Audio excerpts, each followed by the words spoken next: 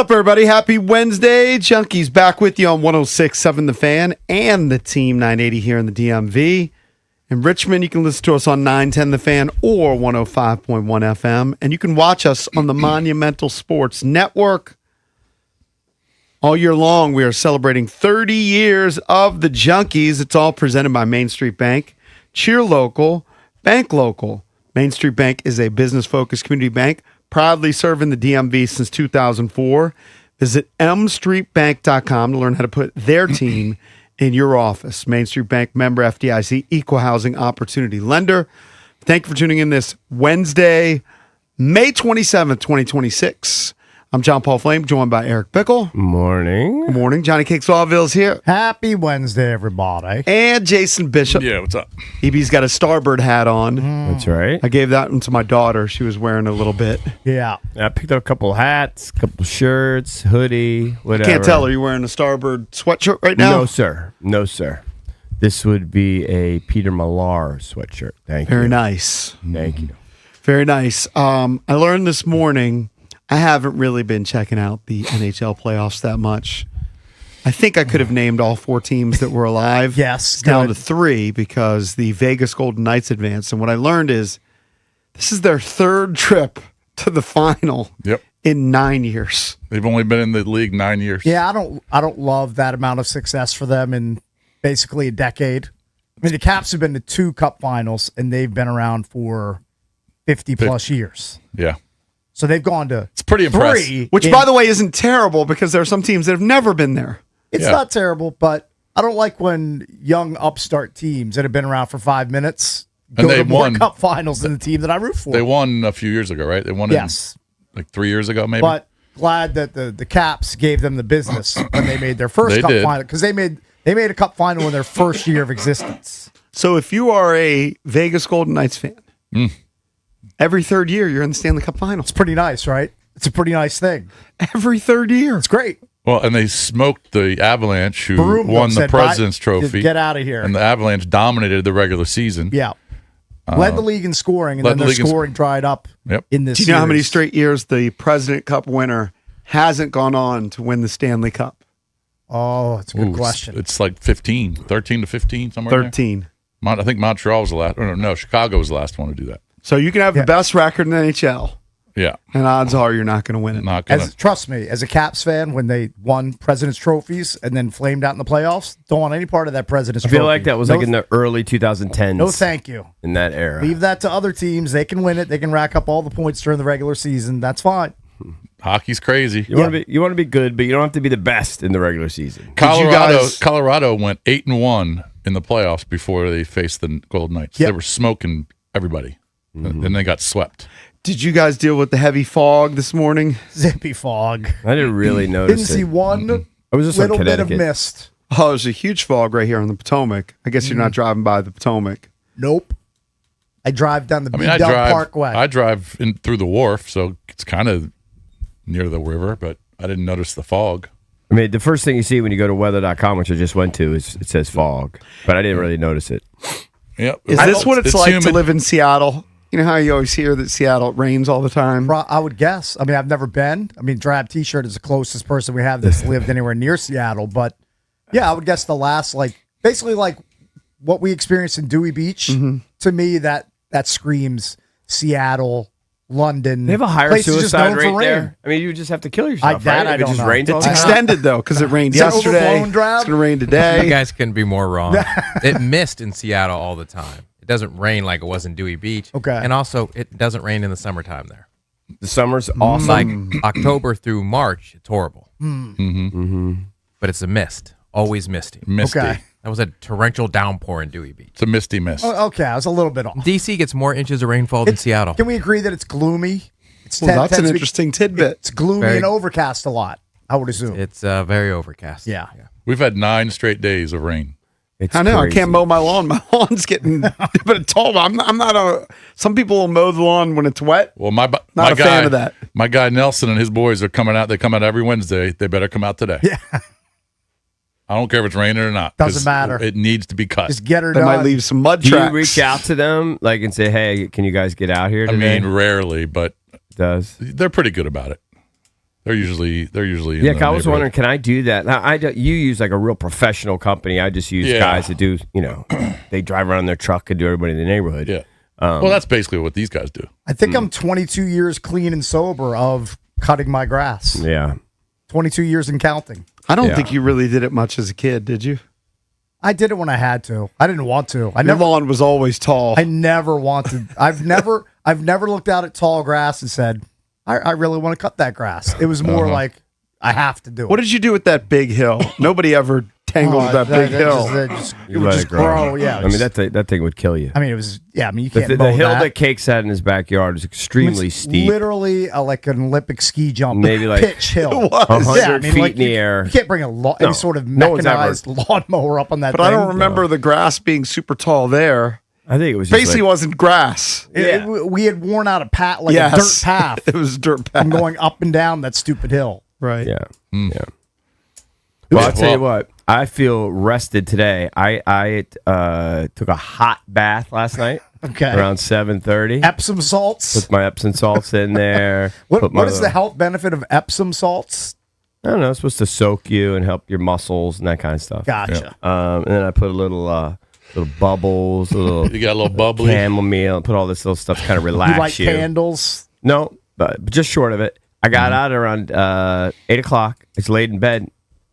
Wife came up and said, "What are you doing?" And I said, "I'm going to sleep." I'm luxuriating, going I to went bed. to sleep at 8 p.m. last night. Beautiful. I'm not sure I've ever done that before. So you missed the Nationals. You missed the NBA game. Yeah, all of it. Well, Nats. All of it. No, the Nats were 6-10 start. You Yeah. probably- Yeah, I guess it was maybe done. No, I I missed think I all watched of the it. first 4, maybe 5 innings. Yeah. I was walking the dog right around 9 o'clock, and for some reason, people had their doors open where you could see inside to where their TV was. Yeah, I often do that. I sneak a I peek was and see what they're looking surprised. at. A lot of people watching the NBA Western Conference Finals last night. That makes Oh, sense. I really? was jealous. There was a house, maybe 6 or 7 houses down from where I live. They look like they had a beautiful, monstrous TV. They probably did. And I've got a pretty big TV. You know I what they think say? You're not supposed to covet your neighbor's not. property. You're not. You're definitely doing that. But I looked inside and I was like, I don't think my colors are that bright. They're not popping like that Not TV. popping like that TV. Yeah. Like I almost feel like they were opening their door. Yeah, they're To show they're off. They're flexing. flexing. Yes. You know what you need to do? You need to drop. You need to whatever's on your schedule today. Just drop it and just go to Costco and buy yourself a. I'm not going to do that. I don't know why you wouldn't do it if you're How big jealous of your does- neighbor's TV. How big did it look? And your TV's 100 a little bit inches? not- I was, to be honest, I was across the street and I just saw these bright colors Yeah. of the game. I was like, wow, I was drawn to it. TV just sucked you in. I would guess it was like a 100-inch TV. Oh, that's a big silly. That's a big one. That's Now, pretty where big. my Big boy. TV is Most in the people don't main have that. room, it's on the fireplace. Thank you, Yeah. Mo Mounts. It's 75. I feel like the ones It's on the kinda fireplace, small. honestly, they're too high. It is. You That, my gotta- wife complains about that all the It's too high. It time. hurts your neck to look up. It's not natural. What are you going to Yeah. do? Yeah. It's a Yeah, faux pas. you can have Mo remount it. Well, I mean, probably not. My big TV's downstairs. I never go down in the basement. Yeah. yeah, I don't use my basement as much as I should. I'm more of a main level guy. Yeah. Main My wife level and I are dude. talking about downsizing. I don't know if we're going to do it, but there's no reason to have this big house. You just got it. I know. 5 years. 5 years. Had it for 5 years. Well, that's kind of just getting it. I 5 understand, years. I understand that. I know if I sold my house, my kids would be distraught. That's their home base. Yeah. So if I moved, even if I moved just a few miles away, they would be distraught. Well, it will definitely happen once Isabella goes to college. Now, that's 9 years away. That's a ways Yeah, off. yeah, you But got a ways to go there, brother. There's really no reason. I mean, Kelsey's full-time in California. Mm-hmm. Dylan's in college. What do I got all these rooms for? Yeah. What do I got all these rooms You for? won't start renting them out. That's the same way I feel.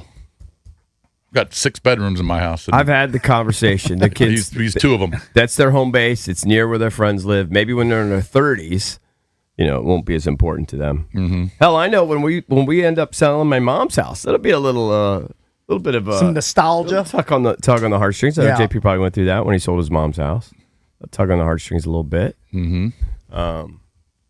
Well, yeah, but the weather's supposed to get better tomorrow. It's supposed to be really nice tomorrow and Friday. Yeah, but today I think it's gonna be a poop show. Today is going to be some stormies and more humid, and then tomorrow the cooler air comes in, sunny and drier. So you'll enjoy the golf course tomorrow. Is and it Friday. storming in the evening? Because we had a I track heard- meet moved to this think it's week. supposed I don't to- want it moved again. I think it's I think supposed it's to move sporadic. out. Yeah, I think it's sporadic, but I think you'll see most of it in the early afternoon. Yeah. That's what Chuck Bell told me this morning. I think it looks like sun might poke out around 4 p.m. There you go. I just don't want it extended another week. Let's wrap up this track season. Let's put a bow on this thing. Let's end it. Yeah. Hey, you Well, how should many- be tracking how many weeks Paul Taboni comes on after a win, because I know you always get excited to have him on Can't after a believe win. they just keep winning. Hey, It's just it's about the unbelievable. He's going to games. join us at 9 o'clock, the president of baseball Unbelievable. operations for the Washington He was Nationals. balling, wasn't he, Cakes? He was, Yeah, he was. killing it. Two games above 500 now. Grant and Danny, although it was Toby filling in for Danny yesterday, had their parade yesterday. I think that was successful. Little watch party. Screech was there. Screechy, Still waiting for screech. somebody to break Hey, Screech. if a Get mascot- Screech to talk. It's big if a mascot shows up. It's just a big event. Yeah. Why were the lights on this morning at Nats Park? I don't know. It's kind of weird. Break the tell you. fog. So you can see how to get to work. So What, we'll- just testing them? Who knows? Nationals, anyway, continue to roll. We'll talk to Paul Timoni, their president of baseball operations. Yeah, PT. Coming up at 9 o'clock. Also, Paul Rabel, our buddy, lacrosse legend, founder of the Premier Lacrosse League, is going to jump on at 9:45. You want to chime in throughout the show, you can always hit us up at 1-800-636-1067. You can tweet us at Junks Radio. Be right back.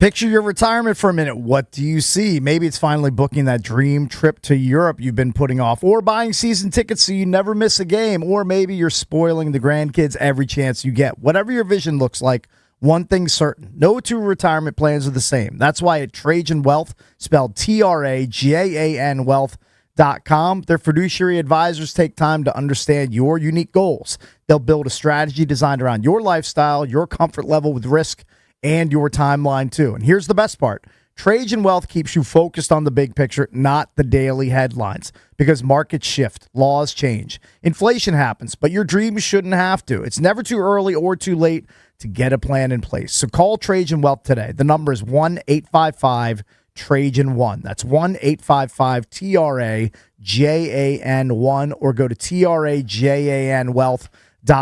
Advisory services through Trajan Wealth LLC, SEC registered investment advisor. Additional services through Trajan Estate and Trajan Tax. Actual client, paid advertisement. Additional disclosures at TrajanWealth.com.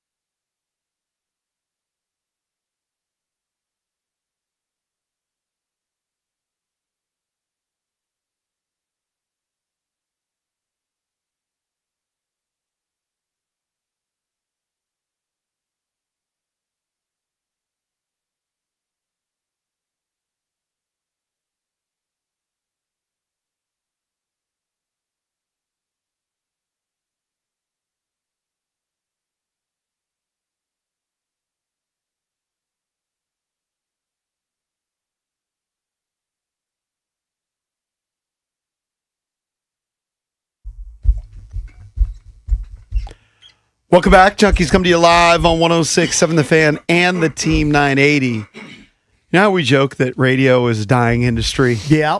When we broke into radio, there wasn't a podcast industry. There weren't streaming things like Twitch and None all of these it. different options. Didn't exist. And there wasn't AI. And people think AI is going to just take jobs. Take over the world. And maybe it will. But apparently there was a company that tried to start AI radio stations Okay. with a simple prompt. The prompt was develop your own radio personality and turn a profit. As far as you know, you'll broadcast forever. They all failed. They all failed. So Good. maybe you could say radio is a dying industry. Even AI radio is dying. I'm glad those AI bots fell on their face and are no longer operational. So Well, it's good to know. This is a human skill. Yes. If you want to call it a skill, it's a human skill. Whenever you listen to that AI stuff, it's just garbage. Yeah, Boring. it's so boring. Mike Marr, what would the kids call those AI bots? I believe the slang is clankers. They'd be called clankers, right? Just machinery that doesn't work. That's foreign to me. I've never heard that You word. never heard that term? No. Clankers? Maybe I'm the boomer. Maybe you are the boomer. I got that from my. You keep hanging out with us, from buddy. my 21-year-old son. He is a bit younger than you. He said he told you what clankers Clankers were? means just like outdated technology, tech that doesn't work. Clanker. Clankers. All right. Well, yeah, it said that radio. Gemini started with classic rock and then switched after 4 days to Well, detailing tragic They events. wait a second. AI flipped formats 4 days in. 4 days That's in. aggressive even for radio. I mean, radio will flip formats in a heartbeat, but generally not after 4 days. It says Grok forgot how the English language worked, spitting out weird non sequiturs. Good. And then Claude was a bust too. Generally, I'm anti AI until I saw Mike Marr's mock up of us being at MGM National Harbor because he's going to be the special guest bounty in July, not Okay. in June, in July. So first Wednesday of July. I think it's July 1st, I believe. July 1st. And All right, good. that AI made me laugh of him and I dressed in suits hauling just big bags of cash out of MGM National Harbor. That's probably not going to be realistic. It's probably going to be us walking out felted, Empty-handed. bleary-eyed, Yes, that's exactly with very what's- little sleep. Right. That's much more likely. Anyway, maybe there's some hope. Yes. AI radio not taking over. Good. AI radio stinks. That's good to hear. I mean, especially with Mike Moore, he had to run 8 miles to work. He had did, to, yeah. rub Rom down. I mean, Yeah, I mean, like- he ain't winning any money at the poker tournament. you never know. He could. I mean, come on. He could be due. Could be overdue. All right, let's get to the Junkie Sports page. Yeah. Brought to you by Open Road. Of course it is, Richie. And brought to you by a human radio host, not dumb AI. Open Road Distilling Company. Whiskeys are available at ABC stores in Nova. Choose from their smooth and flavorful Eagle Eye Rye, the rich and complex maple, old fashioned, or the bold and robust Indy bourbon, whether you enjoy sipping neat or mixed in a cocktail. Open Road Distilling Company in Reston, Virginia. They've got the perfect spirit for you. Have you sent This is a kind- gift pack yet of the bourbon to Help Me Rhonda out in Ohio? Anybody? Oh, no. Has anybody worked on that? That's on you. I can get do you me a the, favor. Text me her address. text me her address and her full name, Right. and I will talk to Matt Carlin today about Should get that. a nice delivery on her doorstep. Yeah, she would love that. She would love it. She'd pummel it in one night. I'm sure she would. So this is kind of harsh, but I didn't watch much of this game last night. I just saw some highlights. But Brad Botkin from CBS Sports says Victor Wemby lays an egg in the biggest game of his life. Spurs are on the ropes. Well, he was Now, 4 for 15. It's accurate. Spurs are on the ropes. Wemby didn't have a good game. A lot of pressure on Wemby. He's got other teammates that can go out there and help him. But apparently Isaiah Hartenstein did a great job defensively on him. When he guarded Wemby was 3 for 11. Wemby looked awkward last night. Like sometimes And he finished 4 for 15. Wemby can look amazing. Like you've never seen a player like Wemby coordinated, knocking down threes, able to get to the basket. Last night he looked like, and this is a guy who was a good player, but last night he looked like Ralph Sampson trying to shoot threes. Yeah. You know what I mean? Oh, Like they've didn't hit a been three. tall guys, and Ralph Sampson was a good player. He looked kind of uncoordinated. Like he was taking the ball to the basket sometimes, and it It just didn't look smooth. 0 for 5 from threes. Had an off night. This guy's not a star, but he's turned an into off a night. pretty solid player for them. Julian Champagny, who's I believe Yeah, he's twins. twin brothers on the Wizards. Yep. He had 22 points last night. Played really he's well. a pretty good player. Hit 4 yeah. threes. He's not a star. He's the one but of their he's- leaders, though. He's a He's a starter on a Western Conference he's a Finals. good- when they go out there and like check the basketball water, he's Yeah. the guy that goes over there and checks it. Yeah. for them. Yeah. You know, the national narrative is Oklahoma City, they're the villains. They flop, they play dirty, all these sort of things. It is frustrating to watch. SGA scored 32 points. Yep. Do you know how many baskets he made? 6 or 7. 6. He had 16 free throws. I have him at 7 think- field goals, JP. Okay. I thought it Yeah. was 6. No, he made I 16 did go free to throws. bed at the end. 16 to Yeah, 17. I know. Yeah. So, but was he flopping last night? A little bit. So same old stuff. Was he getting those calls? I guess he was. If he was going to the line 17 There times. were- I mean, it wasn't that bad. it wasn't as bad as Spurs are flopping too. They're both a game in the system. Yeah, it's Wemby does it too. I mean, they let him get away with it, and Wemby, he's great one game where he gets like 24 rebounds. He had 1 rebound at halftime last night. He had 4 shots at halftime. What you're He was a big claiming dud. to be the MVP? You're throwing pouting on the sideline because you're watching Yeah. SGA get the MVP, and you have 4 shots at halftime and 1 rebound. This is Game 5. if you'd never watched we gotta Wemby wake up, before, bro. if you'd never watched him before, you would have thought You would have he's thought a he- poor man's Ralph Sampson. Yeah, you would have thought he's just an okay player, an okay big man. Yeah. He just But looked then he- awkward last night. But then he has games where he throws up 41 and 25 boards and 6 blocks or 9 blocks. I mean, so And you kind of expect that effort. he's going to in have to do game that. 6. They're not going to win. I mean, there's no chance they're winning Game 7 in OKC. Oh, I think there's a chance. if they go back. All right, well, we're going to make a little wager if that Yeah, I happens. like you guys are going to put some money on it. But I mean, Game 7, Cleveland took out Detroit in Detroit. that's You fine. can win on the road. It's tough. OKC's a million times better than Detroit. So I'm just going to – we'll make a little wager if they get to Game 7. I think one of the difference makers last night was McCain, who Oklahoma City traded for, because they're playing without their second best player in Jalen Williams, the Thunder, and AJ Mitchell's not playing, so they traded for Jared McCain from the Sixers this year, and he was hitting some big threes down the stretch. OKC 20. wins 127-114. No game tonight. Game 6 will be in San Antonio, I believe tomorrow night. I was going to tap out. I actually said to myself, all right, if the game's not at double figures by the end of the third quarter, then I'm out. But of course, they got it to 9, 10. They were kind of hanging around, ready to make a run. I think maybe got it down to 8 and just couldn't get over the hump. And part of it was McCain was hitting big shots. So the World Cup, we're going to have to do a World Cup pool. We do it every 4 years. Not a draft. What? Not a draft. We did that before. Why wouldn't we do a draft? Didn't we pick random names out of a hat? Yeah, we're doing a draft. Okay, so we're doing a draft, Yeah. not at random. Of course not. My brain Not- is in a fog. Not picking out of a hat. We're going to do a draft, but official rosters had to be into FIFA by June 1st, so there's a few days. But I guess the U.S. team roster was announced. I only recognized a couple names. Actually, I only recognized one, Who, Pulacek? Polacek. But they did announce the rosters, or for at least for the U.S. So I don't know where the U.S. stands in terms of world ranking amongst the other teams. Are they about middle of the pack?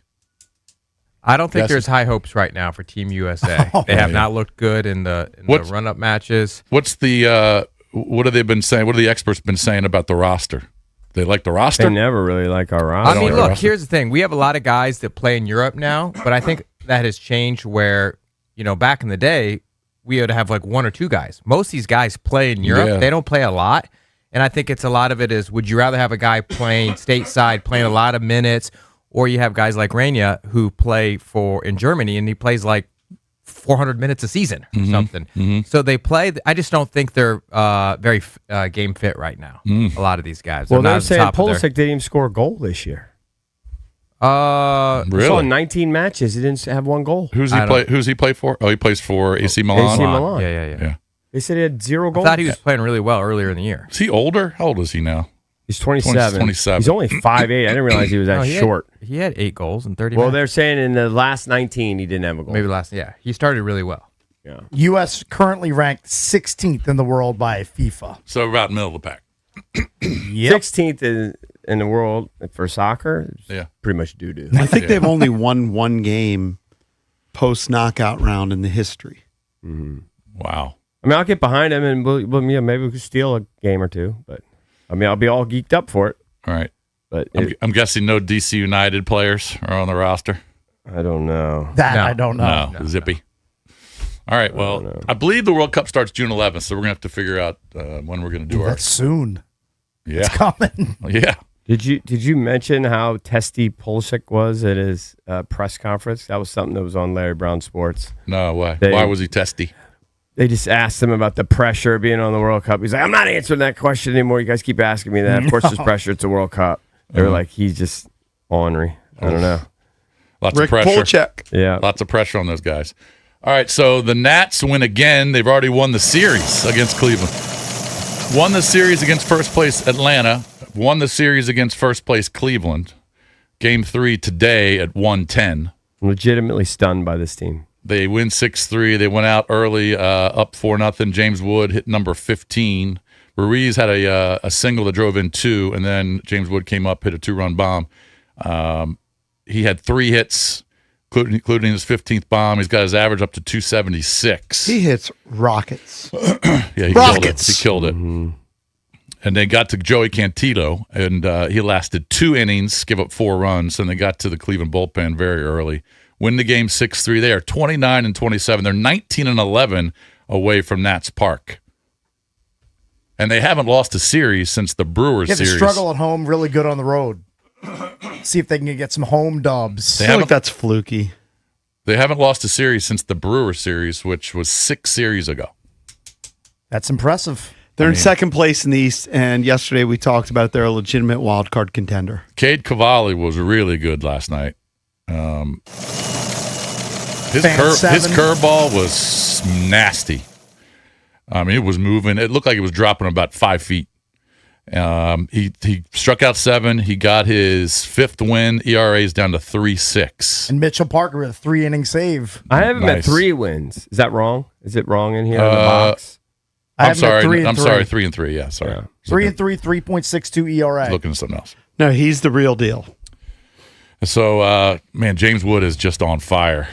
What's he on Love to pace see for? it. Like 40-plus dingers? Got to be. Yeah. He's going to get He's going to get paid. paid. Told you he's a superstar. In the month of May, he's hitting 326 with 5 home runs, 13 RBIs, and 19 runs scored. So, roughly about 22, 23 games. I mean, he's just on fire in the month of May. Put it in context. Schwarber has 21 bombs. Yep. I don't even know Murakami. He's got He's the 19. rookie from the White Sox. Yeah. He hit another one last night. Alvarez from Houston has 18. Aaron Judge 17. And then you start to get close to Woody. Mr. Matt Myers is happy the Orioles have taken the first couple against the Rays. The Rays are a really good team. They're 34-16, but the Orioles have won a couple in a row against the Rays. They beat them 6-1 last night. The Cubs had 2 10-game winning streaks this year. Now they have a 10-game losing streak. I mean, it's just Roller coaster season. baseball is just crazy. They are awful right now. Ooh, they got I don't know pounded, too. 12-1. Oh yeah, they played awful. They played so bad last night. Craig Counsell's their manager. He just looked befuddled. He didn't know what to do. He was taking his hat off, rubbing his head. He was out there arguing with umps. Got tossed. They played so bad last night. They couldn't hit, couldn't field. Ground ball, routine ground ball to the third baseman. He throws it about 5 feet short of the first baseman. What? Whoever Jordan Wicks is, he stinks. He's got a 16.6 ERA. I mean, they are just so bad. 16.6. Hey, back to James Wood. If you had to do it all over again, do you make that Juan Soto deal? I know it crushed you. So they traded Juan Soto and Josh Bell, and they've netted James Wood, C.J. Abrams, Mackenzie Gore was part of that deal. All right, toss out Luke Voigt, Robert Hassel, they worked out. Susanna is still in the system. Do you make They the kind deal? of made out on that deal. Of course, Yeah, you make you the do it- deal because Especially you if knew Susanna you knew hits. he wasn't going to Yeah, sign. you do it 100 times out of 100. They offered him $400 million, and he said no. So you had to make the deal. You need to get some assets back from a player that won't be on your roster in the future. Riz had to make the deal. If you know he's not going to sign. Totally. All right, so like I said, the Nats will play today at 1:10, third game of the series against Cleveland. I believe Miles Michaelis pitching for Washington, and Gavin Williams, who's 7-3 with a 3.2 ERA, one of the better pitchers in the bigs, pitching for Cleveland. Josh Jacobs. Oh, boy. Originally, I thought this was the guy we drafted from Tennessee. No. Oh no, not him. This is I was like, whew. This is Josh Jacobs from the Packers. Arrested yesterday, booked on several domestic violence charges, according to the Hobart Lawrence County Police Department. That's in Wisconsin. He's 28. He was booked on charges of battery, domestic abuse, criminal damage to property, strangulation, suffocation. A lot of serious things. Now, 4 of the 5 charges are misdemeanors. One's a felony, but I believe he's being held. So it's not good. Of course, his lawyer says he denies everything, so we'll see where this goes. It's all alleged until it's proven one way or the other. It's but Joshua Josephs. That's what it was. Joshua Josephs. But Josh Jacobs, that's not good, Mr. Cakes. No, it's a really bad look. That's really bad. Like to see how it plays out in the legal system, but those are disturbing charges. Last but not least, the government's going to start getting involved in college sports. There's going to be a bipartisan bill, led by Senators Ted Cruz and Maria Cantwell, expected to be introduced within days, that will limit transferring in college sports. So the portal would be limited to 1 transfer per player. Mm-hmm. Also, they would cap the money that each player can make. So there'd be a salary cap of each player.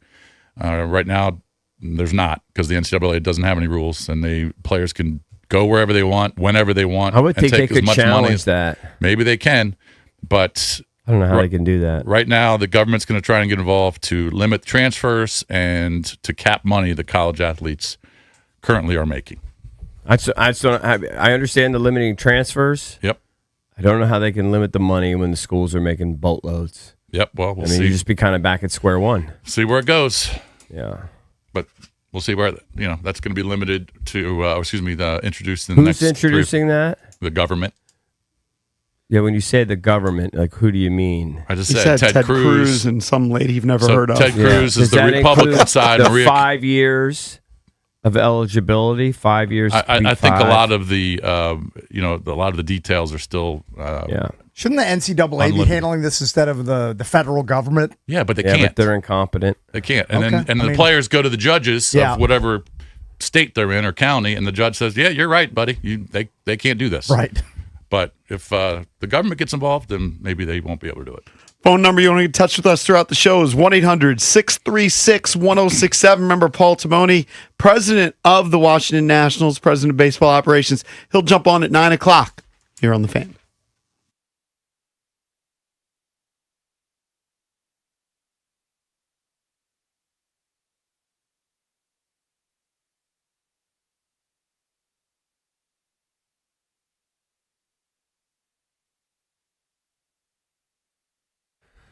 All right, guys, we're flush in the middle of major season, which means more weekends. Everybody's sitting on their couch, convincing themselves they could hit that shot. Meanwhile, there's a major opportunity happening right now at BMW Fairfax. My girl Miriam's got new X1s, X3s, and over 100 new X5s in stock, all with 1.99% APR. Or you can go crazy low with 0.9% on a new X7. And you can save a few strokes on your BMW Fairfax, helping folks save a little scratch too. And on a Memorial Day, you could stack BMW's military incentives on top. Active duty, veterans, reserves, National Guard, spouses, qualifying family members. You might be eligible for savings and not even know it. Up to $14,000 on select vehicles.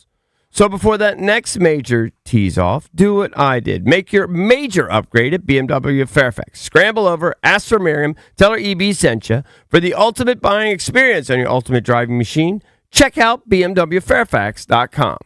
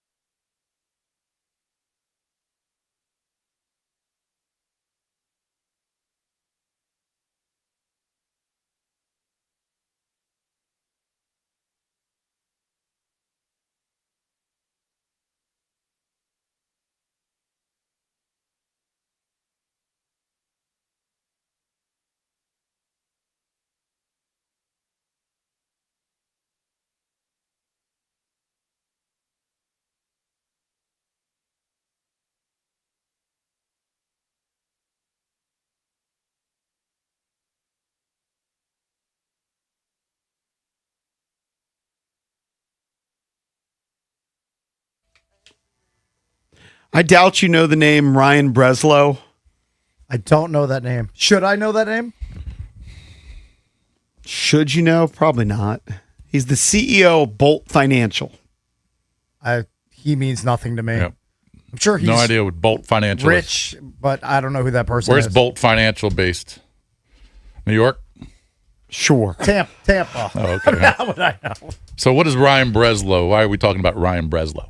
Because he may be a trendsetter. Okay. All right. Hopefully. Oh, all right. You know all those stupid training classes we have to take? Yes. All the training modules. Yeah. How to not sexually harass people at the workplace. How not to be pirates. How not to take bribes. Right. Piracy is Yeah. always one that we have to do. All of those things. Yeah. I'm way behind, I'm sure. Oh, I I'm sure. haven't checked mine in Yeah, months. I probably have at least 3 or 4 that I haven't done. Probably a dozen. Apparently, at Bolt Financial, he just decided, I'm going to wipe out the human resources department. We're not going to have one anymore. Really? Because all it does is create problems, and people are sick of doing tedious videos. I don't know. I mean, I like the idea of it in theory. I like the concept, but what if you have an issue at work? Who do you turn to? your boss. You just go straight to the boss. Your Now the boss. boss has to take on the burden of being the HR department. I guess. Now, if the problem's the boss, then you have an issue. Yeah, you then- keep going to the then boss. where The do you boss. go? All right, then you got to just hire an attorney. Yeah, hire a lawyer. I don't know. And if there's sexual harassment, you file a civil lawsuit, I guess. But we've worked for this company for how many years now? 30 now, different iterations of the company, but through at least 3 different company names, have any of us ever had to use HR for anything? No. No, sometimes I think to fix my paycheck. you might call up and say, "Hey, about benefits." Yeah, that's true. You do have certain questions. Now that does put a burden, let's say, on your program director or your boss. Sure. Because all of a sudden now they're the de facto. They're wearing more hats. Yeah. So originally, Human Resources Department, at least a big part of the reason they had them was to prevent sexual harassment. Yeah. But an Equal Opportunity Commission Task Force, by the way, I worked for EEOC one summer. That sounds like the most boring job of all time. It's one of my internships. I think that was after my second year of law school. Says that the training done the last 30 years has not worked as a prevention Yeah. tool.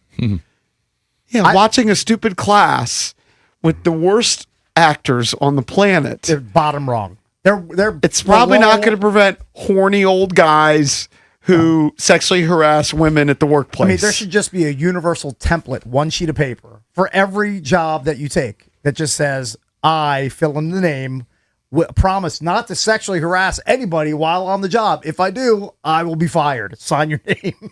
And that's it. That's your sexual harassment training. By the way, Don't sexually harass people at work. as a personal goal, because I hate when our passwords get changed Yeah. on the email from the station. Yeah.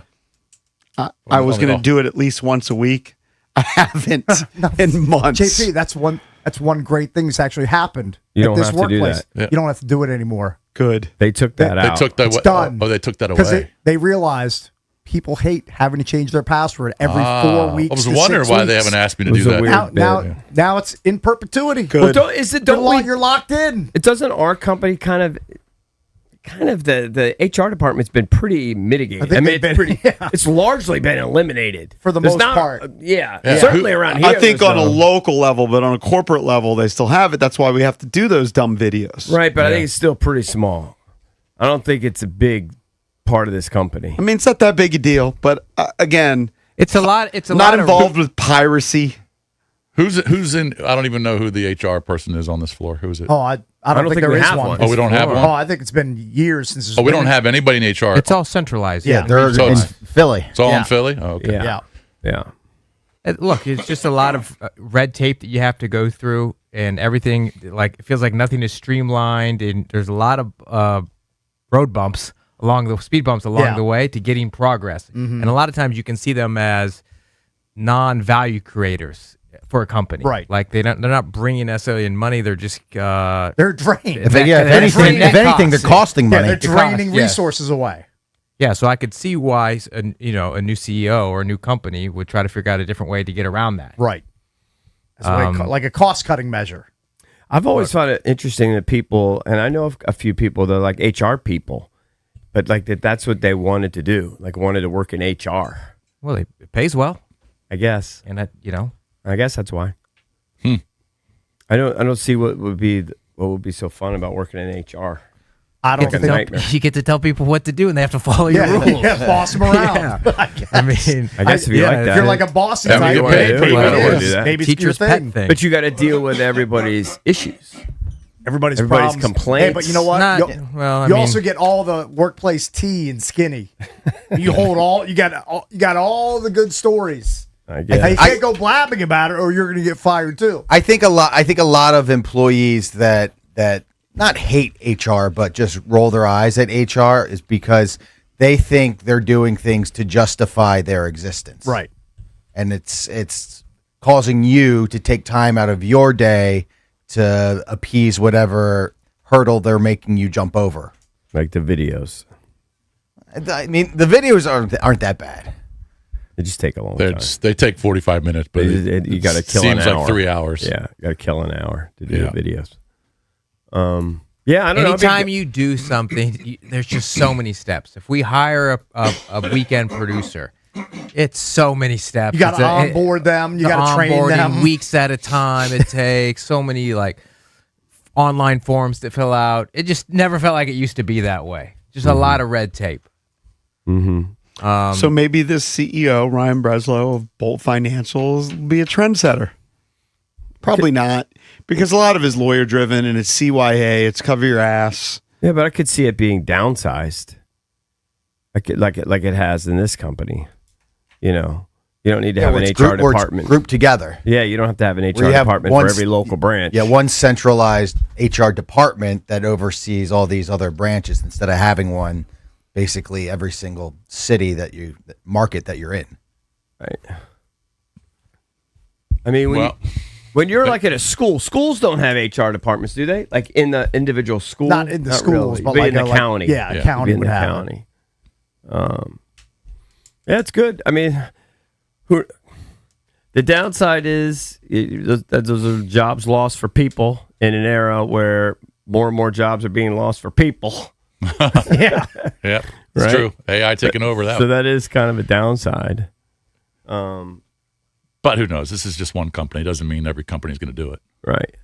I don't know. Sometimes I will say, as much as I hate the videos, and I haven't done one of them forever, but sometimes you do need to learn a little bit. Maybe you shouldn't say that dress looks great on you or something. You know what I mean? You need to learn those gray areas. Trust me, that's been drilled into my head for the last 20 years. Yeah. Yeah. But imagine if you're an old fart, you don't know. You're used to saying stuff like that. You don't mean any harm by you it. call any woman that walks down the hall honey. Yeah.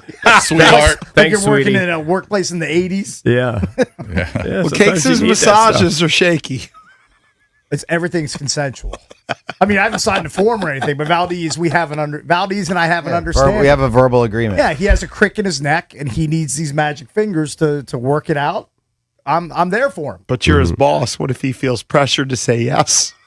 No, he's the one that's initiating. He's initiating. He's asking. You know what? It's consensual from both parties. To be fair, Cakes isn't my boss. That's true. That is true. Yeah, You're CK not. is his boss. CK is our boss. Coworker. He's a coworker. Yeah, so it's just coworkers getting chummy with each other. Chummy.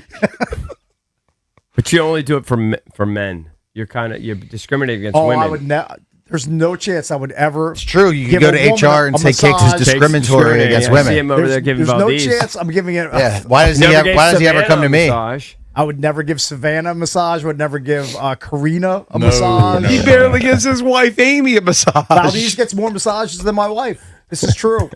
It's sad. It's a sad tale. Yeah. But it's the sad reality. I wonder how many training modules I have stacked up. Don't even look. Don't even get me started on that. Don't I'm even. not Probably gonna. I'm a not gonna billion. look. I'm No, gonna say no, I I'm never. gonna look. I'm gonna say I even never look. got him. I'm gonna look. I didn't get. Till somebody yells at me for not doing it. I've done. I haven't checked Odyssey Shouldn't email even in talk about it. years. I'd be curious to see how many you have. Oh, I can't even. Millions. For all the terrible guests that they pitch. Yep. That's what a lot of it is. By the way, did you guys all get texts from Rom asking about his behavior on Friday, or was it just Yes. me? Yeah. I got one yesterday. Yeah. I just sent him But a picture of him hugging me in front. I was like, yeah, dude, this is all you need to see. This is not normal behavior. Well, I told you what he sent me because I complained about him busting all conversations I'm having with certain people. Yeah.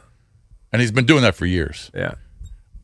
The claims he has no memory of Friday. 99.9% of humans, if someone is talking to another group of people, They wait. they'll just wait behind or they'll kind of join in, but they won't say anything. Right. Yeah. And then maybe they'll introduce themselves. Rom's never introduced himself to anybody I've been talking to. Yeah. He just talks to me. Yeah. So I'm talking to Steve Sands and his wife. He doesn't say, "Hey, Steve, I'm a big fan. Yeah. I'm Rom. How you doing?" And then start talking. He just goes, "Hey, when are we going to Vegas?" So Rob doesn't remember going into the bathroom at Starboard and asking Eric if he needs to hold it for him while he goes number one. As soon as I saw him did walk ask- up on he Thursday, did I know, ask I me was that. in there. we had been in the Starboard for literally 10 minutes, and I'm talking to a couple that Amy and I know that lives down in Rehoboth. I'm just having a nice conversation with them. He walks up with his T-Rex arms holding two already watered down Long Island iced teas. And I saw that and I said, this is going to be over. the longest night ever. Because he can't just go in, have a drink, be social. Right. He has to go in and try to get obliterated within the first 10 minutes so that his behavior seems, I don't know, human, borderline human. I don't know how to describe it. Why'd It's you your say- fault. It's You not my brought fault. him. You brought him Dewey. I mean, He can never say no. You housed it's- him in Dewey. okay. It's my fault because I involved him in the show. yeah, I mean, he was a planned bit on the show. Now, did I make it worse by letting him stay in my room? Probably. Is But that if gonna happen? you refuse to drive him to events, I mean, like especially if we do things like that, somewhere he will never get there. He won't drive himself. Oh, he'll get there. You think he would drive? He would have driven himself. He would do it if that was his last resort. But he wants He'd to find be- a way. Yeah, he would find a way. He would Hey, prefer one of us to ADs drive are too him. valuable. All And this- he's getting more of them now. Yeah, I Hey, all the Rom bashing though, when we were sitting around having like a late lunch afterwards, Yeah. he was hysterical about something that we can't talk about on the show Oh. involving him. You know, I'll tell you during the break, but he was hysterical when he was talking about. Was he that. sober? Probably not. No. No. He was working while we were at the event. Yeah. Well, he pre-gamed before his bit. Like he was pre-gaming. Yeah. I'm just gonna leave it at that. Yeah. All right, got to take a break. When we come He back, seemed like it. the NBA draft is on June 23rd, I believe. We're getting closer, and there are more and more rumors about the Wizards and what they may do with the number one pick, what they might do via trade. We'll get into that next here on the Junkies.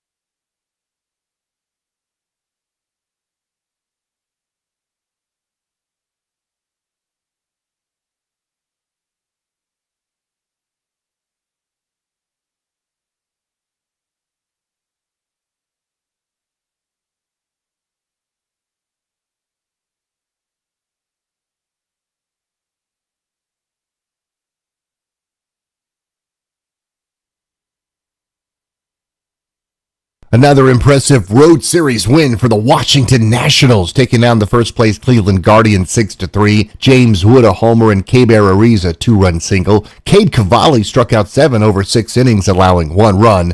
The blast for Wood is number 15. Swing a long drive, right field. If it's fair, it's gone. It is fair. It is gone. Onto the concourse, straight down the right field line. Another tape measure home run for James Wood.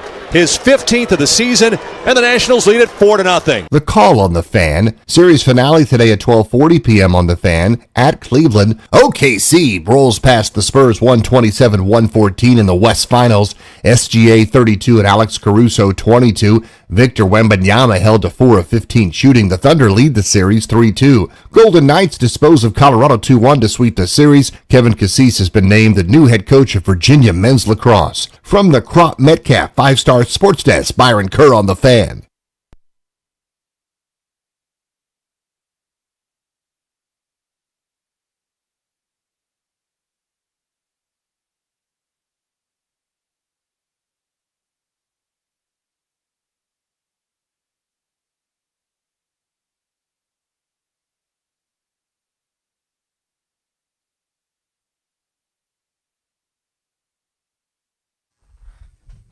We're celebrating 30 years of the Junks, brought to you by our friends at Main Street Bank. Cheer local, bank local. Main Street Bank is a business-focused community bank proudly serving the DMV since 2004. Visit mstreetbank.com to learn how to put their team in your office. Main Street Bank, member FDIC, equal housing opportunity lender. Thanks again to Main Street Bank for our new Oakley sunglasses they gifted us while we were down in the Starboard. They're very nice. Yeah.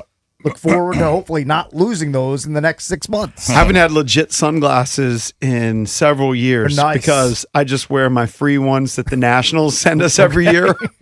So you're wearing a $3 pair of jobbers from China? It's probably generous that they're $3. I mean, who knows if they actually have UV protection, but that's what I've been using. Protection. Now you have a legit pair. Legit pair of glasses. So I mentioned the Wizards in the draft. I think the date for the draft is June 23rd. You can check it. Yeah, that's right. Do they do 2 days in the NBA 23rd draft? and 24th. What are they doing with the second day? Is anybody checking out the second round of the NBA draft? Well, they think so. Trying to make it an event. I mean, are you kidding me? It's in the middle of June. There's nothing going on besides baseball. I mean, I bet if you looked past the 10th pick of the draft this year. Wednesday. I mean, come on. If you looked at past the 10th pick of the draft this year, you're probably not even going to recognize you're half probably the names. You're right. Yeah. Second round, you're not going to recognize anybody. Please. Unless you follow but we're an obscure Northwestern center. That make it. Sure. I understand that. It's just, why bother with the second day? It seems stupid. They must Can be I getting just bring ratings. up something, though, Drab? I would like you to defend your position that you took the other day real quick on the Wizards. You said that Cam Boozer had a higher vertical than Blake Griffin. I don't find that to be true.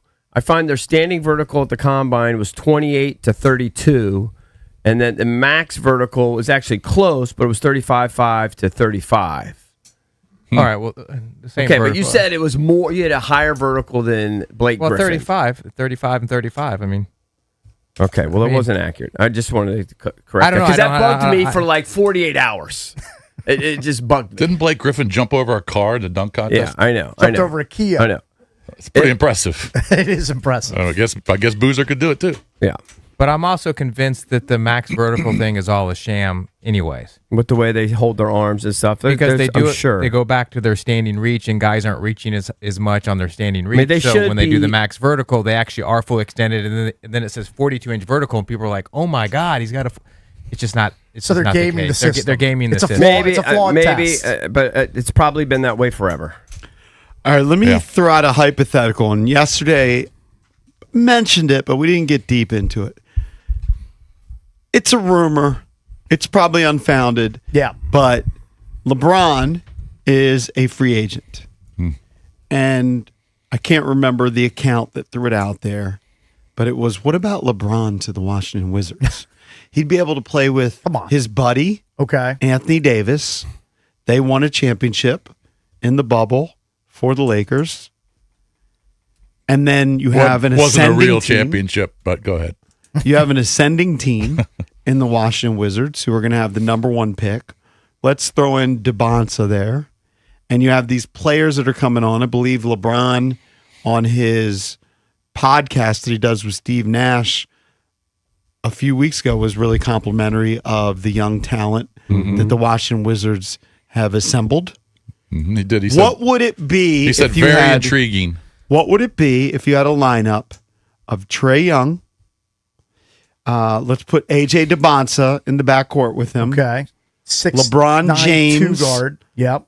Small forward, Anthony Davis, and Alex Sarr.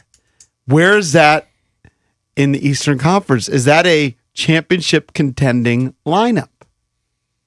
It's an older lineup if you have both Anthony Davis and LeBron in it. It's kind of weird, like putting those I'll old tell you guys what, you're in going to put the young a core, billion but- people in the seats. The hard Oh, yeah. part for me to guess is, Anthony Davis just doesn't play. Right. He's Yep. always getting hurt. But if they were all healthy, all right, the Knicks are in the NBA Finals in the Eastern Conference right now, right? Are they as good as the Knicks? Well, they're certainly not as young, but AD can match up with Karl Anthony Towns. If you just go down the list, Mikal Bridges and OG Anunoby, you would have Sarr and LeBron James, kind of like the Wizards there. And then your backcourt, all right, it'd be Young because you got DeBonsa and Young, but it would be Brunson and who am I missing? Josh Hart. Yep, Hart. I mean, it actually lines up But like they- just 5 for 5. I'm not Yeah. talking about depth because I have a hard time suspending my disbelief. But the When Knicks are just- last week we saw the study that said that the Wizards were the second least attractive free agent destination for any player, Yeah. trailing Memphis. Trailed them by a lot, but I just find it hard to believe that LeBron is going to look at the whole NBA landscape and say, all right, just play the game with me, though. I got to end my career. I mean, it's with a the very- How would they match up? I mean, they would be much better because of the names, but the Knicks are they're not just talented, especially with Brunson. They're a good team. These guys have never played together before, besides LeBron and AD. Right, we don't know how the mix would work. But the Knicks are just a great team, well coached, really good team. I don't know. I mean, based on the names, yeah. I mean, people would love to see LeBron here, but Are people does LeBron want to come here just because AD's here? for like 1 year? That seems weird. Are people like just assuming LeBron's going to leave the Lakers, or they're just looking at the possibilities because he's an unrestricted free agent?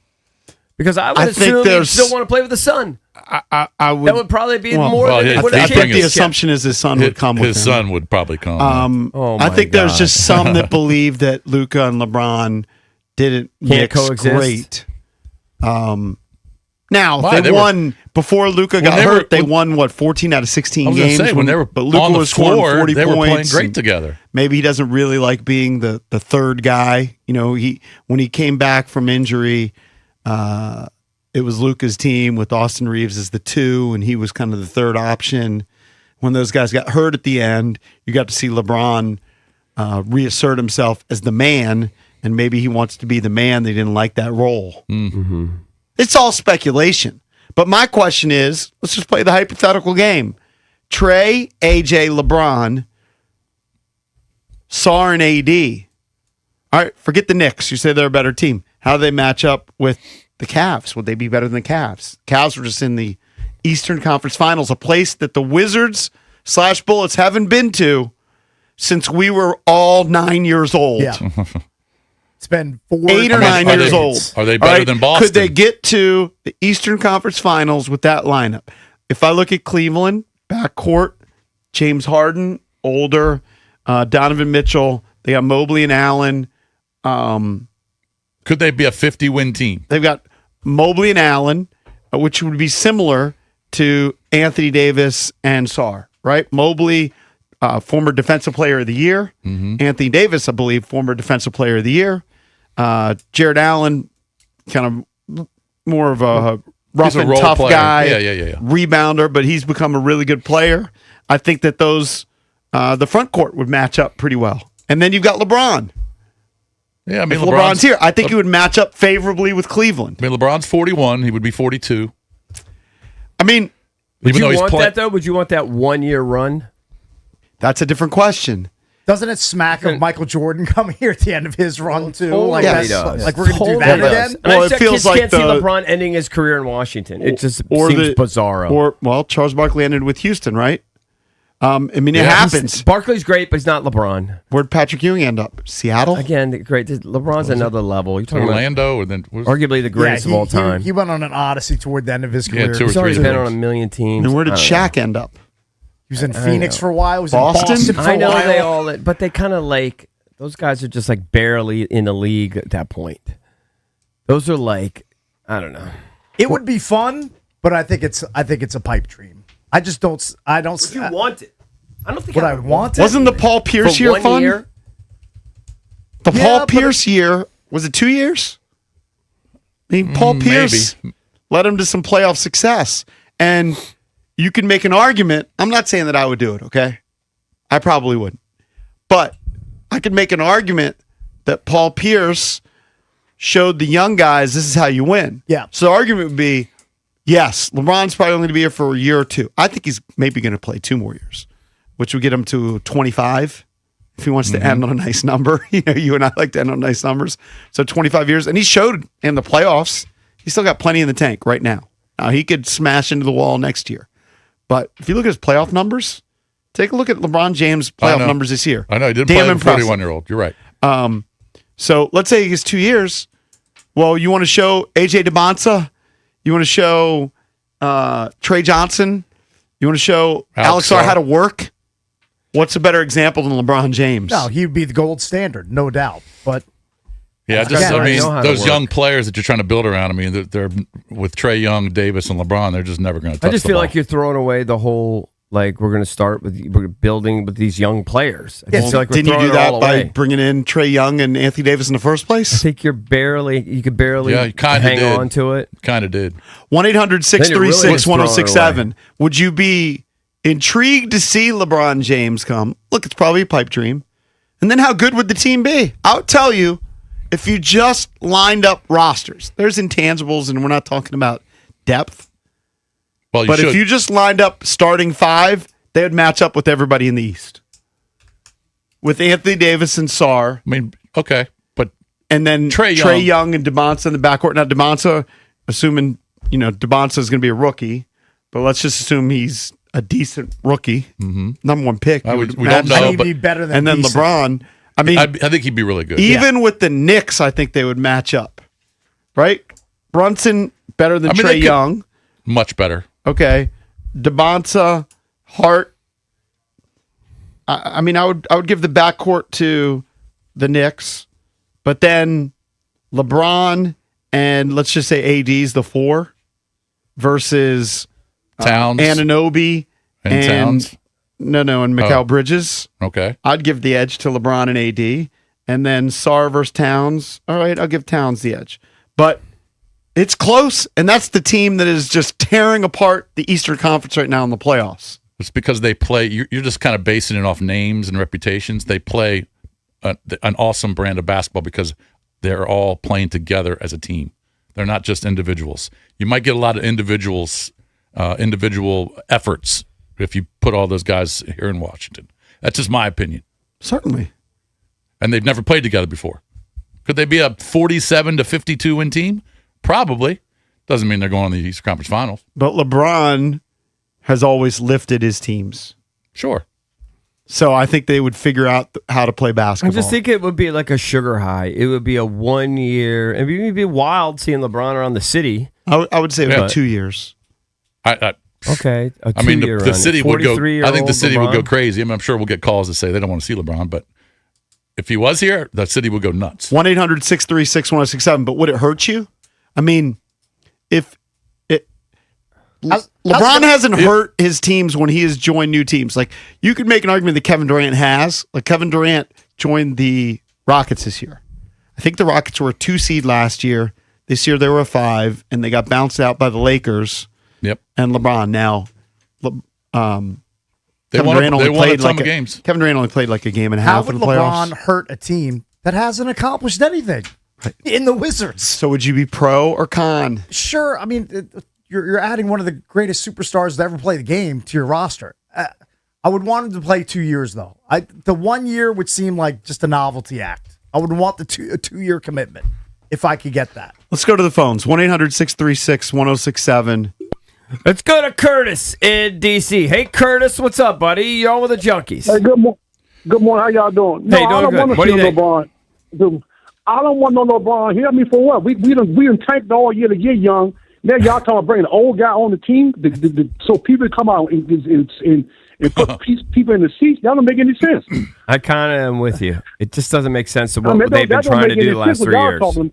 Nah, we can do without him. Let him go to Cleveland somewhere. I mean, he want to keep chasing these rings that he ain't gonna get. Let him go to Cleveland and retire in 2 years, but not here. Because if he come here, you gonna take the development of the young guy that you drafted. LeBron will still want his shot, and then when stuff to go wrong, he gonna point fingers. I mean, come on. I mean, enough is enough for him. I mean, let him retire. I'm sick of him. Thank y'all. Good morning. Yeah, Bye-bye. all right. Thank you, buddy. He Appreciate wants it. LeBron to just go away. Yeah, I mean, so I'm kind of in that mode, that's too. the thing. If you're going to build around the SARs and the AJs or Peterson, whoever they draft, or Boozer, you kind of want to let them develop and handle the ball and take shots and get better as players. You bring LeBron in with AD and Trey. I mean, those guys are never going to touch the ball. I mean, how's that going to help? Yeah, Well, how's that going to help if SAR's AD, development? by the way, if AD and Trey play, let's say they're healthy and they play all the games without LeBron, those guys aren't touching the ball much either. That's true. Well, you're going to bring in LeBron. Yeah, and but it's I just mean, another Trey's guy. going to take. LeBron's going to average 23. I mean, I'm just spitballing here, but I'm going to average that Trey Young averages 18 shots a game, and probably Anthony Davis is probably 14 to 15 shots a game. It's not much left after that. Not much to go around. Let's go to Brendan in D.C. Brendan, what's up? 800-636-1067. Do you want to give this any real thought? LeBron potentially coming here to D.C. Brendan. Gentlemen, good morning. Hey, Can I buddy. ask you guys a question? Have we forgotten what LeBron said to Gilbert at the free throw line in those playoff series that we lost back-to-back? The crab Kind of, triple yes, I have. grab, I don't understand how we're even talking about this. Absolutely not. Do not step foot in this city. We don't want you. I don't want you. I mean, I don't know if I speak for myself. LeBron is one of those figures. He's like what Tom Brady is to the Dolphins, to the Jets. Absolutely not. Please, Are you no. cool with Spare me. Anthony Davis and Trey Young playing together all season? Okay, maybe it's a dream, but do you want those guys playing all season with these young guys? Absolutely. I'm for that. I'm for seeing, I mean, you have, a proven winner in Anthony Davis, an experienced point guard, and Trey Young. These two guys give us something that we haven't seen in this area with this team for a while. So why not give it a chance and see what it is that they can give? If it doesn't work, you've got multiple pieces to move. But absolutely, we have two all-NBA players at their respective positions. This is something that we haven't had in this town on this team in years. What if I tell Definitely, I you? think- What if I tell you they move Anthony Davis? Would you be okay with LeBron here? I would not know. Under Okay, no so you're okay with the circumstance two am I okay. vets being Anthony Davis and Trey Young, even though LeBron plays on average way more games per season than Anthony Davis. Well, he's got a personal vendetta against LeBron. yeah. Absolutely. It's 1,000% personal, and I don't see how anybody else not in this city doesn't have that same vendetta due to what that guy did and what happened and what I've he was already allowed forgotten. to I get don't away even with. remember. I've already forgotten, to be honest with you. I don't know what he said I will say at the this. free throw line. I think the city would go nuts. I've gotten over it. I think the city would Whatever go he said. nuts if LeBron came here. I don't want him because I want to stay with the youth and see this thing through at this point. But if they brought LeBron here, can you imagine how nuts the city would be just even on offense? Yeah, there would be. I just want to quote the show. I don't want LeBron here because it will impact Alex Sarr's development. Yes. I just want to. It's really pretty I don't want him crazy. here at the very end of his career. It'd be different if it was in the prime of his career or something. I don't know, man. They would match up. And I just don't know that having LeBron James there really hurts. I mean, Will Riley and Keyshawn George, yeah, they wouldn't get as many minutes. But if you're willing to play with Trey Young and Anthony Davis, I just looked at it. I was right. Trey Young averages 18.3 shots per game in his career. And Anthony Davis is at 17. Yep. So that's 35 shots on average every game. Will Riley, Keyshawn George, Bub, all those guys, they're already going to be getting limited shots because your top two dogs are going to be Anthony Davis and Trey Young if they're on the court together. Right. I assume Davis would be on the court half the time. It's a reasonable assumption. 40 to 50 games. That would be my assumption. Yeah. So That's probably a my good point guess. is you're willing to play ball with Anthony Davis on the court, not hurting the development, but not with LeBron. That actually seems personal too. I wouldn't have acquired Anthony Davis, but they did. 1-800-636-1067. Remember, Paul Demoni, president of baseball operations for your Washington Nationals. He'll join us at 9 o'clock.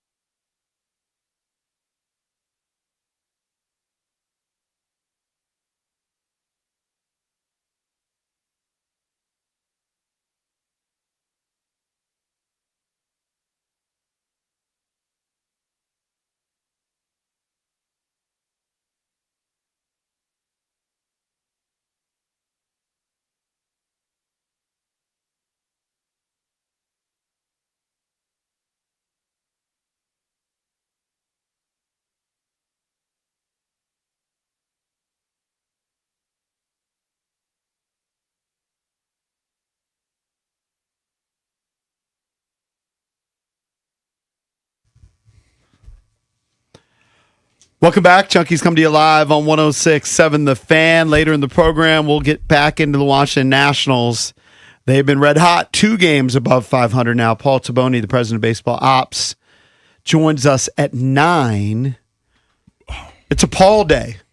Paul Taboni and Paul Rabel's going to join us at 9:45. Got to be named Paul to be booked today. Founder of the Premier Lacrosse League. So we will get into the latest happenings with Paul. Who are we theoretically an owner of? Oh, we're owners of the Whip Snakes, Whip JP, Snakes the case. Maryland Whip That's right. Snakes. In theory, we never really followed up on that like we should I have. think we've been paid in like hoodies and hats. Yeah. I think Yeah, that's yeah. our Nice. those All are right, the we'll take dividends that. we've gotten. I do take have that. a Whip Snakes T-shirt Yeah. that I wear to the gym. Sure. I don't know. It's moisture wicking. Should say owner at the bottom of it. Whip I gotta Snakes get owner. a new hoodie. Like the one I have is actually I don't even know if I have one. I have to ask Paul As an about that. owner, you deserve one. Yeah, I think I'm gonna have You to. should have one. I lost my sweatshirt that I got from our guy Bobby B from Surfside. Somehow it just like vanished. You think there aren't more of those where that one came from? Yeah. You think it's hard to get But one? it's just weird. Did it vanish in Dewey? No, I think when I brought it, I thought I gave it to my son. Then he's like, "You didn't give it to me." I gave him I got a sweatshirt from him from the Starbird, and I gave him that, and then I thought that thing was in the same bag, and he was like, "Nope." Mm-hmm. So I My was wife just missing in action. She was bitter. She picked up a sweatshirt, a hoodie, and she by mistake picked up a medium. Nobody wears a medium. Oh, that's a dagger. Nobody wears a medium. That hurts. Botched it. Came home, botched My son wears medium. it. He does. Very thin. He'd be one of the few guys. He's thin. He's like 5'9", 150. I haven't seen a medium in my closet or one of my drawers in forever. When I took I mean, him I shopping, can't recall ever wearing I a mean, medium. I wanted to get him medium? 32-inch waist, but either they were too baggy. Yeah. We had to find pants that were 31-inch waist for him. That's super thin. I'm starting to need new belts. I'm not going to say I'm down to a 34 yet. Yeah. But it could be coming. Is You're on anybody your here? way. None of you guys. JP might be. Are you like a 34? JP? I'm 34, but I'm also. See, here's the problem. I've been down. I was 32 for a while, and then all of a sudden they all started getting snug. So I've been at 34, but sometimes a little baggy. You are a smaller guy. Yeah. For me to be down to 34, it's insane. It's like probably go to the doctor. You just need to eat some more. Maybe your my drop belt is back. now- Whatever my belt that. now, it's hit the. You're the last Well, hole. beyond that, like I could go past, but it's just like sticking out way You long. need to go get a new belt. It does. It's not right. You think TJ Maxx doesn't have a No, billion I know. old But belts? I got like 10 belts. They're all about the same size. I should have. You know what? TJ Maxx is garbage, but that's where I should have gotten the belt because I went to Macy's yesterday to return a belt for Dylan to get a new belt. I think they were selling for like $40-$50. How do you not have a TJ Maxx or a Marshall's deal It's at this crazy. point? What's It's going crazy. on here? I should be a national endorser. I mean, at least regional. I don't know about national, but at least When regional. you're there twice a week. No, but yeah. I mean, I could rank all the stores up and down the East Coast. I'm sure you could. Best ones are You're an expert. They're in Tyson's. So you work out a lot. I work out. I don't know. The Cakes doesn't really work out. To You an play extent. pickleball. A lot of pickleball and tennis. I think you started working out a little bit to shed for the wedding. Yeah, some of that. But I'm guessing you're not like you don't have a weightlifting routine or anything, do you? No. Jason, do you lift Routine weights? A little bit, just a little bit. stretch. The house and in the basement. That's the only time I go in the basement. Well, here's the thing. If you lift weights at our age, you're probably going to have injuries, right? Eric's had the shoulder surgery before, which is Torn common. la- I was torn supposed. labrum. I have a torn labrum and torn rotator cuff right now, and I was about to have surgery, and then the doctor was like, you can kick the can down the road. And so I chose to do it. But there's this article on Fox about the 5 telltale signs, basically, that you're washed. Oh, no. I already know that. Go ahead. And the crazy thing about this article is it starts with a guy who says, I'm turning 34 this year. Okay, I mean, he's and 20 so he's years starting younger to than feel us. washed. Yeah. The guy that's going to hit like a ton of bricks is Drab because he's starting to smash into the wall. What are you talking about? Why are you projecting on I'm just me? saying, I'm I looking already hit better. the I'm wall. looking better than ever. I already hit the I'm wall. not on Ozempic like you to I'm try to not lose on some Ozempic. weight or doing all these kinds of crazy things. Oh, no, My Ozempic. face isn't Internet- sagging I'm down in- to the ground. Where did that come from? I'm intermittent fasting. himself. It's just your age. You have nothing. There's no control you have over it. Yeah, but he's actually on the ups. Like sometimes I think age is just a number. Like I would say the best shape of my life was like 36 to 39. Okay. How So old is he's Trav? in How his old are you, Trav? 40s. I'll be 44 this summer. Yeah, he's so close to smashing. Yeah, but he into never the wall. he never really lifted weights and worked out. Now he's playing tennis all the time, and he's going to the mill, Did and all he's that got my whole life. He's got you new, smash into the wall. Okay, it but doesn't he matter. also got new just hair. happens. He got new hair. Hold on, you haven't. First of all, I'm just sitting here minding my own business, listening to you guys talk, and then you're just attacking me that I'm. It's not a personal thing. It's by your age. Well, you're in great shape for your age. There's plenty of good-looking 56-year-old guys out there. I'm not saying you're going to be ugly. There's plenty of. I'm just saying you're gonna smash into the wall. You're gonna be slower. You're gonna be you're gonna be aching. Sure, I mean all that. I'm not saying you're gonna get ugly. I'm not saying that's not what I'm saying. Touched by God. I got unbelievable knees, unbelievable hips. My bones have never ached once getting out of bed.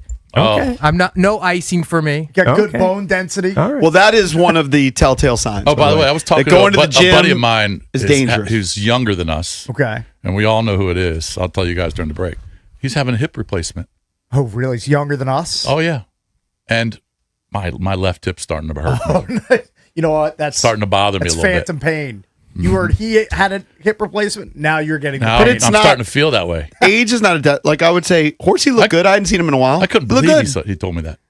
Horsey plays basketball a couple times a week. Tommy's in great shape. I would say he is by far the exception. Got no kids. He is in the gym 3 hours a day every Works day. out all the time. Yeah, I mean he's just truly Okay, but it's Dylan's doable. what he eats. He and his wife. all he does is protein shakes and creatine and gym, and that's it. And rinse, repeat over and over and over. Yeah. He's just an exception. You can be in great shape, but that is one of the things that is listed here in the top 5 telltale signs, basically that you're washed. Okay, and I think we can relate to some of these. Now, even when I was young, I didn't know anything about fashion trends, but it says fashion trends make no sense to you. I don't even know what what is a current fashion trend. I don't. I've never know. been aware of fashion trends. I don't know. I don't know. I mean, it could be anything. It could be Like like loose, like how young males wear loose-fitting fabric pants all the time now. You guys would never wear those. No. Or there's t-shirts. I don't even know what fabric pants means. Like linen pants? Is that what you're talking about? Or like do you guys ever see how people in their 20s dress? 20-year-old guys? They don't dress like us. I have a 20-year-old No, I don't- son. I don't think he wears linen pants around, but I didn't say linen. or like You just said loose fitting. okay. Does he wear loose fitting pants? Or was it the shoes with the V's on them? Like those are hot. I see those all the time. Don't know Like if what you Like go to Va- Zara, I think they're if you go to Veja. Zara or something like that, you're not going to see jeans that we're wearing. Yeah. They're going to be jeans that are like almost wide leg jeans. Okay. Like that's what. Well, that kind of comes and goes, right? That kind of cycles. Yeah, but everything's a little bit different. You guys would look at that and be like, who would wear that? I remember when joggers came out 10 years ago. You guys were like, Yeah, clown on AWOD for wearing them. that's true. And now Cakes wears Viore joggers every day. Love them. I like Fantastic. Another one listed here is going to the bars fills you with contempt. I didn't feel that way going to the Starbird, but if generally speaking, if like on Friday night, I go out with some other couples, if they were like, hey, let's go to the club, let's go to the bar. Like, what? You go to like a bar restaurant. Yeah, but I go at 4, Yeah, you go for and I'm out of there. happy And hour. I'm out of there at 6. Early portion of happy hour. Yeah, I mean, I'm not going to a bar at 9 and staying till closing. That's insane behavior. Those days are over. Unless you're at the Starbird. I couldn't even do it then. Then it's acceptable. What else? Top 40 radio stations sound like alien noises to you. That is now true. That's not true. Valdez started playing some pop songs that are current. I think because I don't know. I'm not in my car with my kids as much, and I don't hear it. That's the only reason Kids- I know the pop music is I don't even think my kids carpool. listen to pop though. Because I'm driving 9 to 13-year-olds 3 days a week. Yeah. So I put on the hit station. Mm-hmm. So I know all those songs he played, Somber and Yeah, No, I don't get exposed to that anymore. When I had kids and they were younger and I was driving them around, Yeah. I would listen to like Sirius XM hits. Right. And I would kind of know what was happening. Now, couldn't be more clueless. Yeah. Didn't know with who you. Ella Langley was until a month ago. Still barely know. Do you who guys- he was. listen to do you Drake's guys new not- album. Yeah, I'm sure. Do you guys not throw on like hits one or something just for like 10 minutes to be like, you know what? Let me hear what's hot. No. You'll never do that. I ever? listen to classic rewind. The hot country. It doesn't mean anything to me. So your You're top just not I'm curious. kind of out on pop music. Yeah, I don't know. your top 10 songs I don't know. I don't know. right now, It'll happen to you. Lithium. Billboard Hot 100. It's all Drake basically, because Drake came out with 3 albums. I listened to Iceman. I would listen to more No, thank probably you. current hip hop than I would, current pop. Trust me, I would much rather go into the bathroom here at Odyssey and 94.7 The Drive is on. Yeah. And I'll hear Phil Collins. I'll hear Phil Collins Yeah. or Madonna or Tom Petty or The Killers. Just give me that. I don't need 8 Drake albums. No, thank you. But if you go down the list, there's no way you've heard of Cheetah Print with Sexy Red. No. Thank God I haven't. No, I've not. Who else? Who else have I I mean, not? I'm just looking for goofy names. True Bestie with Iconic Savvy. Nope. I don't even know who these people are. All right, but you made your I'm point there. Spent featuring No Leo You made your Shimmy. point there. We're not locked in on pop music. Yeah. So what's the next And thing? I'm okay with that. The other one was, and it's kind of the same.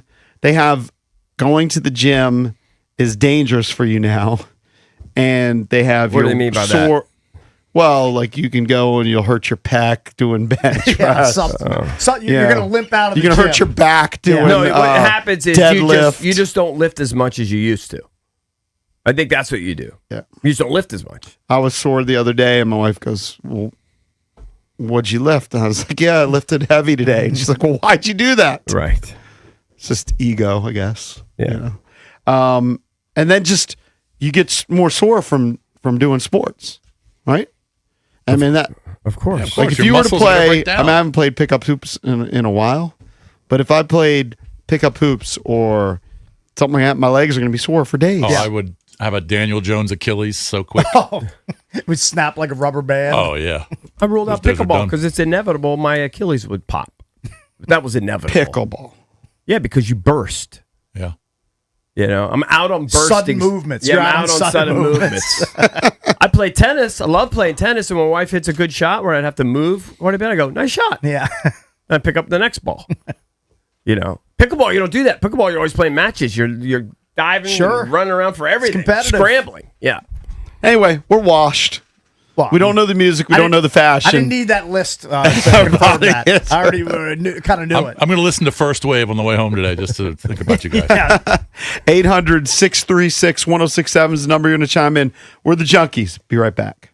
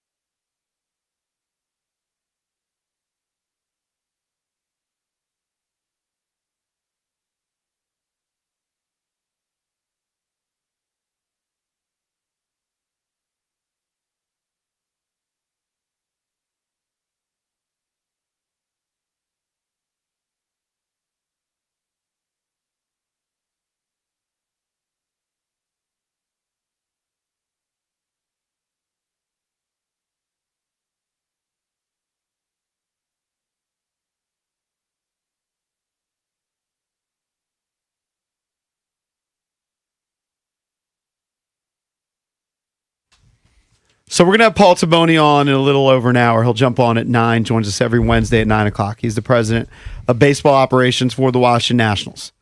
They are playing much better baseball than anybody expected. People thought, all right, new regime, new president of baseball ops, Mike Rizzo's out, Paul Taboni's in, new general manager, new manager in Blake Butera. But it's going to take some time for them to become a winning team. And we'll see how the season ends up. But right now, they are 2 games above 500. And we're mostly talking about their offense because they've got James Wood. He hit his 15th home run last night. Lead the league in scoring runs. C.J. Abrams got 13 home runs, I believe. The offense has been what has been most exciting. But good article on SI.com about their pitching staff. It's been much better. Their pitching staff is quietly turning things around, and this is how they're doing it. So just to give you a big picture, their ERA to start the season was 5.11 as a team. Average ERA. That's horrible. You're giving up more than 5 runs a game in 9 innings. In the month of May, they've got that down as a team to 4.29. Yep. Significant improvement. That's Almost big a progress. run chopped off. Yeah. And how are they doing it specifically? And Cade Cavalli is an example of this. All their starters are pitching a lot better. Well, they're striking out guys more.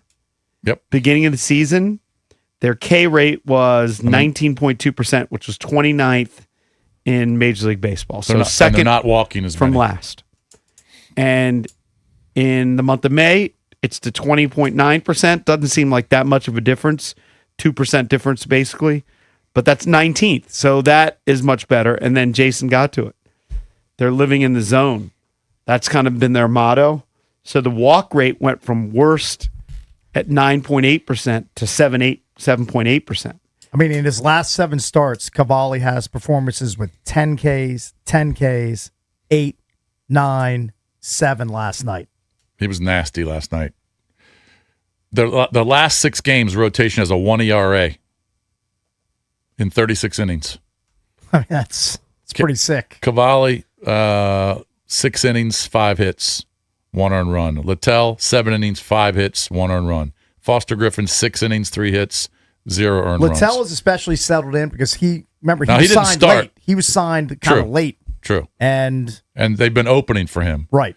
But, he still went 7 innings. He's got a 2.1 ERA in May. Yeah, he's been pitching great. We talked about him yesterday. Well, Cavalli's finally living up to his potential. I mean, he's 27 years old. He's been around a while. He was Yeah. drafted Yeah, in but injuries 2020. Well, he had an down. injury. He had, Injuries slowed he had him at down. least 1, maybe 2 injuries.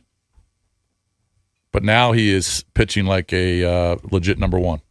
But as simple as, I mean, So if the honestly, starting when pitching we're- is going to pitch like that with the runs that they're scoring, man, they're going to win some series. when we were kids, And you're talking about beating teams like Atlanta, Right, quality and teams. Cleveland, leading Yeah. the divisions. it's a basic, but when we were kids, the motto oftentimes was just pitch strikes, make them hit it. Walking less guys is an Yep. effective strategy. They're doing some good things. And the fact that they're 2 games over 500 it's awesome. And to It do really it, is. they're doing it with a minuscule payroll too. Yeah, They're not $50 million. They're not spending any money on this team. No, they're not. What happens if they get a cash infusion and the ownership actually decides to spend some money and invest in their product? Yep. And Should see even better results. they're going to play Cleveland again today to finish out that series. Day off tomorrow, and then the Padres come. Padres come here. Padres, really good lineup, really good pitching, good bullpen, 8 games over 500. They're playing really good teams and beating them. Let's see what they do against the Pods this weekend. You get like 11, 12 hits a game. You got a shot. Yeah. Yeah, you can win. You can cover up bad pitching if you're scoring the most runs in the league. What if they clean up the fielding? Now, some of these guys are just not naturally good defensive players. But if they clean that up a little bit, I feel like they've cleaned it up a little bit here in this last 10 games. well, maybe just by sending House down, if House was a butcher at third base. Well, he had, I think, 8 or 9 errors before they sent him down. But I feel like they've just played better defensively. The leading error guys are C.J. Abrams. C.J. Abrams, Brady House, Yep. I thought I saw Lyle in there. Is that right? Oh no, he only has one. Okay. They're 1.5 back now of the wild card. I understand there's 100 games to go, but you never thought that they would be in the mix. No, it's kind of staggering where they are actually. And they're kind of figuring out this formula. The point of this whole article was, at least with the pitching staff, it's, again, seems like a very basic thing. Throw strikes. Mm-hmm. Throw strikes and you got a better chance. Well, and then, you're scoring a ton of runs. You jump out to a 4-0 lead last night against a good team on the road. That takes a lot of pressure off your starting pitching, too. Yeah, but when your starting pitching's, when the ERA is better. Yeah, they're getting guys out. I love it. It's great. I mean, can they continue this through, August to make it really interesting? I hope so. We'll talk to Paul DePony about it. I don't think they're going to go into a stretch where they're going to lose, 12 out of 15 games. I just think the offense is just so good. It's going to carry them. I think it will. I'm going to ask DePony when we have him on, what's his biggest surprise?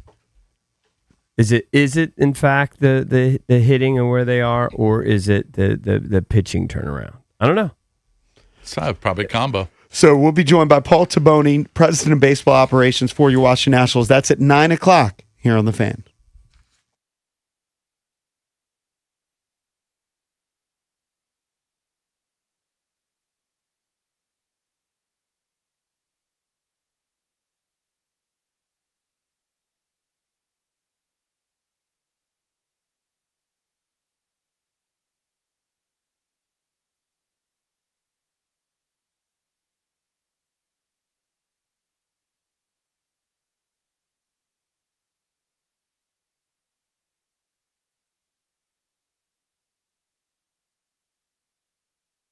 You're invited to Golfdom by Worldwide Golf to get custom fit for the all-new Titleist GTS drivers. You can find the perfect driver for your swing, helping you gain superior distance, accuracy, and speed by personalizing your performance. Be the first to have the new Titleist GTS drivers by booking your fitting in the store or online at worldwidegolf.com. Trusted by golfers since 1982, home to the legendary 90-day 100% satisfaction guarantee. Golfdom by Worldwide Golf. Get there.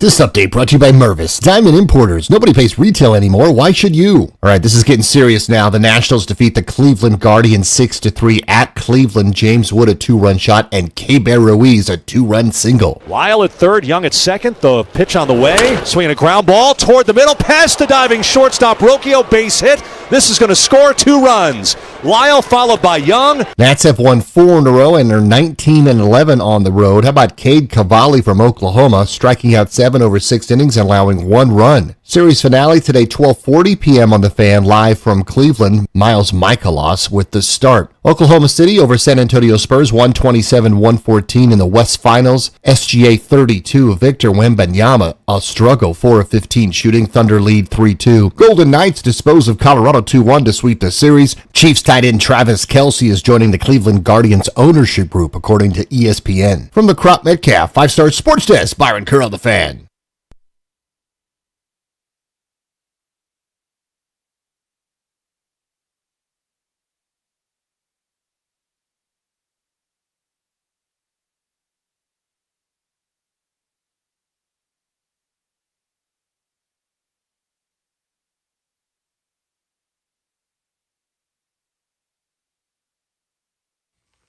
Welcome back. Junkies come to you live on 106.7 The Fan and the Team 980 here in the DMV. In Richmond, appreciate you checking us out on 910 The Fan or 105.1 FM, where you can listen to our boy AWOD after MP on the mic. And you can watch us on the Monumental Sports Network. We're celebrating 30 years in 2026. It's presented by Main Street Bank. Cheer local, bank local. Main Street Bank is a business-focused community bank, proudly serving the DMV since 2004. Visit mstreetbank.com to learn how to put their team in your office. Main Street Bank, member FDIC, equal housing opportunity lender. It's Bish, Cakes, EB, and JP.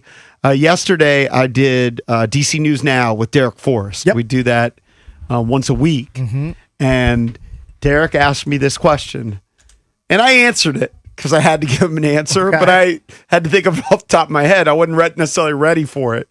He's like, who do you think it's important for to be at OTAs on the Washington Commanders? Who's it important for? You mean So OTAs are happening for right sure now the rookies. for the Washington Commanders, right? Yeah. Yep. And traditionally, what I told him, I was like, it's not even really OTAs anymore, right? The O is supposed to be optional. No, it's organized. Oh, Organized. that's Organized organized. team activities. Okay. Pretty much everybody shows up. Yeah. You know, if you're Aaron Rodgers, you don't show up. Mm-hmm. If you're some vet, you don't show up. Everybody pretty much shows up. But who's it really important to see running around in shorts? I have an answer. Not pads or not tackling. Any wideout not named Terry McLaurin, in my opinion. So you know what? My answer is very similar to Yeah. you. I was all offense. I was like, I know it's important to the defense, and they got a new coordinator, and they drafted Sonny Styles, and they've got all these new pieces like Cross and OA and all these things, but you need that offense to find a rhythm. So it's Jaden and all of his toys. Yeah, For I think sure. and the RBs too. They also have a new offensive RBs too. coordinator. They have a whole But the new RBs, system. Yeah. I would make an argument on RBs.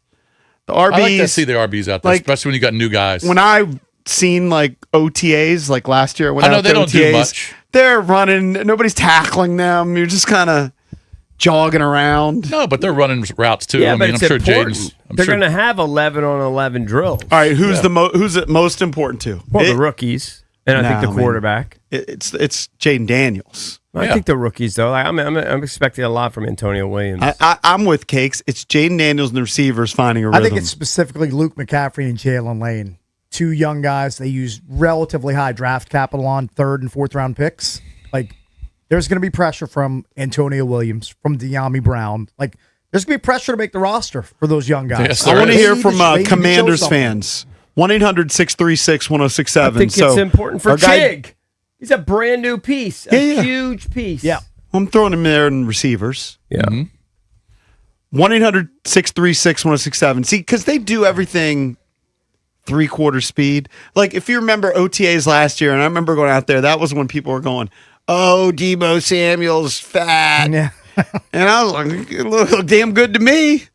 But not that, you know, you're just kind of seeing them run around. They're not getting hit. It's always going to be naysayers. I actually think for this group, it's important for all of them. The defense, Sonny Styles. I mean, I think it's so important for him. We have new coordinators on both sides. Yeah, you got to learn the communication issues, where guys line up, motion. I think it's pretty darn important to hit give the me your ground top running. 3 players. It's most important to the OTAs. Top 3 players? Well, obviously, I mean, Jaden coming under center. That's huge. All right, Jaden 1. I'm not going to say- disagree with you. I would say Sonny Styles. Yeah, He's their first pick. They're expecting him to step right in and be the green dot guy with communication and everything. He's got to have it locked down. I think it's very important for him. I think it's big for Williams, too.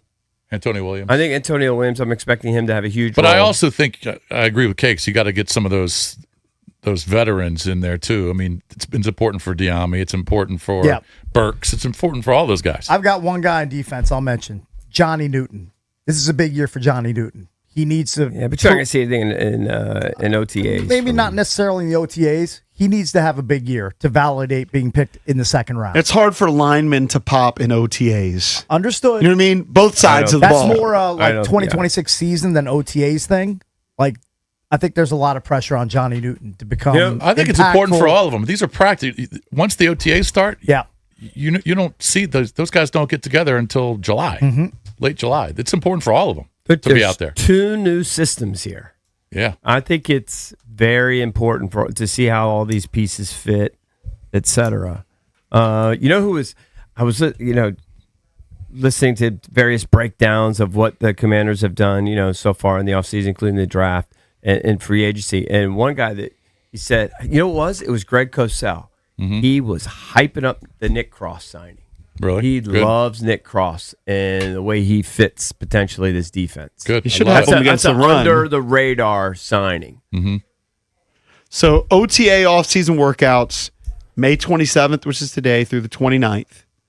Then they're back June 2nd through the 4th and June 9th through the 11th. Right. Then their mandatory minicamp is June 16th through the 18th. Yep. So they're getting together for a couple days basically every week. Every week, right. And then after that, Now, there are different mandatory rules. that you don't see each other for a month. There are different rules as to how you dress and how you hit. Supposedly, there's going to be a league representative in every OTA spot to make sure there's no cheating. Yeah, that they're not going too hard. Right. Which is just wild. I don't even know what that means. I guess they'll know it when they see it. But yeah. So you don't expect them to be, smashing each other and going 100 miles an hour. They're not going to be. But I think it is very important to figure out, make sure where all the pieces fit, where everybody lines up, get the verbiage down, get your timing down to some extent. I don't know. I think it's pretty important. So they are voluntary workouts, the OTAs. And, of course, last year was the whole Terry McLaurin drama, right? Yes. Yeah, that Terry didn't help. wasn't showing up. I mean, these guys are How out big there. is it for you that Terry shows up? Because some people believe the fact that he was skipping like a lot of these workouts, then kind of crammed there at the end, and then he had injuries, which he had never had in his career. Some people put it on age. Some people put it on the skipping the OTAs. Now, remember, we saw a video of him like at a yoga place. I'm sure and he was did seen what he out. could on the side, but it's not the same. So do you, Cakes, I'm kind of with you that I would have Terry in bubble wrap, but do you think he I should wanna be at see these him out OTAs? there. He's gotta be out I there. think he's got to be out be there. doing He's what got to everybody go. else is He's got to doing. go through the paces and show that he's ready for We the don't grind need of the regular season. Like a Deshaun Jackson back in the day. He would blow these off, right? Yeah. And then he sent some video of him doing some drill on a beach or something. Right. For 2 minutes for Instagram because he post. tweaked the hamstring and he couldn't go full speed for like 3 weeks. Are they Or a even month. important if you're a fan? 1-800-636-1067. So these are kind of the rules for OTAs. So you can have up to 10 days, and I mentioned they're kind of basically doing a couple days this week, couple days next week, then the week after, right? No live contact is allowed. Right. Practices, non-padded. Right. Yep. So that's we're true. talking no pads and no contact. Yeah.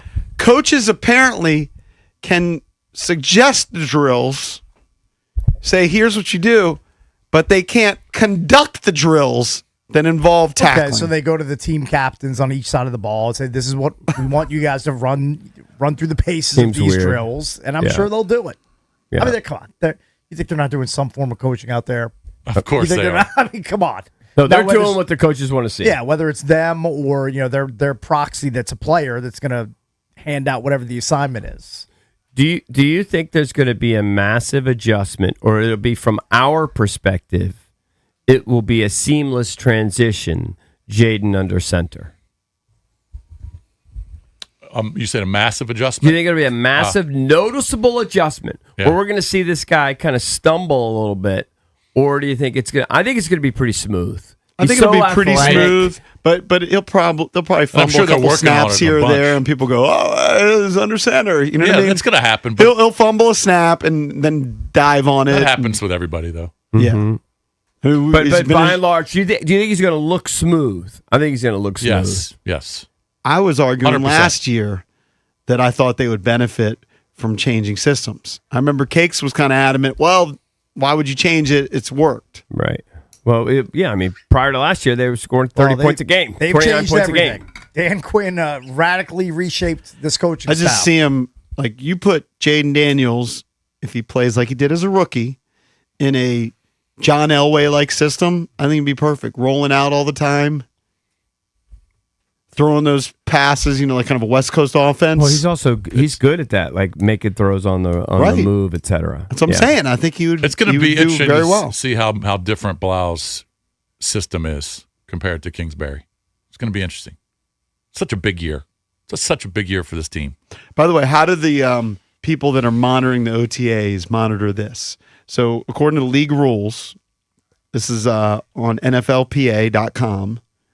It says intensity and tempo of drills should be at a level conducive to learning, with player safety as the highest priority.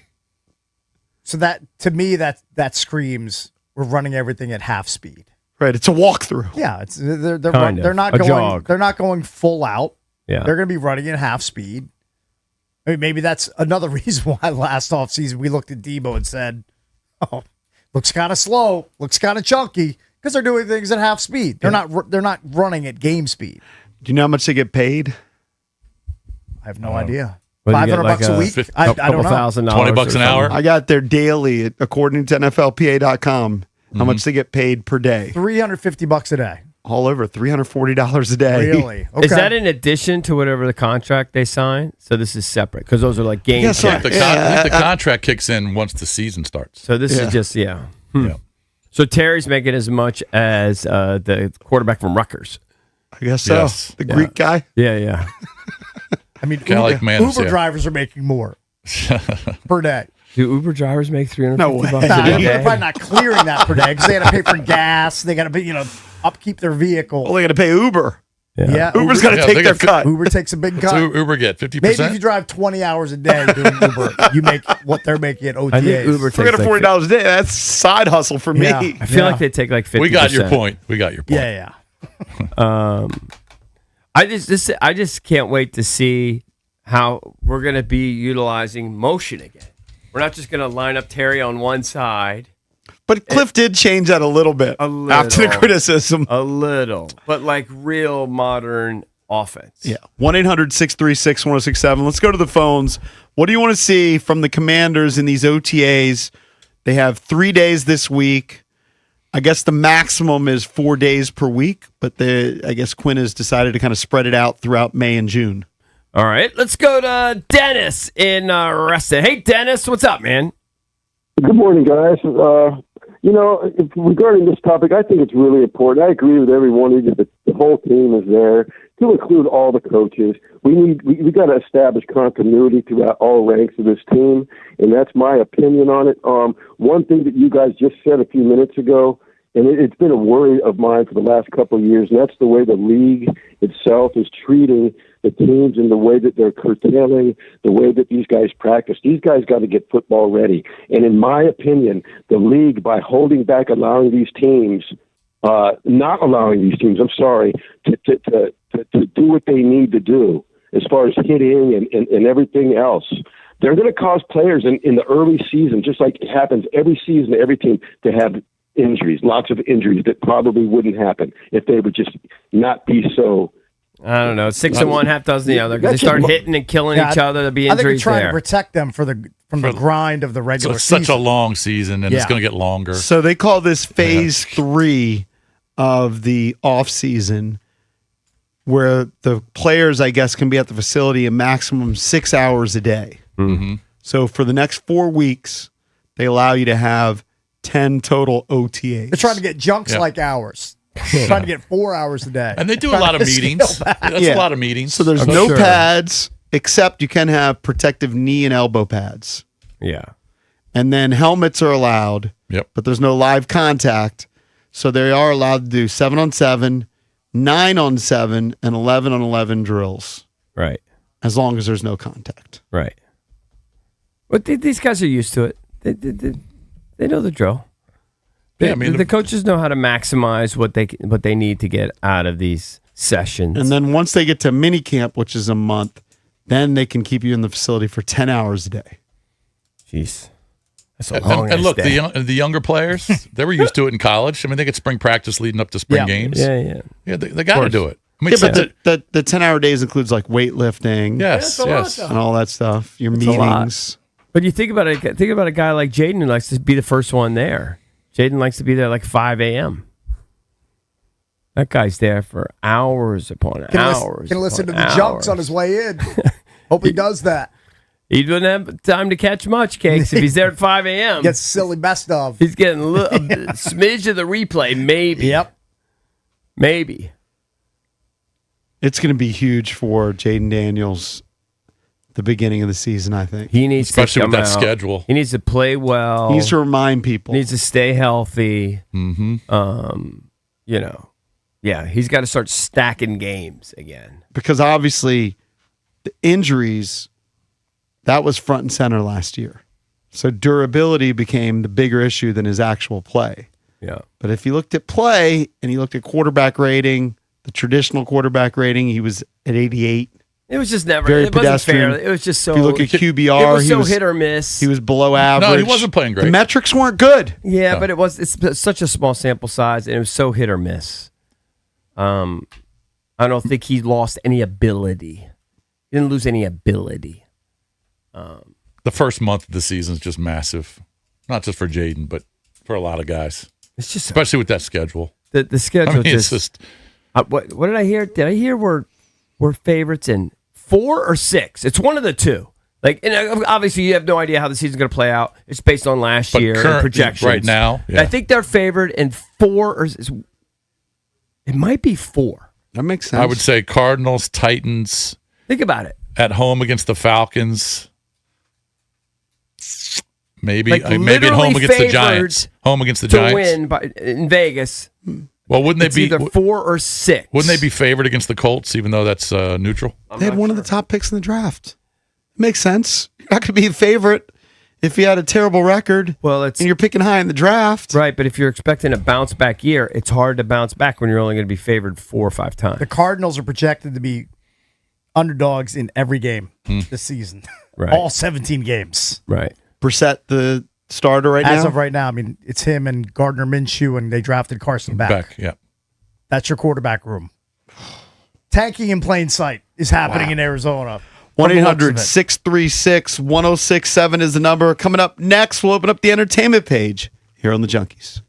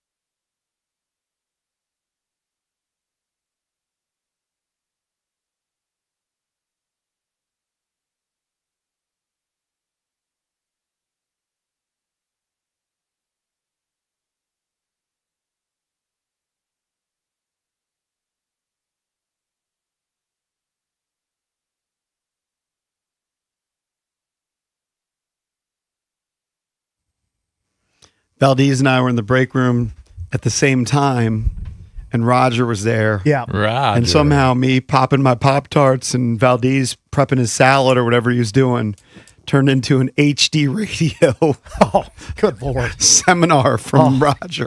Let me guess. Roger did 98% of the talking. You guys nodded your heads a little bit, and then you walked away, and he was still talking. Oh, yes. I mean, that's every conversation I've ever had with him. What was it about? Like, I remember when HD radio was going to be the next big thing. He opened the door by saying, he's like, got to find something to fix. I was like, oh, yeah, nothing's broken. He's like, no, there's always something to fix. And then he started saying El Zol's adding an HD. And then I, mistakenly asked if I was like, does anybody listen to HD radio? They started explaining the signals, and Valdez chimed in. HD radio is giving the next big thing, see? It clearly doesn't affect him when you have a 10-second conversation and then you turn your back on him and walk away. It doesn't. And he continues to talk. Yeah. You're out of sight. You're literally he 20 continues feet to down talk. the hallway. You can still kind of hear him muttering. Yep. It's funny. But All right, that's let's just open up way the he is. entertainment page. Roger's very entertaining. Driven by BMW of Fairfax. That's Dodger, the right. The Dodger. entertainment page driven by BMW of Fairfax, DC's only BMW Center of Excellence Award winner for the ultimate buying experience on your ultimate driving machine. Get over to BMW Fairfax. Ask for my girl Miriam. She's the general manager. Of course, you can check out their entire selection of certified pre-owned and brand new vehicles right there on their website, bmwfairfax.com. They got some amazing teaser rates, 1.9%, 0.9% on a X7, all that good stuff. All right, so we were talking during the break. We talked to Mike Marr. Earlier in the show, we were talking about how we know when we're just sort of out of it now. We don't know the pop charts. I still do have to admit that I enjoy a Drake song occasionally. Mike Marr talked about the triple album he put out. He loves Drake. I know. When did he put that out? Like last week, something like that? It was May 14th. Okay, a couple weeks ago. And we talked about how, man, that just seems like overkill. Well, maybe he did it for this reason. He has now broken Michael Jackson's record, and I thought this was for all time. No, this is for current. He has the top 3 slots now on the Billboard 200. He has 9 of the top 10 on their Billboard Hot 100, and he has, I believe, currently, it's insane to think, if I'm reading this correctly, he has 43 songs on their top 100 currently. He has close to half. Because people are listening to his old songs. They're listening to, like, he just put out three new albums, Right, but and then they're he combined with the older ones. And he's got 43 currently, which breaks the Michael Jackson's record. It's crazy. Morgan Wallen had a record like last May. He had 37. Mm-hmm. But again, I didn't realize. I thought that was like over a career. No, over Drake's career, he's had. Does this sound right? It doesn't even sound right. 400 songs on the top 100. Who even knew he had 400 songs? That's a lot of songs. Who even knew he had 400 that songs? prolific? Has he put 400 songs out I mean, there? maybe I'm reading it incorrectly, guys, but it says his total count to over 400 entries on the Hot 100 in his decorated career. Talking about Drake. He's done a lot of collabs. Maybe, I'm sure that's part He of it. definitely has the top I'm sure 3. That counts. Could you find any of those, Valdez, from his new... At one point, he had 1, 2, and 3 on the Hot 100. It's a pretty good run. All right, which one is this, Mike Marr? You're the official Drake expert. This is Too Hard for Radio. That's the name of the song? Yes. Is that the first song? I know this. I listened to Too Hard Iceman. for Radio or JP's Game Show Wednesdays. Nice. The first song was almost just like him talking.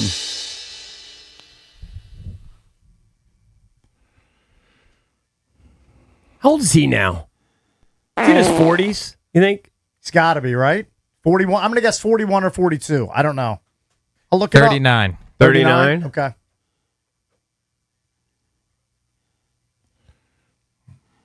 I mean, I don't know. The first time I've ever heard it. I kind of This is the like the first guy's time? voice. I And don't the know. I last kinda like his time. I'll vibe. hear it. I kind of do. Well, I think it's just kind of a little bit of a different album. I mean, he didn't make these singles that you're going to hear like instantly know that's a smash hit, right? A lot of these are designed for probably TikTok or Reels where they have a great hook and it's a short piece of the song. And this is like some old school, like real hip hop, where he's talking about his beefs and he's going through a lot of the stuff. Yeah, a lot of this people think that he put out 3 albums at one time to get through his Universal contract, so he can be done with it. Because a lot of his crap that's going on is his beef with Universal, because how they back so he just wants to be Kendrick, clear of the how deal. he's suing Okay. them, and he's over it. That makes sense. Mark came and asked me which song that I like. So I listened to the Iceman album. I didn't listen to the other 2. And there's a song, I don't know if you can find it, What Did I Miss, which I liked. I have like 13 saved songs. That's not Is it's not Iceman- 400. I got 13 Drake in my Spotify likes. So Iceman is the album. It's not the Yes. name of the song, right? Hey, Mar, what is Janice? I know what ST, I know what the letters mean. Who's Janice? Is there? She works at Universal. Okay. And that's Clearly doesn't number like one. Janice. See if you can find that one, Valdez. That's number one on the Hot 100. Janice, S the blank up, whatever. But look, he takes shots at people like LeBron because LeBron went to the Kendrick Lamar concert. Didn't everybody say he lost that Kendrick Lamar kind of whole little back and forth? But he's upset that these guys were his squad. Right.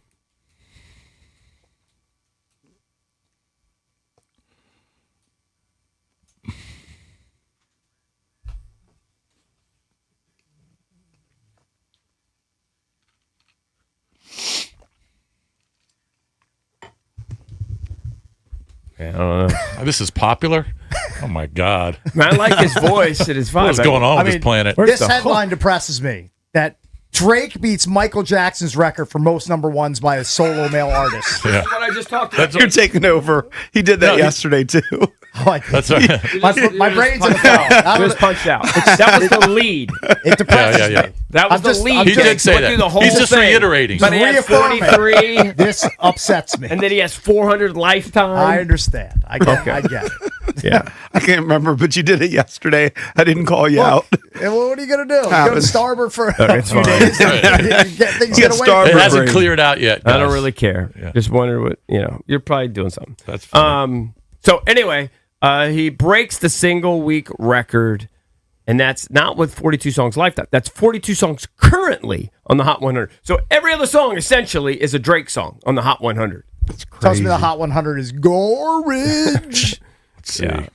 All right, Valdez, I know you were at one point, I feel like you were a big Yellowstone mark, correct? I think you were. Yeah, like think you were- Yellowstone a lot. You love the Duttons. Of course. Did that basically all end because Costner had the beef with the production company or whatever, and that basically ruined the show? Is that essentially what happened, or no? Is that not fair to say that? I don't know if that's the answer or not. I mean, just the series just kind of ran its course and was Would over. the Paramount Network, would it just crumble if they took Yellowstone Probably, off? and all of its spin-offs. I mean, it's holding up the entire network, Well, right? their new spinoff, I guess, because that's first I've heard, is Dutton Ranch.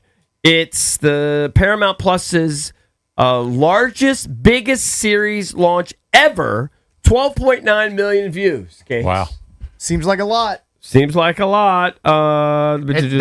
That's basically following the characters Beth, who was Kevin Costner's daughter, and his ranch hand, who she married, Rip.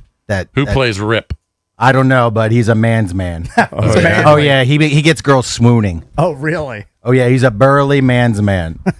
Do you get sized? Are you going to check out Dutton Ranch? I haven't checked it out yet, but I can't turn down a Cole series. Hauser. It is. Cole Cole Hauser. Hauser is Hauser. Rip. He was definitely Oh, I know that name. He was in, wasn't he in Good Will Hunting? Wasn't he one of the boys? Yes. Yeah, he's part of the crew. Oh yeah, Cole Been in the Hauser. game a long time. Do any of these Wow, names he's mean 51. anything to you? Finn Little, Juan Pablo Nope. Raba, Nope. Jai Courtney, Nope. J.R. Villarreal. Means nothing. These are all, I guess, cast members for By the the way, first season. 12.9 on a streaming app is. That's- and those are like- stupid It's like numbers. Super Bowl Seems like a numbers. lot. Those are stupid numbers. Taylor Yeah. Sheridan, Prince money. Oh, yeah, he just makes all the dough. What's the show that I Fin- liked that was Sylvester Stallone? Oh, Tulsa King. Yeah. Right. I kind of like that. Never seen it. I think maybe there's only been one season. No, I think there's been there's multiple. 3. There's been How's it? multiple, yeah. Yeah, there's- You're just behind. I might Yeah, be there's- able to catch up. You're way There's a behind. billion. There's a Taylor- billion episodes. So Taylor Sheridan has The Madison. Have you guys heard of that? I have heard of that. Starring Michelle Pfeiffer and Kurt That's Russell. another Yellowstone offshoot. Landman. Landman is really good. Okay, maybe. Dutton How many Ranch. seasons have there been of Landman? I believe 2. Yeah. So I guess Starring two former Junkies guests, Billy Bob Thornton and Allie Landry. Correct? Yes. I mean, you're going way back when we had these people on the show. Okay, I'm just Yeah, but pointing it something counts. out. Yeah. It definitely counts. it counts. You definitely put them on the guest roster back When's- in the day. when's Landman, the new series, going to start? I got to see when that's going to. It's probably going to start in November because the first two were November of 24 and 25. Remind me what happened. He left the company. Was that the? Yeah, and he started his own company. He hired his son, and Yeah. it's going. I think season 3 is going to be really good. Allie Larder. I said Allie Landry. Larder, correct. Allie Landry was kind of money. I think though, she was too. in a Doritos commercial Yes. like 100 years ago. Was she married to Mario Lopez? I don't know. Not sure. Now I just want Doritos. He's desperate. I mean, Taylor Sheridan's a freaking genius. What's his net worth? I don't know, but all of his shows that I've seen are really I'm going good. to guess his net worth. I mean, he started Yellowstone, correct? Started That's his Yellowstone, baby? Mayor of Kingstown. $300 million. Cakes, have you heard Drake has? Drake's on the 42 charts. hits. Jake has 43 songs currently on the Hot 100. I have heard that. Somehow I heard it. Cakes, I don't know. If I believe this, I guess I do. Sting has a net worth of, what would you care to guess? All right, so Gordon This is up your Sumner's his alley. real name. Sting is his stage name. He has all the police money. They probably sold that catalog for $300 million to somebody. I'm going to say his net worth. $700 million. That seems a little aggressive. I'm going to go $500 million. You're pretty close. $550 million. All right. Okay. Close. He's got 6 children, but he says he's not going to leave them a penny. Oh, really? He's doing that bit? He's doing that bit. Wow. He says the worst thing you could do to a kid is say, you don't have to work. He says, I think that's a form of abuse. And he says, fortunately, all my kids have extraordinary work ethic. He goes, I don't know if he doesn't know if it's from the DNA or whether it's something he's instilled in them. But he says, look, I'm paying for your education. I'm putting the shoes on your feet. Yeah. Now you go out there and work. I mean, look, Gonna, I guess, donate the rest of the money. he's giving his I mean, money, all to, the money. to good causes. That's a big windfall for those charities, whoever he donates it to. It's kind of crazy, though. You're not giving the kids a penny. Giving them zippy. Giving them nothing. Zippy. I'm sure they're doing fine. So remember the rivalry or sort of just the bitterness? You can understand it that Greg Olson had because he was kind of like the top dog, and then all of a Sure. sudden Tom Brady. I know Greg Olson well. I saw him at Kiawah Island a couple of years ago. Right. We're boys. We're like What'd you this. chat with them about? Nothing. I just saw him buying Ben and Jerry's ice cream with his family. But is there a little, I don't know, a little justice for Greg Olson? He became the number 2 analyst at Fox when Tom Brady was signed, and just immediately, without any experience, became the number 1 NFL analyst. Remember, sort of his first year was kind of awkward. Yeah. I thought Tom improved a lot in year 2. I think most of us thought that, right? He's not really a story anymore. Like year 1, he was a story because he was awkward and kind of making mistakes, stumbling. Because he's been now doing it for 2 he's years now, fine. right? Yeah. Now, it's still weird that he's still part owner of the Raiders and all that, but that situation with Olsen was kind of interesting. Well, Olsen gets a W his way. He wins the Emmy over Tom Brady. Hey, something's finally going right for Greg Olson. Great athlete, good looking, multimillionaire. I know where you're going. Third leg Greg is Yes. his nickname. Is that his nickname? From his finally, rap. Finally, something went good for him in his When he life. did a rap at the U. Yeah, he's third leg Greg. Yeah, but By the way, he's got 3 Emmys. 3. There's 3 more than the I Jumps think have. he's pretty good. He's very good. Yeah, I think he's very good. But I have to say, I was kind of a Tom Brady hater. He got pretty good, too. You know what's kind of bad for Greg Olson? What's that? And I'm just looking at one picture. You might be able to. His hair is kind of nubs. Okay, but there's a lot of guys who have nubs hair who have the life that Greg Olson's. I mean, I think his brother Is he just balding? died. His- It's not all great. His brother just Understood. died. His brother He's a- died of cancer. He's a I mean, human. He's got trials and tribulations like everybody else. He's had a pretty good life, though. The things that you named, which do you think he would most want to hold on to? Probably the third leg. I mean, that's pretty important. Like the Emmys? I mean, what would you rather have? 3 Emmys or third leg? Oh, third leg. Not even Emmys. I think he cares about Emmys. Guy's been to a Super Bowl. Okay, Guy but calls what games if every weekend. instead of having a third leg, he just had an average? I think he wants to. He knows he holds. Well, he's. What No, would you but he- rather have, though? EB, would you rather have the Emmy that you've. All right, you could have Be one or the known other. as third leg Bick. Yes. BDB. I know the. Well, I know you love Emmys, but I think I know the answer. What would you rather be known as, BDB But or have an Emmy? the thing is you have nothing to wants do the with that. Emmy. That's just I'm not saying you go to genetics. nothing. So like your regular size with an Emmy. Yeah. Or I'm just known as Matt Khalil. Yeah. Who, by the way, was so insulted that his wife said he had not one, two Coke cans down there that they sued her. Took her to court. I don't think I understand where that guy's coming from. He feels like his reputation's been damaged. Invasion and of privacy. tarnished. Would you sue your ex-wife if she told the Oh, I'd world? tell her to Yes. broadcast it. Yeah. Told her to take out a billboard in Times Square. Advertise I as think much the as only guy in the possible. country that would be upset about that. Who would be upset about that? Apparently, Matt Khalil. My ex-husband's manhood was just outrageous. He's the one. I guess if it's to the point, if she really clubbed it to the point that she no said it was, women like, would be untenable. attracted, right? Well, so you couldn't. Yeah. We couldn't have a relationship. If he could dial it back a little bit, he'd be in the sweet spot. He only has to go half speed. Use your junk like it's OTAs. If you had legitimately, you couldn't sustain relationships with women because you were too endowed, then I think that's the only time you would go for reduction. That just makes How, his legend even how big bigger. is Khalil? I mean, his size. What is he, 6'8"? He's a big. I don't know. He's like a big burly offensive lineman. He's like 6'4", 6'8". 6'5", I think. Probably about your height. Probably 6'8", 320. But if you were a Tom, You're half the man. But if Khalil. you were a Tom Brady, okay, Tom Brady, that's just too much, He's right? listed If you were a 6'7", Tom, 315. Jeez. A massive human being in I don't more know. ways than one. I still can't believe AJ Ataye's got like 3 Emmys. It's not going to bother you to your dying day. all right, Paul Can't believe Taboni's going to join us coming up at 9:00 here on the Junkies.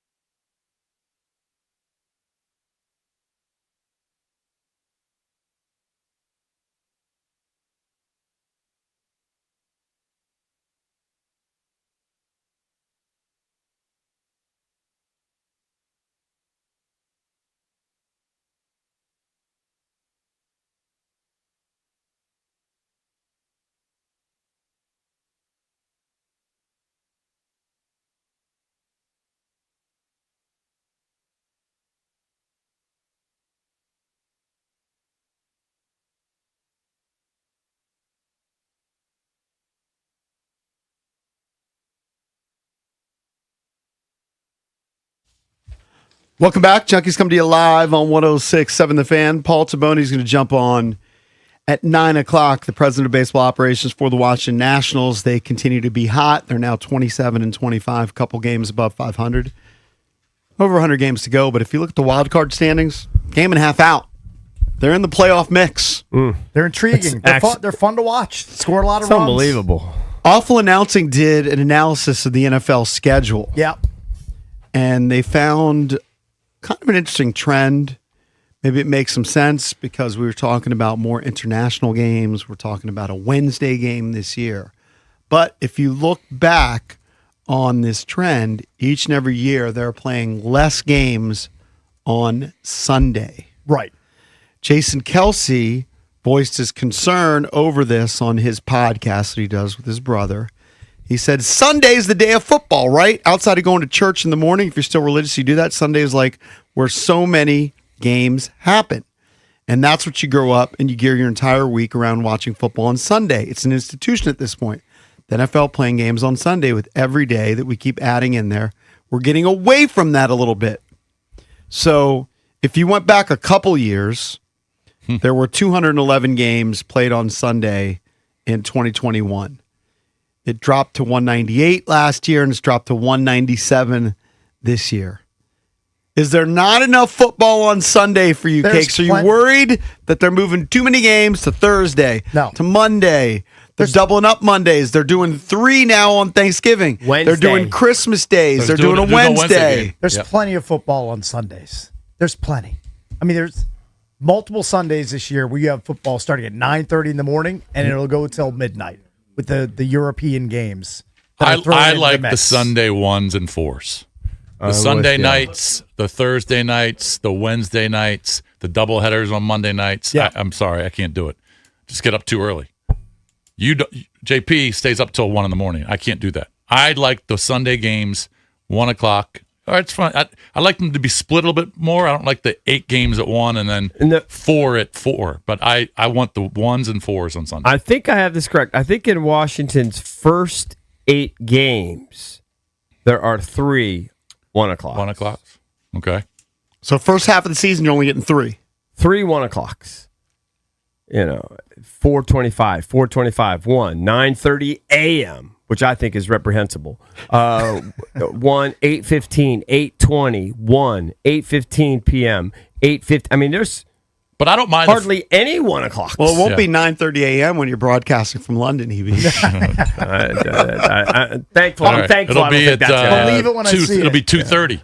Yeah. All right, here's what Chris Sims. But JP, I don't mind. So you say the 1 o'clock. I don't mind the 4:25 games. Yeah, that's fine. I don't mind those. They're at least still on Sunday. Yes. Here's what Chris Sims said, maybe kind of a counter. Like, I understand what's being said here, but I don't really get it. I mean, 8 games sounds like music to my ears. Like, what do we want 12 games on that we can't really see any of them? So we watch, 2 out of the 11 that are on? And we go, oh, I know what those other ones, they confuse me actually to watching the games that I did care about because I kept looking. I think it's awesome. I absolutely love it. I don't want 7 games at 1 p.m. I can't watch it all. There's no way. It's stupid. Like, so that's are you telling me people's Sundays are going to be ruined because they're going to get home from church and go, oh, there's 5 games on at 1 p.m. instead of 7? Oh, the days I ruined. It's ruined. I mean, I hate when there's 4 games at 4:25. I hate it. Or 1's at 4:05. There's 2 at 4:05 and 2 at 4:25. I hate that. I can't watch it. I'd like to enjoy the games. I'm still a one game at a time guy. I know a lot of people have 3 or 4 TVs set up, or some weirdos might even do split screens or four games at once on their screen. I can't do that. I would think you would be because you're a fantasy guy. I lock in on one game at a time. Yeah. Usually the Commanders game. Lift the computer up. Yep. Phone. I've got it all. I'm just. Right. I'm, that's I'm your spinning version a lot of of plates. That's your version of 3 screens. Yeah, but I don't. Yeah, but they're smaller screens.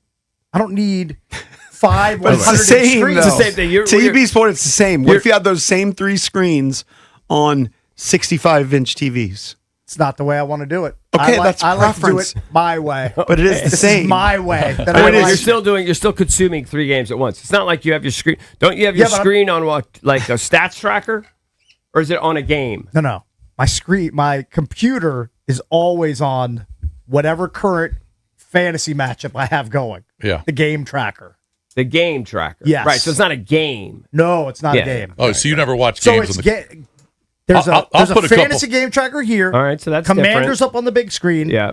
Twitter up probably on my Okay. phone. All right. So that's different. That's So I'm fine. not So like- you're I'm only not watching consuming three one separate game. games. Yeah. You're only consuming one Yes, game. I'm a at one time. game at a time All right. guy. I think I'm to- monogamous with my NFL football. I think in this argument, I'm probably Team Sims because The less he does games on bring up a Sunday? good point. At first, I was thinking, all right, Kelsey makes a good point. There's less games on Sunday. There's still plenty enough games on Sunday. So many games on Yeah, Sunday. sure. Because you still have your Sunday night game.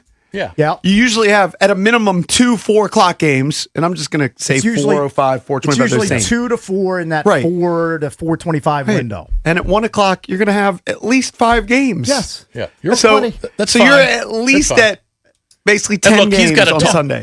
He has to focus on a lot of different teams. He talks about we've pretty much focused on the Commanders in Right. that game, so I can understand why he's saying that. But I love, all right, maybe not 7 or 8 games at one. I'm fine with 5 or 6. 5 or 6 and games 3 at or 1 4 o'clock at 4 o'clock. I'm that's fine with that. perfect. Yeah. Give me 5 or 6 at 1. Give me 4 to 5 in the 4 p.m. window, and your primetime game. Yeah. Perfect. But I do think you would want, ideally, like if you're a Commanders fan, more 1:00 games just to get used to it. Yeah. Like a routine. Yeah. He loves the 1 o'clocks. How many did you I say love they it. had? Well, I think in the first 8 weeks, I think there's 3. 1, I mean, 2, ultimately, there's like 7 or 8. 3. But I think in the first 8 weeks, Yeah. Second half of the season, there's a lot more. there's more. And then the last 3 or 4 are kind of like to be That- determined. Yeah, Yes. but your 425 games, those are your national games of the week. Yeah. You don't get pumped to care be about that. You don't get pumped to be in the national He spotlight. doesn't like the 425. We don't necessarily play great in the national spotlight. Eh, maybe they will this year. Coming up next, Paul Taboni, president of baseball operations for your Washington Nationals, joins us here on The Fan.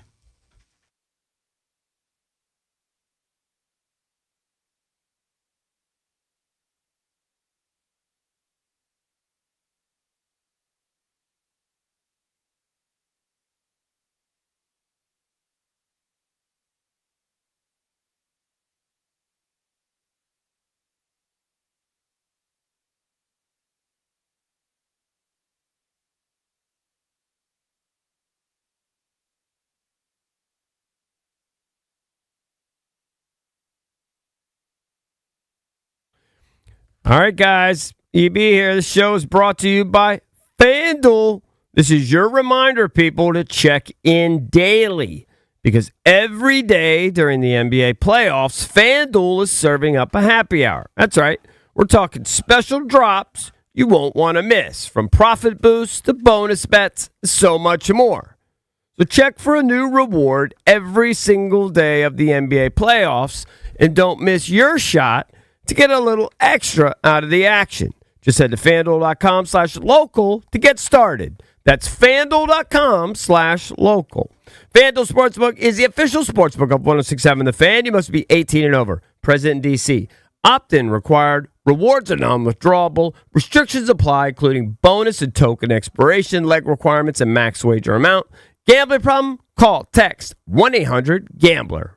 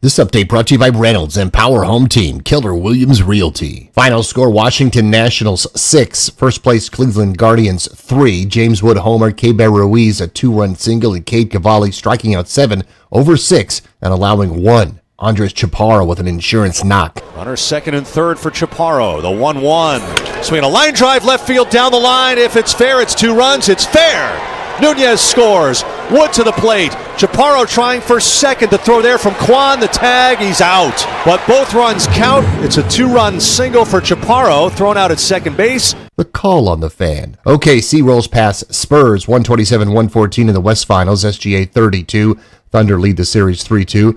Golden Knights embarrassed Colorado 2-1 to sweep the series. Green Bay Packers star running back Josh Jacobs arrested yesterday, booked on several domestic violence charges, according to Hobart Lawrence in Wisconsin's police department. From the Crop Metcalf 5-star Sports Desk, Byron Kerr on the Fan.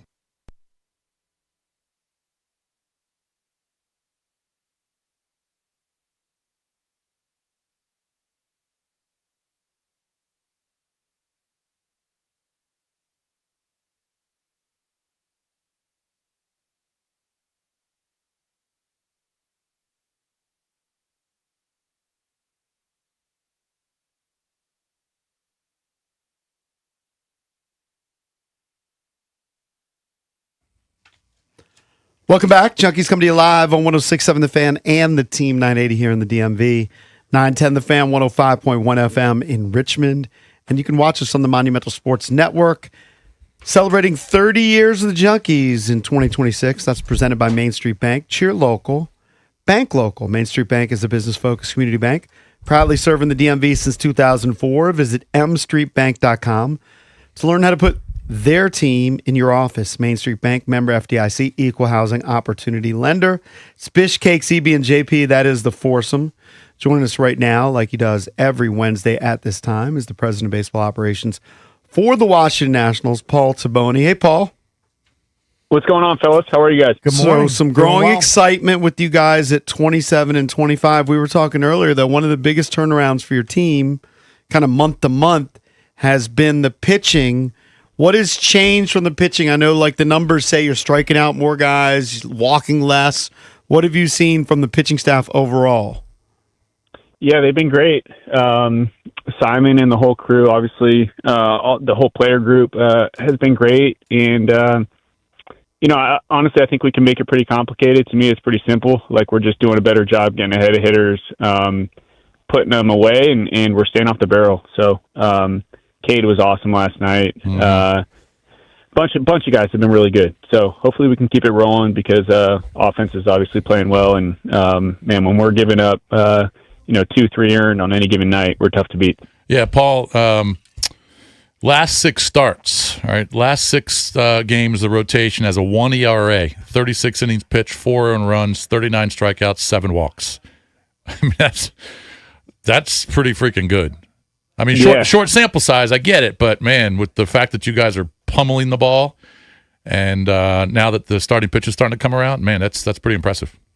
No doubt, yeah. And I think the other thing is, man, against some good teams too. Atlanta, like that offense in Atlanta in particular, is really good, and the guys threw great during that series. So, like I said, hopefully we can keep it up here, and we got a couple, obviously today's game, but then a couple tough series ahead, but they're big ones. So, got to keep throwing it well. And Paul, no more stark difference than Zach Littell. In April, he had an 8.37 ERA. His ERA in May, 2.19. Yeah. And I remember when we had you on earlier, you said it's going to take him a little time to assimilate, get comfortable. And it's like spring training starts. Now we're seeing that manifest itself. Yeah, absolutely. And I actually think Zach said it. So he, if you guys remember, we opened for him the first game of the series, and we went up big that first inning. And I think, when you go up big, you just get in the attack mindset because you don't want to let teams back in the game by walking guys. But he was in that attacking mindset, and that's how you go 7 innings and give up 1 earned in K7 or whatever he did. So we just got to bring that mindset out every day, and we have been. So like I said, we got to continue to do it. Are you stunned at where you are right now? I mean, I think the Vegas number, and I'm sure you don't pay attention really, but it was like 64.5. And you guys are going to go way over that. I don't know where you're going to end up, but it's unbelievable where you are. Are you surprised at all? I don't think I'm surprised. What I will say is that it's been really fun to see the expectations these guys have for themselves, and how this team has come together as a team. Because, I mean, listen, you said it, right? Like, we lost whatever we lost, 96 games last year. It'd be like an NFL team going like 2-15, right? The jerk GM trades away a couple guys, and they still come into the following year with real expectations that they're going to make a run. So, and like that series in Atlanta, right? We win 2 out of 3. They're one of the better teams in the league.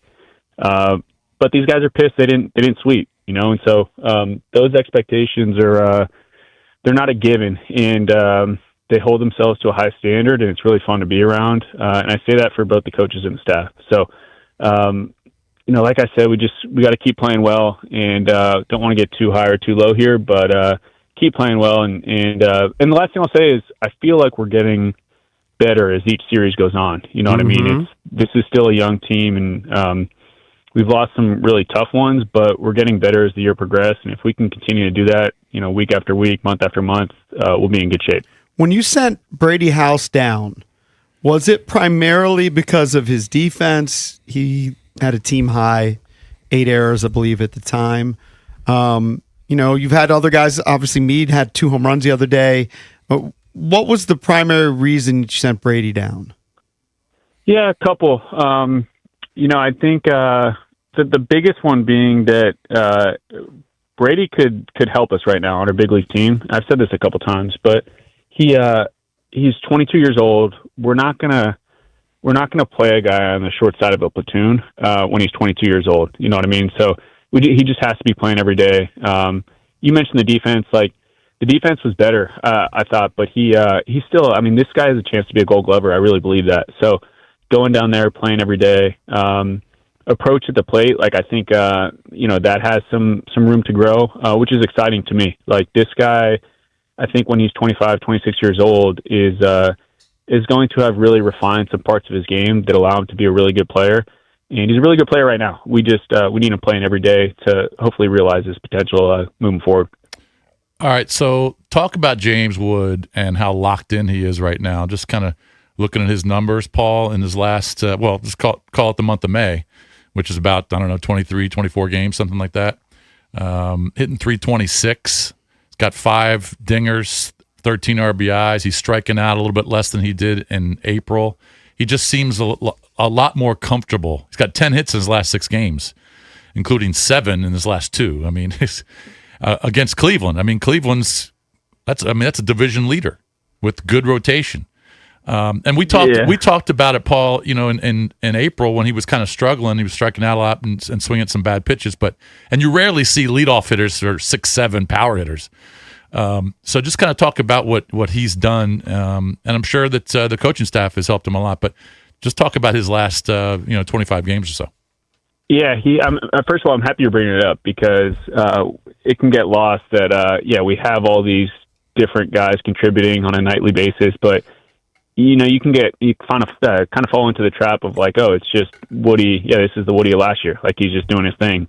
When in reality, he has been he was a monster last year. He's been a complete monster this year, and he's been one of the best players in the league, and he's doing it by just swinging at really good pitches, and then we all know his power. But when he gets one left over the middle of the plate, or even not, like last night, he's getting to it and he puts a charge into it. And that combination of just being able to, force pitchers to the middle of the plate. And then when you leave one in the middle of the plate, like, you got this 6'7" dude that's putting a charge into it, it's not fun throwing against. So, right. That's been really fun. And then we've talked about it, but defense has made huge strides. The way he's running the bases has been great. He had that stolen base the other night, but he's just, he's playing great. We're so lucky to have him. He's he's everything that we could ask for and more. All right, so talk about Dylan. Only been up for a few games since you guys sent Brady down, but can you talk about his performance and what you liked? He did hit a home run in the Brave series. Yeah, I think he's still getting his feet under him a little bit. The big message I think we're just giving Dylan in the early going is don't be up here and be cautious. You know what I mean? Like, you're such a great athlete. Go out there and play free and go have some fun. And I think we're starting to see that a little bit more. He obviously had the homer the other night. He had the double off the wall, which probably could have been a homer in another park. But he's just he's coming on to himself, and I'm really excited about what he's going to bring here in the future. Not just offensively too. He can really run the bases. You saw it last night with that infield hit he had. Like, he moves down the line. He's a really fun athlete. So the more we can tap into that athleticism, the better. Mm-hmm. Are you looking at the standings at all? Oh, he does. Yeah, of course I do. I wouldn't be doing my job if I wasn't. But we were talking about. fans. I don't know how much you can talk about here, or how much you can admit, Paul. But if you guys are in the mix, let's just say you're within 3 of the wild card near the deadline. Are they 1.5 back now? 1.5 now, and obviously it's you still got 110 games left or whatever. But do you guys think you'll be looking to add if you guys are in the wild card hunt? I would think so. Yeah, we don't honestly. Or is it too early to ask that? I don't know. Yeah, no, you can ask me whenever you want. I'm not sure I'll respond to it the way you'd like, but we try and not look too far ahead. You know what I mean? And we'll deal with that. If and when we get there. The big thing I would say is from the moment that we hopped on board, we said it, like, we want to be really stubborn on this vision of creating a really good team over a sustainable period, right? But at the same time, you got to be flexible on the details. And if we prove that we can get going sooner rather than later, then we got to adapt, but also at the same time, we don't want to do it at the cost of, future years and being good then too, right? So, at some point in time, like, the rubber's going to meet the road where you got to make a decision on some of those trade-offs. But we just want to be really responsible, while at the same time, listen, like, this team might be pretty darn good, and we want to take advantage of it if we can. And so we're going to be mindful of that when the time comes. But right now, we're just trying to win games. You know who else we got to give props to here is K-Bear. I just pulled up his game log. He's hitting 353 in the month of May. And, last year he had the concussion issue, and he when the Nats acquired him, we thought, okay, really good defensive catcher, and it's got a good bat. We didn't really see it last year. I'm not sure exactly why. Maybe it was because of the injuries, but talk about what is he doing differently, because he's killing the ball. He's got, I think, 6 multi-hit games in the month of May. He's been huge, and not just offensively, like defensively. He's made huge strides, and so that's tougher to see, I think, like on a nightly basis, because it's kind of boring, like watching a guy just steal strikes over and over and over again behind the plate. But then you look up, whatever it is, 50 games in, you're like, man, this guy's been really good back there. So defensively, he's been awesome. Offensively, you hit on it, like for a guy that hasn't been around league average in past years. He's been above league average this year at the catching position, which is tough to do. And he's doing it in a pretty unique way. He's still not walking a ton, but he's getting to some power to the pull side. And Borgie and the rest of the hitting staff have been great with him, and I think really empowering him to do that because he doesn't have to be this slappy singles ground ball hitter to the opposite field. When the time calls for it, he can be, but let's tap into some of his strength and do some damage, and he has been. Joined by Paul Taboni, the president of baseball operations for the Washington Nationals, who sit at 27-25, 2 games above 500. So about a week ago, Bears Verluga wrote an interesting column in The Athletic, and it was kind of about your friendship with Marcus Semien, which dates back to Cal. He was your teammate there. Now he plays with the Mets. I think he's made the All-Star team 2 or 3 times. And one thing which jumped out at me is, I guess he was busting your chops that you used to try to make the Kevin Mitchell play all the time, the bare hand catch. How successful were you back in the day? Was this just a BP thing? When were you doing this?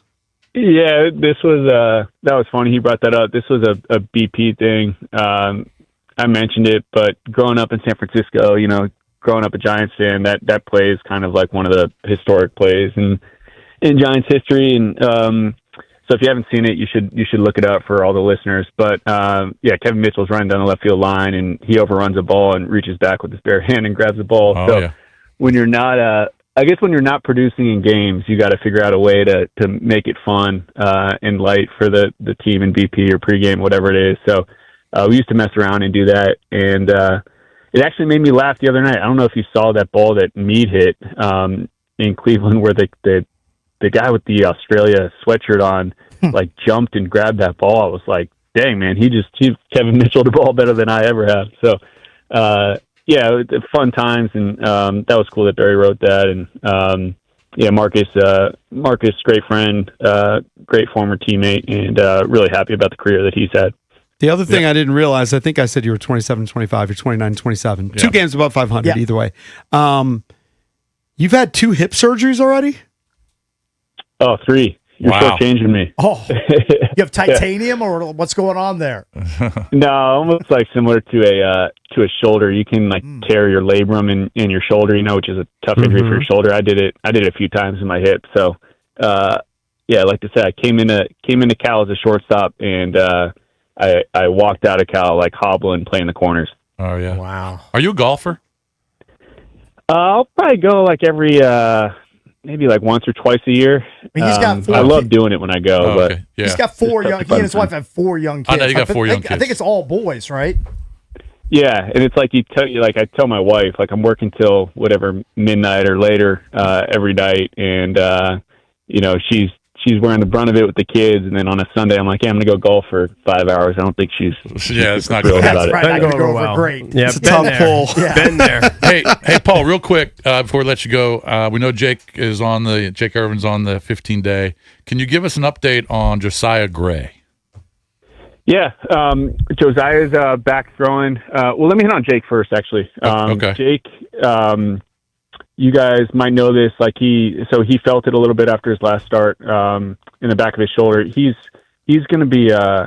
We're hoping that this is just going to be the minimum in terms of his stint on the IL. And more than anything, like we want to take care of this dude. Like he's going to be in the middle of whatever success we're having going forward, and we need this guy throwing meaningful innings in July and August and so on. So, and then JoJo, I was just texting with him the other day. He's just going through his progression. He's feeling really good. Similar, like, you know, with the injury he had last year, and then when it flared up at the start of this year, we didn't want to push him just because, man, we got to look out for him. So he's progressing, and while we want him back sooner rather than later, we're going to let how he's feeling dictate the time here, and then hopefully he's coming back helping us when we need him. And he's down in Florida rehabbing? He's down in Florida. Yeah. Yep. Okay. All right, Paul, good stuff. 1:10 today, right? 1 o'clock game today. Yeah, you got it. All right. Perfect. All right, good All right, luck. thank you, Paul. Appreciate it, Sounds buddy. good, fellas. All Yeah, right, thanks for having me on. Yep. It's Paul Taboni, President of Baseball Operations for the Nationals, joins us every Wednesday at 9 o'clock. Later on this hour, Paul Rabel will join us, lacrosse legend, here on the Junkies.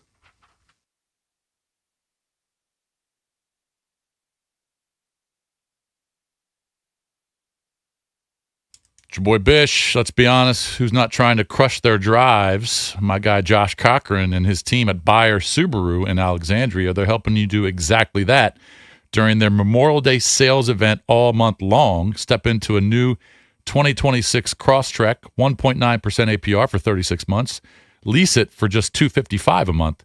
Go long in a new 2026 Forester, 3.9% APR for 48 months. Lease that for $339 a month. Or grab a new 2026 Outback from Bayer, 2.9% APR for 48 months. You can lease it for only $345 a month. These are great deals. One thing I really respect about these guys, they don't just care about what you're driving. Bayer Subaru is currently partnering with local animal shelters and community programs all across Northern Virginia. It's pretty cool to see. My buddy Josh isn't just cooking up silly deals. He's firing up the grill this Saturday. Swing by for burgers and dogs. Make sure when you walk in to get something to eat, tell them Bish sent you. Check them out on Richmond Highway in Alexandria or start online, buyersubaru.com.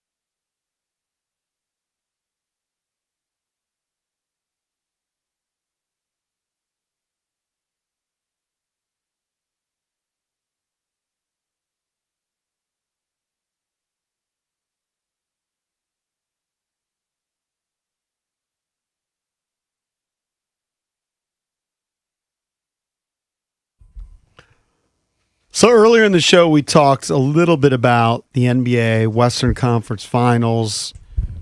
Oklahoma City won at home last night. SGA with 32 points. Wemby kind of an off night, especially shooting. It's 3-2 OKC over San Antonio. But on the other side, where do they go back to San Antonio for Game 6. Okay. And then Game 7 would be in OKC if there's a Game 7. But the Knicks on the other side are just waiting. So they're going to be resting. People are buying up tickets feverishly. Ryan Clary just told me that supposedly the top seats are selling for over $1 million. Jeez, what? What? Is that true? I know. I saw in the hundreds of thousands of dollars for courtside seats. Courtside? I've seen courtside for over $100K. I don't know that maybe $1 million. Maybe on the aftermarket. Seems ridiculous, but that's what he told me. But 100,000 is ridiculous. Yeah. So of course. Here's a question. Cakes yesterday kind of out of nowhere, never knew he had hatred of the Knicks, basically said, I can't root for the Knicks. I don't think it's I'll root for OKC. I'll root for the San Antonio Spurs. I don't think it's I can't it's root not for the Knicks. specific hatred of the Knicks. It's just that teams that are close to you geographically, I would never root for Philly. I would never root for the Knicks. I would never root for the Brooklyn Nets. I consider them like geographical rivals of the Wizards. It's not specific hatred. True, against but I the don't Knicks. think you're going to root for the Spurs or the OKC Thunder. You're not going to root for them. Not really, but I'd probably pull for I mean, Knicks not to win. If you could pick a team that you'd rather have win, okay, It might be the team playing the Knicks, but you're not going to watch games and root for the Spurs. So here's what you get if you do root for the Knicks. If you don't have a favorite team that's in it, right? So none of these teams you don't really care for any of these teams, OKC, San Antonio, or the New York Knicks. Neither one of them are particularly lovable. What you get with the Knicks is you get Timothy Chalamet and Ben Stiller and Tracy Morgan, and you're going to get shots of Patrick Ewing in the crowd. You're going to get a lot of crowd shots. You're going to get Kylie Jenner. That's kind of you'll get Spike Lee. Yep. Oh my god! You get all of that, and you're going to get all the Knicks fans. Just Spike Lee alone. I don't know if you saw the scenes after the game. You're going to see outside MSG mob scenes where you've got the obnoxious New York fans. Yeah, that's what you're going to get with the New York. Mm-hmm. Now, some people like that. Do you like a market like New York?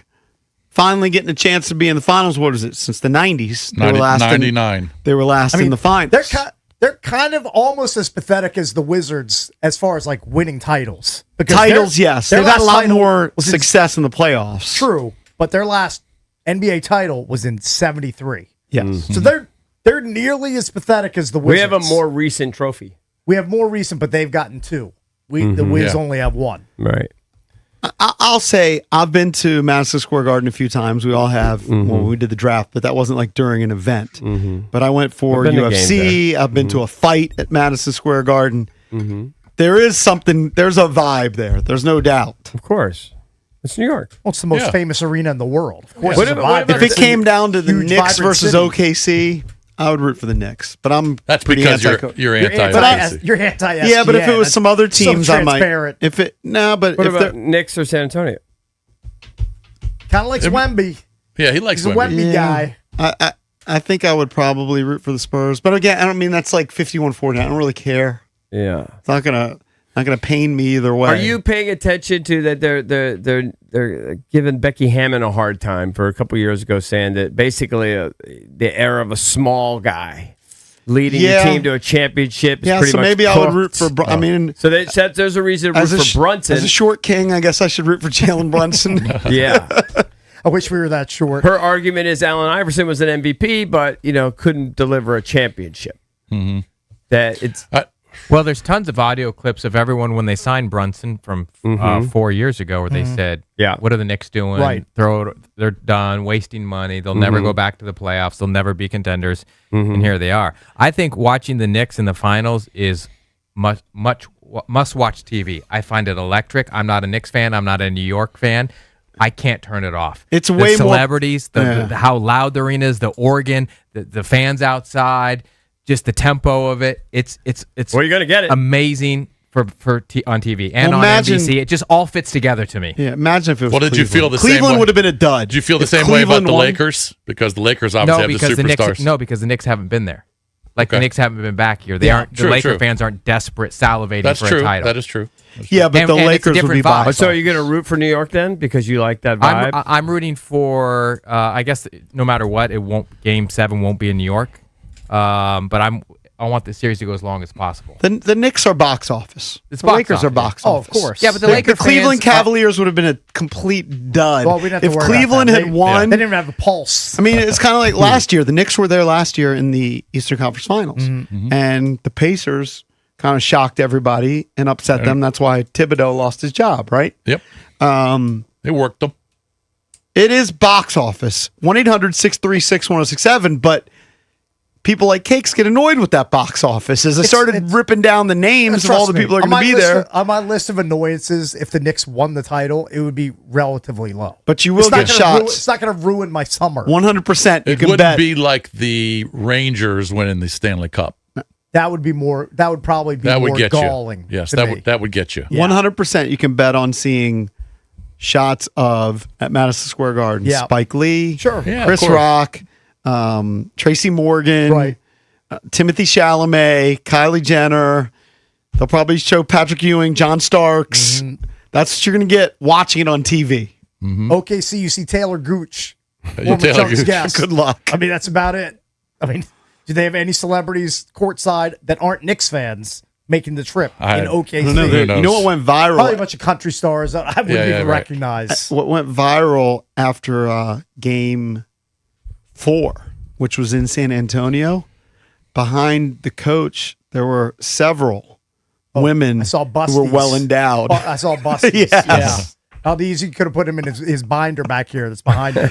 They were in the front Yeah, row they or were- second row. They were definitely strategically placed. Yes. You know, I The know that camera. you said that, and I get there's a lot of backlash against SGA and the flopping, et cetera. I got it. Mm-hmm. But do you think that they're more of sort of an evil empire than San Antonio? Like, I don't think there's anything particularly lovable about San Antonio. They've been there I don't know so what's many evil times. about San Antonio. Well, not evil, Well, but just I'm just be the bad guys. unlikable. I Unlikable. don't think they ever were the bad guys when Tony Parker and Manu Ginobili and Tim Duncan. I mean, is there anything they were winning a lot. They is there- won 5 they were annoying 'cause championships. they won I mean, a lot. I think that's why. That- yeah, I think- But they if you were, weren't- so if you much. but they weren't were, a Spurs Pop is fan, annoying. they were nice It's the same guys. reason Pop people was smug. same reason people rooted against Jordan and the Bulls because they were just dominant and they won every year. So people I didn't want to almost see it. find OKC more likable than San Antonio. I don't know. The flopping gets on my nerves. Mm-hmm. I think I might want to root for I the will Knicks give too. the Knicks credit in this, and specifically Brunson. He signed a lesser deal so they could bring other players in to compete for titles. Well, I said it before. It And so also shows that's you. commendable. That doesn't happen a lot in current sports. It also shows you there's different ways to win. Right. How many of the guys on their roster did they draft? They didn't draft any of the starters. None of the I know that. We didn't have to go back and look. I don't know. But the fact that they didn't draft any of the starters is impressive. And then off the bench, Landry Shamit's become a big contributor. They didn't Yep, draft him. No, you're right. And So- Mike Brown has been fired 100 times. Yeah. Ultimate retread. Yeah. It's a good story. He's I been don't know. around. It's just He's a been good around the story. block. Team basketball, tough, great arena, great fans. Yeah, you know what? I might root for the Knicks. I think don't I would know. root for the Knicks, but I am annoyed by Spike Lee most of all. He's so annoying. He's just such a camera hog. Yeah, but he's been he's not like a bandwagon guy, right? No, he's been there for the he's just beginning. like how Jack Nicholson was with the Lakers, and Yeah, but he's more about Is him. Spike in the front row? I don't I don't Yeah. know where he's I at. don't- He's No, okay. he's usually, I don't He's know where he is. close. I don't know if Yeah, he's front I mean- row, but he's close. I would say top 10 rows or top 7. I thought I saw him in like the third row. that might be right. All right, He maybe. might move around. He's courtside a lot of times.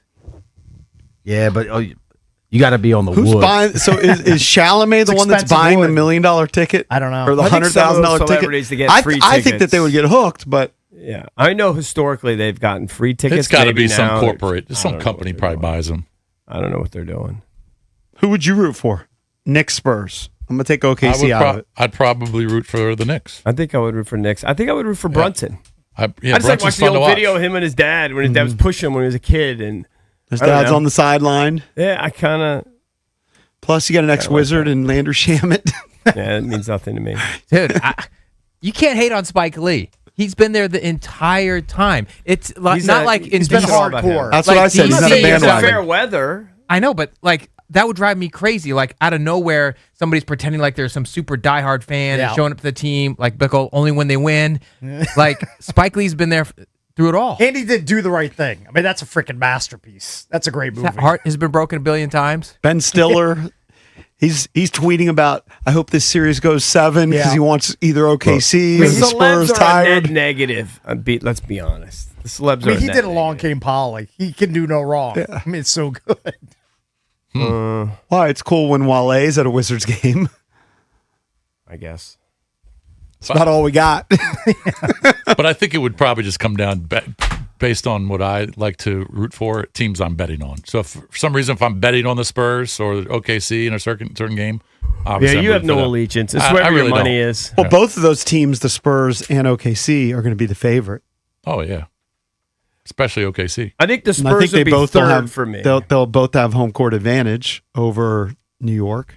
Completely put off by Pop, and now I guess he's supposed to be a sympathetic figure because he's had a stroke, but I'm not a fan of Pop. So I would think- that just stay forever? Because Pop's not coaching them. Yeah, he's around. He's around as long as he's alive. His aura there just Yeah, I'm not a hangs Pop over guy. everything. So 10 years from now, let's say the Spurs and they may final. If they're still dragging him out, yeah, I'm not a Pop guy. Oh, let's say he's dead. Then they're open for business for me. Not a Pop guy. Way too much of a douche. I'm not a Spurs guy. They get lucky all the time in the lottery. They get generational players all the time. You know Although- what? Sick of them. Although I mean, my mind's blown by Wemby occasionally. I mean, blown watching him. So I can't Had a believe dud last night. Yeah, he wasn't Yeah. good last night, but I can't believe the guy is that long. It's Or just unbelievable. He's that that long athletic. and that athletic. No, it's crazy. He looked off last night. Like, I mean, he's a great defensive player, but his ankles were getting broken at time. When there was He's a gonna play a baseline lot. drive that SJ had on him where he just kind of jabbed and pulled away. That was one of the 6 or 7 field goals that SGA made. When SGA's interviewed, I don't find him to be off-putting. Do you? No, he's fine. Yeah, I think he's fine. It's a little the one thing that they do, which was kind of cute at first, and I don't know if they still do it totally, but anytime he used to get interviewed, the whole team would stand behind him Why? because this is like a team thing. But after like 80 games, it becomes too much. Yeah. I think he's one of those guys that doesn't wear the same outfit twice. I wouldn't doubt Oh, that. really? Yeah, and I've Never? seen some video where he basically had like a garage sale, with all Hey, his like Jason. He's got something to cop with like Jason. all his outfits. Garage sales. That's my wife. How often do you have garage sales? I might have some stuff I want you to One a sell. year. Oh, you only do one a It's year. usually in Big blowout, like in the summer, end of summer. actually it's usually in May. Ooh, it's got. Oh, So I'm surprised she hasn't had one. T's behind. But behind it's a schedule. community. It's a community thing. Ah, Like the community okay. sets it up. Maybe it's in the fall. I don't know. So you can go hopping from garage sale to garage sale. yeah, and people have signs. Garage sale this way, arrow Sounds this way. like my personal hell. It ain't That great. DJ Maxx. DJ But I Maxx don't- is silly. I don't You're have to missing do anything. out. I don't You're have to missing do out, anything. buddy. Trust me. All right, coming up Bunch next, of donks coming up to my house, but that's all I got to do. Is deal Paul with them. Rabel's going to join us, lacrosse legend, founder of the They're in PLL. town this weekend. That's next on the Junkies.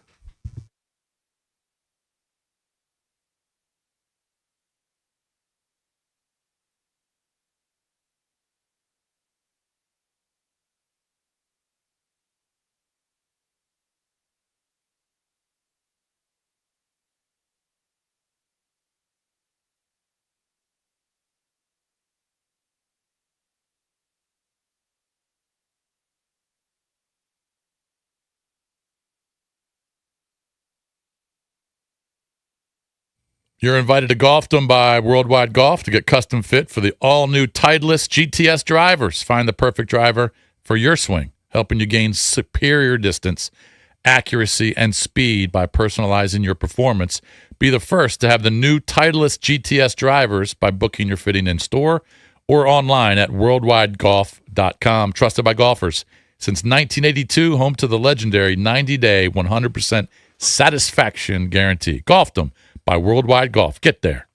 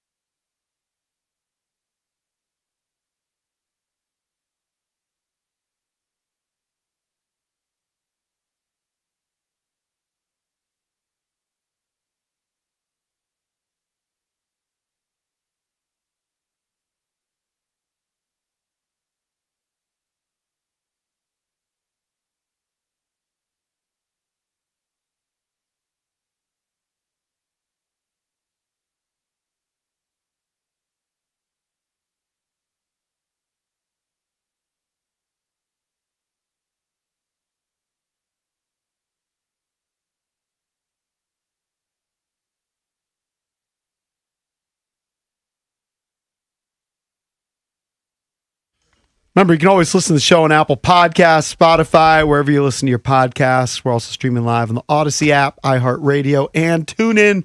We are very available. All right, we're going to talk a little lacrosse. Yeah, let's do it, buddy. Our pal Paul Rabel joins us now. It is homecoming weekend for our Maryland Whip Snakes this Friday and Saturday. Our whips. Our whips. Jeff, we call them the whips. That The whips. ownership calls them the whips. The whips. All right. Right. The whip cakes. The whip Right. cakes. Oh, that's Exactly. even better. Oh, that's, you know what? Limited edition T-shirts coming out. Love it. Love it. And they're going to be playing 8% Fridays. royalty or 10% I'm not royalty. even What should asking. we do, Tate? I'm not even asking for a cut, man. I would just be It's a honored. freebie, yeah. That's all. Friday and Saturday, and they're playing at the Ridley Athletic Complex at Loyola. That's a first for the PLL, right? Yeah. We've been at my alma mater, Hopkins, for the first 7 seasons. Decided to switch it up. Right. Switch it up. Spread the love. Yeah. Spread the love. Why not? Perfect venue. You get tickets, single session, $25. You want to get to all the games, it's like $100. It's a no-brainer. And the biggest thing is parking free. Big. Parking That's huge. free. That's a big thing. Zippy. Zippy. No additional cost. Is it right there, Paul? It's right there. Yeah, I think there's only 600 spots, though, so it's definitely going to be first come, first served. Right. The venue holds 5,000. Right. So it's a beautiful venue. The problem with because they put a lot of people in the stands at Loyola for the lacrosse games, but these venues that have the stands on one side and don't have stands on the other, they're built electrically to shoot from that side too. So it's always annoying watching them on television because the camera is pointing at the parking lot. So we actually paid to move the whole rig around so we can shoot the crowd. Perfect. Stuff like that's important, man. Very important. It's like even here in College Park, I'm a Terp. man. I go to College Park. They always have the camera on the wrong side of the field. Yeah. Oh, And it looks Wrong like side of the field, and it's 700,000 feet in the air. Yeah. It's brutal. It's brutal. Like And that's- watching ants play lacrosse. it's really bad the way some of these things are not well thought out. But that's one thing. You say what you want. I don't know where you stand on lacrosse or whatever, but you're not going to find a sport. I don't care what level broadcast better. These guys pay attention to detail. You still got the guys mic'd up and all that, and the cameras down low. They got kids running around with cameras everywhere you think. They're running around. Everybody's got a camera. We just did a new deal with ESPN. We had a deal that was 4 years long with them, and they just renewed for another 5 years, and they made an investment out of Disney into the league, given the growth that we've done, largely because you guys have had me on your show. Yeah, of course. You guys know I've been on the show a bunch and love you guys, and have been listening to you since I was at the Matha 20 some odd years ago. You always say that. Very nice of you. I mean, guys, you probably view yourselves as underdogs, or did. Of course. And that's our mentality. So you may not, you may love lacrosse because you're listening in the DMV or more widely across the Mid-Atlantic. But if you don't know lacrosse, you got to know that we're fighting, man. And this is a sport that's been played for thousands of years. It's been played since 1877 at the college level. The problem between lacrosse and the Big Four is it didn't have a professional league until the early 2000s. Right. So we just couldn't take advantage of that growth. So in a lot of ways, people that watch it for the first time think the game's new, but we call it America's first game. Well, and listen, and honestly, for new parents out there, and most people know around here, lacrosse is big around here, especially in youth and college, et cetera. Yeah. But you don't have to be a genetic freak. Not everybody's built like Paul Rabel, who could play, safety in the NFL. Right. You got guys like Cakes could play. Yeah. Cakes could play multiple positions. I'd be silly. You could be all sorts of different sizes. Not a You'd lot be, of running though. Whatever the least running, goalie. You'd be a good Fogo. Goalie. You could be a goalie. Goalie, yeah. You gotta Goalie be and crazy face-off. though. Paul, some of these. That's the point. Some of these kids at Princeton, when I was watching, because I watched the semifinal and the final.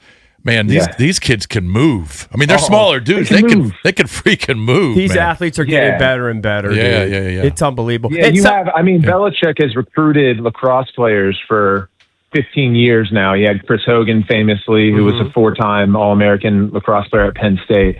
And then we have guys like Jared Bernhardt, who will be playing Saturday afternoon on ABC with the Denver Outlaws, who had a short stint in the NFL.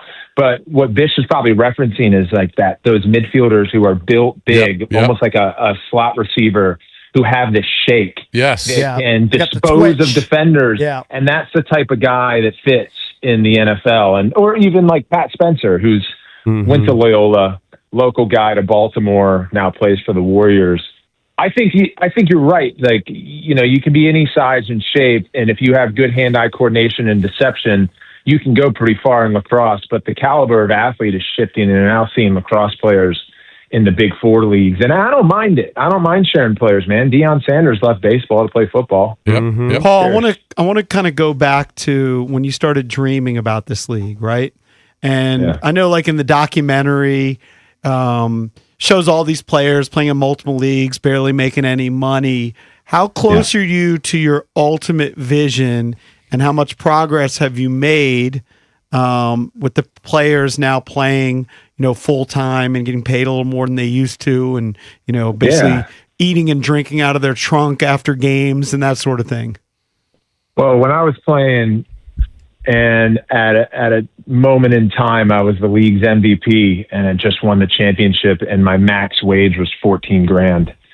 So I was having to cobble together. Well, I really just sort of like got involved in the internet and built a social media presence, which brought Under Armour and Red Bull and other brands to me, which allowed me to be a full-time lacrosse player because I wasn't making it on the field. So the dream was always like, how do we build a business that can sustain and also pay guys 10x what I was? So now there's guys making $100,000 to play lacrosse. That's and where I want to get to is guys getting paid millions of dollars to play. And that leap, I mean, we're in that tweener phase.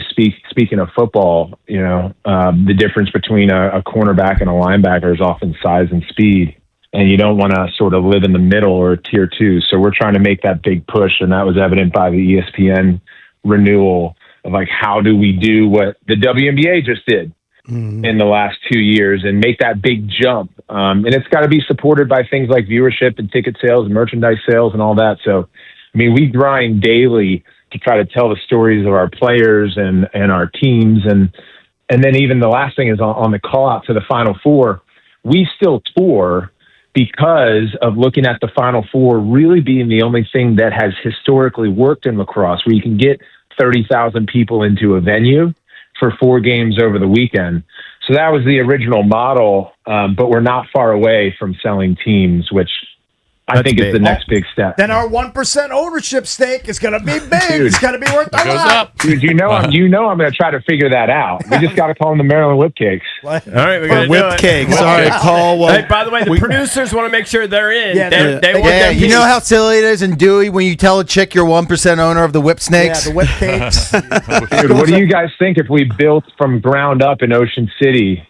Hey, we were just in a in future Dewey. summer. Yeah, Let's like do the it. Dew Tour. Let's Like do the it. Dew Tour and host a game. You guys co-host it with us? 100%. We combine it with our next trip to Starboard and Dewey. 100%. Hey, we got to run, but just to let 100%. people know, Friday, Saturday, Ridley Athletic Complex at Loyola University. Where do they get the tickets? 5 games over the weekend. You can go to PLLtickets.com. All right. Paul, thank you. Love you, buddy. boys. Love you, man. All right, we buddy. got to roll for Bish, Cake, Later, CB. fellas. I'm JP. We'll see you tomorrow. BMitch and Finlay next.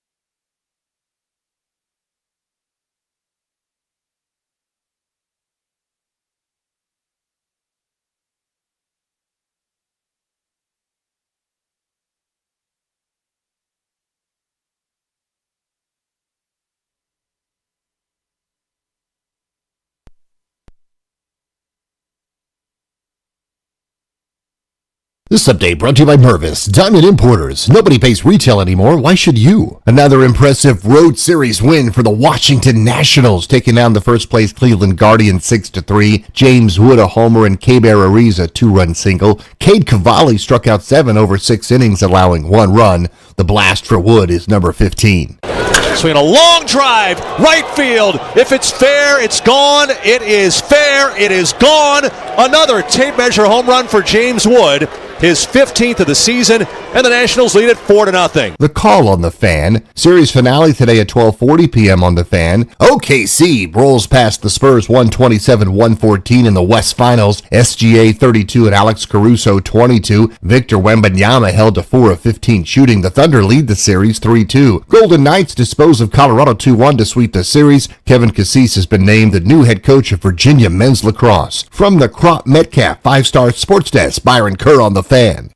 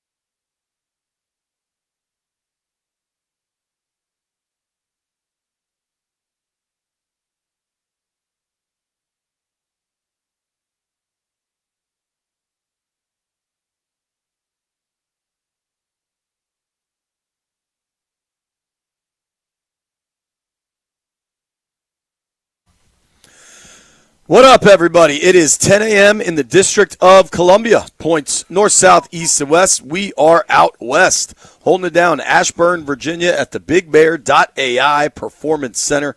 Out here for Commanders OTAs. Going to be a very, very interesting day. There's a lot for us to dig into with the Commanders OTAs getting started. The players have been here. The coaches have been here. Today's just the first day. The media gets to be here. A lot for us to get to with that, but we got to start with the Nats. The bats continue to be red hot. James Wood goes yard last night. The parade worked. Now has 15 on the year. The Nats are undefeated on days where there's a parade down Half Street. Yeah. Hey, listen, man. One thing about it, you can get that little groove going with one aspect of the game, and then the rest of it will come along. And right now, it seems like the bats are carrying it, man. 2 games over 500. Honestly, though, the pitching's been good. I know that game got a little dicey late, but the pitching's been really good. If anybody remembers, Toby might be the only person that remembers, but we are the foremost Mitchell Parker radio show in town. He was nails late. Cavalli was good early. Cavalli had 7 strikeouts, I think. Parker had another 5. It's an interesting time to be a Nats fan, man, and I don't know who, what, when is going to happen with trading. It's funny. I was at NBC yesterday, and Camera during a commercial break is like, tell me why they would possibly trade CJ. And I'm like, it's a fair point, dude. I'm not sure I know that answer. And the further they get into this thing, the further along it goes, you wonder, maybe they don't. And I find it hard to believe they'd be buyers considering how they're trying to run everything. But maybe you have to. They play this afternoon, another one in Cleveland. If they get that series sweep, this weekend series against the Padres, one, I hope it's packed. I hope it's absolutely juiced at the ballpark. The weather's supposed to be incredible. Plus, you got day games. Saturday is a 4 o'clock. Sunday's a 1:30. Take the kids, take the family. I hope those games are packed. If they get the sweep here, they'll be coming off 2 straight series wins. I guess 3 straight series wins, right? Yeah. I guess they split with the Mets. It's fun and it's exciting, and I think everybody's kind of turning around and paying attention. You know what I mean? Yeah. There's right now it's not we're not booking hotels in October or anything, but you're like, wait, what's going on in Natstown? This is kind of exciting. But that's what I was asking. What's talking about yesterday, Dave, about Jagler. When you have bats as like they're playing, it makes a pitcher basically settle down. He doesn't have to force. He doesn't have to be perfect. And when you don't have to be perfect, great things happen for you. So, you can calm down and do the things you've been taught and what you've been working on instead of having to use your best stuff on every pitch. That happens, you're going to be in trouble, point blank. Yeah, when you know the bats are there, that's got to provide the pitchers some level of confidence. Yes. You know what I mean? And, I watched last night, and I thought Franson did a really good job of explaining what a good job K-Bear Ruiz was doing framing pitches, especially you could tell the Cleveland hitters were getting really pissed because they thought a number of strikes that got called were low. And Frenchie pointed out, he's like, no, man, it's because Ruiz is framing that pitch so well. And then what I liked and what baseball has now is the ability to go to the computer. And then you could tell for sure if it's a ball or strike. Ruiz was right. The ump was right. Those balls hit the bottom of the zone. They were strikes. That's all that matters. It was, I don't know that the red hot hitting will be able to continue, but at the same time, I don't know. The pitching was awful, and now the pitching's pretty good.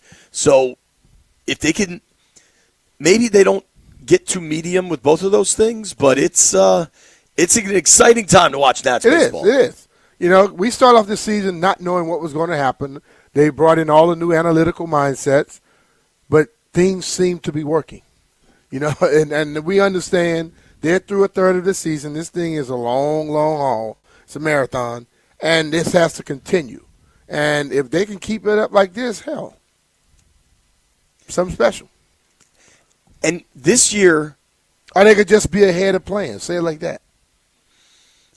Totally. Nobody's expecting the crazy stuff. Right. This year is just about being fun.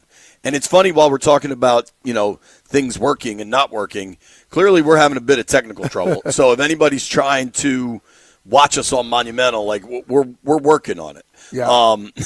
We're certainly working on it. I think maybe I'm going to connect here in a moment. We'll see. I'm texting with Huey. My man Stallion, as always, is just a ton of help. But we're going to figure it out. We are in Ashburn, BigBear.ai Performance Center, and OTAs are coming. It's going to be a lot of fun. What, if anything, are you most interested to see during this phase?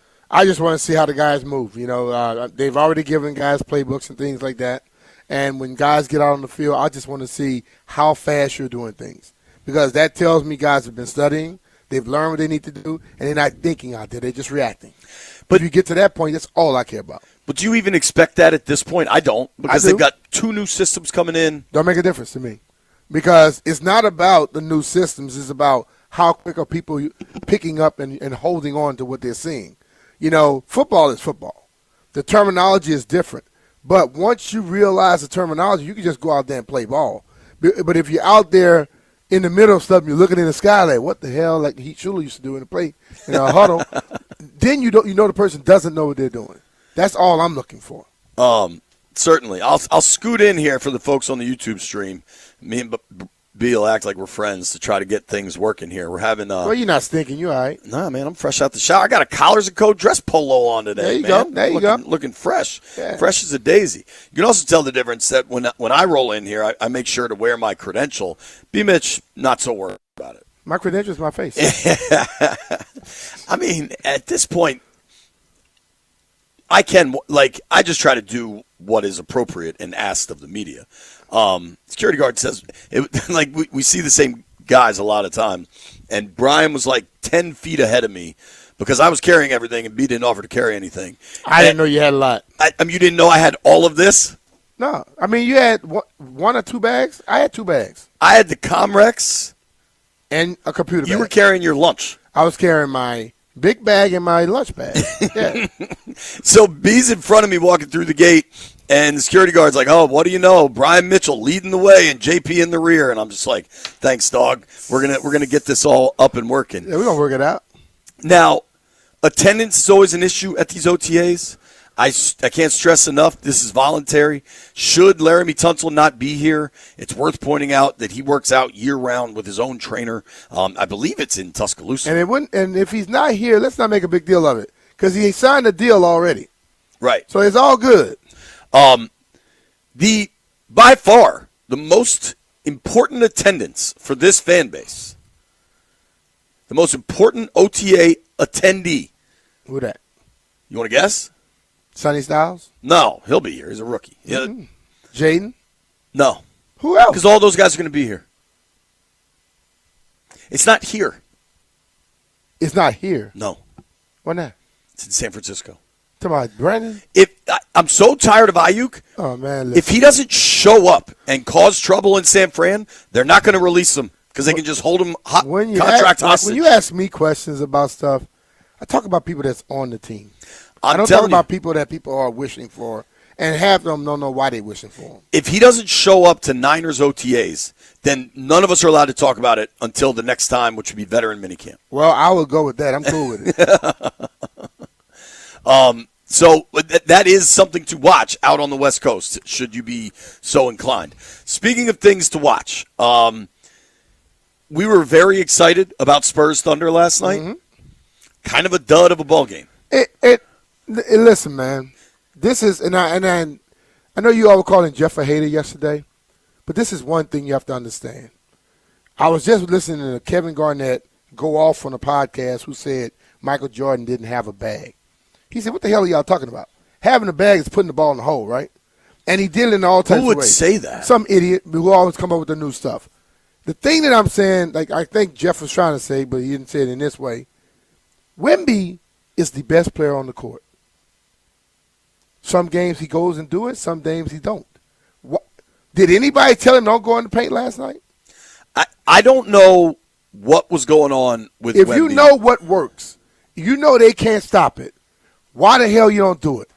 MJ was doing this game after game after game, and I'm not worried about. I'm not trying to compare him to anybody else. I'm just saying, look at the great ones. The great ones did it week in and week out. Game in, game out. They didn't go one game disappear, one game disappear, one game. They did it every damn game until you stopped them. I don't think anybody stopped them from going in the paint. It was a bizarre. Did you watch the whole thing? He played above that damn that 3-point line like he did in Game 3. The opening pace of that game was bizarre. All right, I think we're up on Monumental. So good morning to everybody there.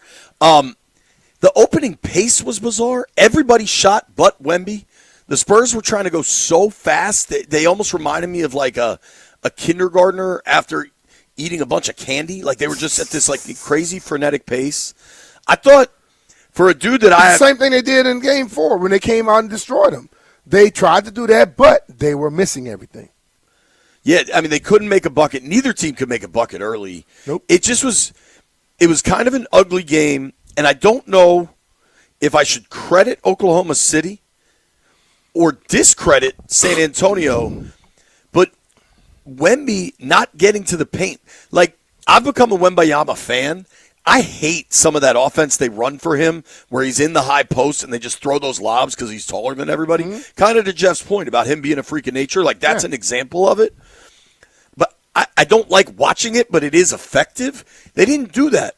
Like, he got the ball. They did it a couple times early. I saw where the thing about it that listen, they are putting guys on him that is a foot shorter than him. If they had done that to Shaq would have killed him. He has to get to the point where when they put somebody small on him, demand the ball. Be demonstrative and show me that you are going. Listen, that should be disrespectful. Like Tanner always said, you line up one guy on him and no help over the top, disrespect. I'm gonna burn your ass. When they put a guy that's 6'4" on him, he should say, give me the damn ball, get out the way. There is no scenario on earth, to me, that Victor Wembanyama is not the leading rebounder for that team. And he wasn't last night. Champagny was. There's no scenario on earth where Wemby should finish a game with 6 rebounds. And I get they pulled him late, but that wasn't until like 3.5 minutes left. Yeah. Like, he played a lot. I thought, to me, there was too much De'Aaron Fox last night. He was 4 of 15 and 0 for 4 from 3. And he's not a plus defender. It's not like he helps you in other ways. He had try hard, though, last night. Sure. That's one thing I like. Like, what I'm saying is, when Wemby is into it, you see he's the best, and I can understand what people are saying. But when he's not into it, you understand why there's some doubters out there. You know what I mean? Yeah. And because, listen, bro, when he steps on the court, all this alien talk, this, that, and the other, if you are the absolute best on both ends of the court, yeah, be it. Last night he wasn't. He shied away from it for some reason. And, dude, I have been a Wemby stan. I don't know how I've gotten myself into this position, but here we are. Either last night, Oklahoma City's game plan was terrific and got him out of the flow of the offense, or the Spurs didn't recognize what they needed to do. I think it's some combination of both. You've said repeatedly, Wemby is coming for that face of the league thing. He's just not there yet. Last night was the best evidence of you being correct. Yeah. Now, that doesn't mean they play again tomorrow night. They do. And they'll be back in San Antonio. But see, the thing for me is the half-court heave, he made it. That's a hope and a prayer. That's not something you're going to do for 40% of the time. Right. So I don't get like in awe and over like, oh, wow. When that happens, it doesn't make me change It's cool. my mindset. It's fun to watch. It's a cool thing to happen. I thought the logo 3 earlier in the series was a more important moment. Yeah, but what I'm saying is I need to see the guy with said skills to inflict that on people when they know it's coming, they don't know it's coming. You let them know all the time. Too many times he playing to the hands of the defense. He got to stop that. Yeah, I agree. And then when he gets on the other end, he was out of position a lot yesterday. I mean, last night. Normally, SGA cooked him on that one but drive. normally he's sitting in the middle and he can make you adjust everything. They wasn't worried about it. So early, they did a good job. Early, he was impacting the OKC offense, and then they smartly kind of kept rotating and getting him out of the paint, so Oklahoma was able to get to it more often. I thought, OKC is a champion. They won this thing last year. They've got a 2-time MVP on their roster. I thought Shea was good last night. I don't know, man. For Wemby to end the game with 20 and 6 and 0 of 5 from 3, that feels like the Spurs got to look in the mirror and say, the team we're playing is good, but we did not show up. And I understand he doesn't like Chet Holmgren, but trying to play the big boy bully thing, we saw him, he walked by and he bumped him, and Jalen Williams looked at him and laughed. Dude, relax. Because if they start doing some dirty stuff to you, believe me, you're not built like that. Totally. And like Hartenstein, so I looked up Hartenstein's profile because I was trying to remember, like, did I see this guy play in college? He's American German, I believe. His mom is German. I think. His dad is, African American. I think, sure. But he grew up in Germany is what I'm saying. Mm-hmm. And then he started cutting his teeth in pro ball in Lithuania when he was like 16. Like, Hartenstein is not a refined player. No. Chet's the more refined. Yeah. But, like, if Hartenstein wants to get big and really try to bully Wemby, like, did you see the illegal screen on Lou Dort? Like, probably in the third quarter. It might have been Vassell. Like, the Spurs are trying to establish this physical identity, which I can understand and support. But, like, last night, they seemed like they were the ones playing cheap and out of sorts. Mm-hmm. Like they were chasing, and OKC, to quote Steve Sands, OKC kept their poise. Yeah. You know what I mean? See, I go back to game 4. No. Was it 4? 3. When they were setting the screens on Castle, he lost it. Because, when you're running, it's not their fault. They're standing there. Right. It's your dude's fault for not saying screen, let you know that he's setting it for you. Last night when they were doing it to the Thunder, they didn't let it affect them. The Spurs did in Totally. that game 3. They can't let that happen. Now, there's another game to come. We'll see tomorrow night. I am currently on the wrong end of a $100 bet with BMitch, but there is a lot of football left. A lot of basketball. Daniel Jeremiah had a really interesting post where he talked about kind of the nucleus you need to build a championship football team. I want to run through kind of his theory and how close or how far Washington is from that, especially as we're here in Ashburn getting ready to watch OTAs today. You're listening, you're watching, you're hanging out with BMitch Finlay.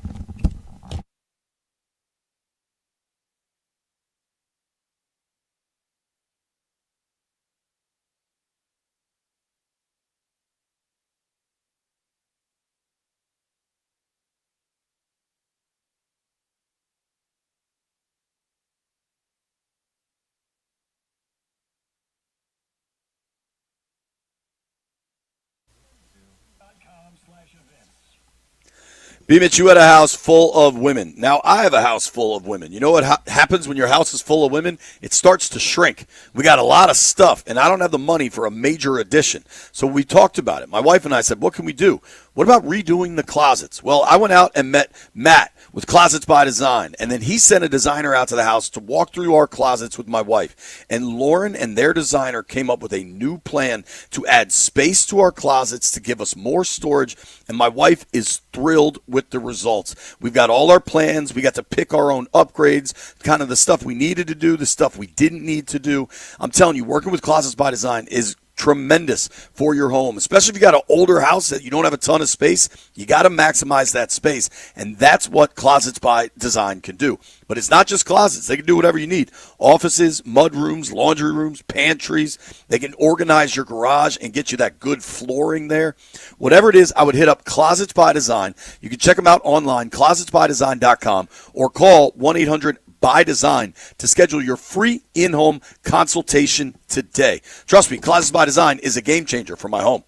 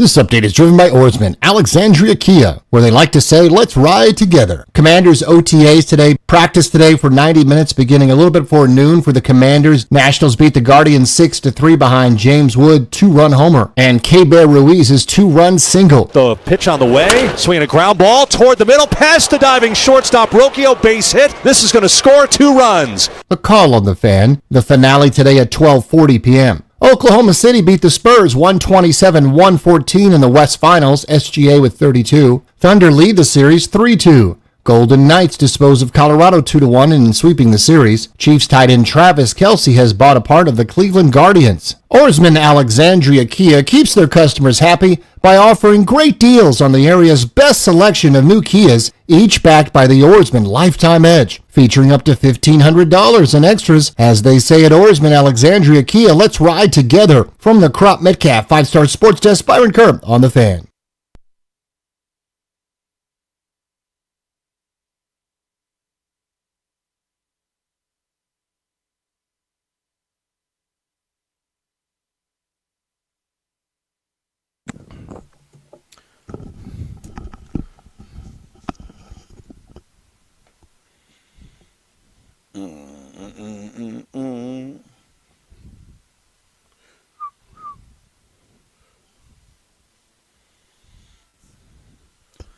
BMitch Finlay, 106.7 The Fan, live at BigBear.ai Performance Center, Ashburn, Virginia. It's going to be a fun day. We're going to hear from Dan Quinn a little more than an hour from now, I would say. Curious what DQ says. He'll get asked a zillion questions. He'll probably provide very little updates. On various injured players that we're going to seek updates, what do you think DQ is going to say? Right on target? Yep. They coming along. Yeah. You know. We're not going to miss any steps? Yeah, what they're supposed to tell you. Yeah. So, dude, last night I thought this was pretty interesting. Daniel Jeremiah is a guy we've had on the show. I think he is a really level-headed. He played college football, worked in NFL front offices, worked for the Ravens for a long time. Like, he's a dude I value his opinion and kind of believe in. Mm-hmm. And he had this theory. Said to build a championship foundation, right? Mm-hmm. You need to fill these 12 spots. And he laid it out by number. And I want to kind of examine Washington through this lens. Quarterback, 1. Yeah. Offensive playmakers, 3. Okay. Quality offensive linemen, 3. I agree. 2 pass rushers and 3 additional defensive playmakers. So that's 12 players. So you're saying you need 5 people basically on defense that could do all those things? I think that the key component to this is you need 5 like good to great players defensively, and then 7 offensively. Good to great to be a real championship contender. Okay. Like you need an entire roster, but of where you need real exceptional talent, I think it's a fair look at NFL rosters because the salary cap, the NFL draft, free agency, however you want to examine it, like not everybody's going to be making $25 million a year. True. But you have to have some of those guys to make it work also. Yeah. You know what I mean? And I think, like, if you look at, you look at your 91 team. Mm-hmm. Quarterback rip at that stage, absolutely a check mark. Offensive playmakers, you had 3 receivers. 3 receivers, you had EB. The way you guys ran the ball. And Gerald. I think the quality O-line. That was definitely there. Was 5. Pass rushers was outrageous. Charles, Eric Williams was coming from the inside. Jumpy, and then playmakers. You had Wilbur blitzing every so often. You had Wilbur. You had Monty. You had Darryl. Brad Edwards was a bad Brad man Edwards back was there. Destroying people. Yeah, dude. So even if you look at Darnold, you look at Seattle last year, and Darnold, Njigba, Kenneth Walker. Yeah. You still had Cooper Kupp. The O-line was strong. They had pass rushers for days. They had defensive playmakers for days. I think there's something to this theory that I at least find interesting. I agree, but I just think that some teams may have that makeup a little different. Some guys may have two cornerbacks that could be shut down, which make you don't have to have the great pass rusher because now you're giving them time to get there. You know, so I think his basis, his head on. But every team will not have exactly that setup. I think defensively there can be more fluidity to it, right? Yeah. Like if you have a truly elite secondary across the board and just one pass rusher, that can work. Yeah.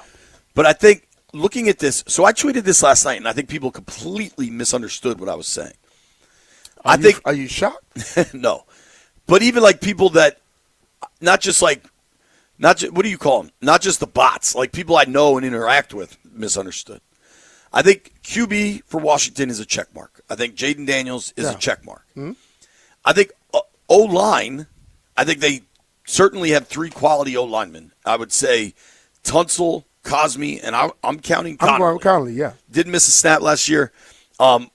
Chris Paul was pretty good last year. Maybe Brandon Coleman emerges there. Chris Paul was damn good. I don't share the concern over Nick Allegretti that others do, but we'll see what happens, right? Mm-hmm. That's why they play the games.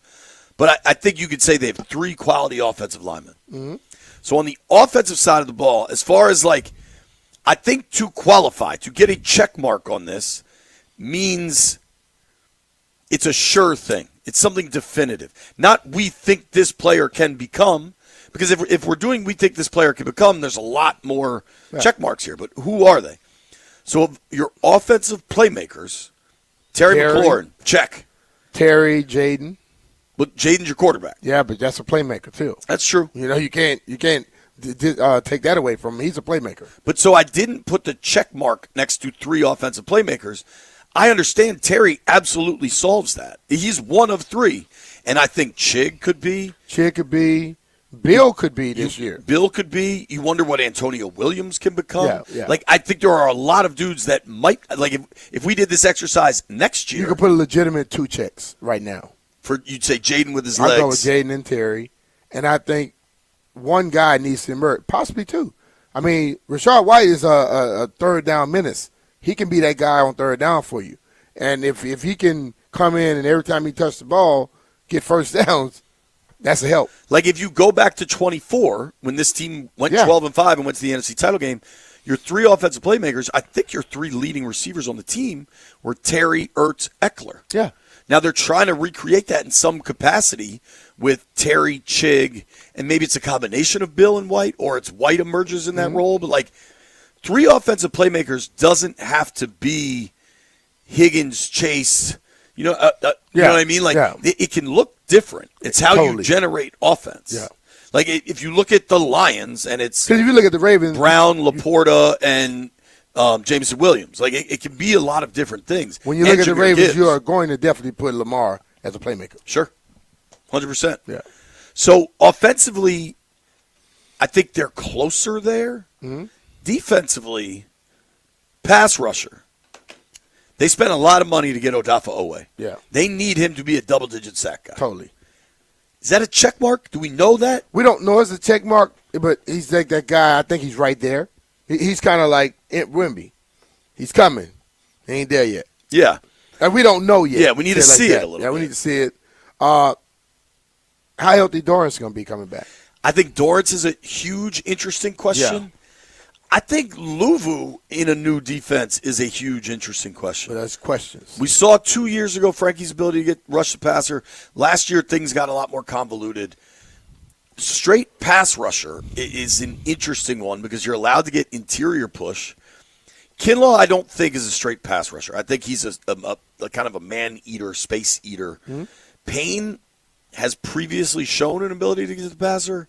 Johnny Newton was supposed to be that dude. But I think Kinlaw and Payne, if they can be more dominant inside, sure, it allows for the Dorrance Armstrong, the Odafe Owe to become those guys that they are capable of being. You wonder what Kaylavon Chason can be. Yep. You wonder what Charles Menahu can be. But I think if you're asking me to list two pass rushers that you can count on, or the closest to two pass rushers that you think you could count on, it would be Owe, who they just signed for a lot of money, and Armstrong. Coming off injury. Right. So, like, neither of those are full-scale check marks to me. and then 3 defensive playmakers. You can't check them in yet, but Styles, Yeah. 7th overall pick. You're hoping. That's we're hoping in a year from now. That's like the easiest check on the box, right? But you can't say it right now. And then you think what a defensive playmaker means, and you wonder what Chenal's going to be. And I know he had a down year last year. Mikey, he's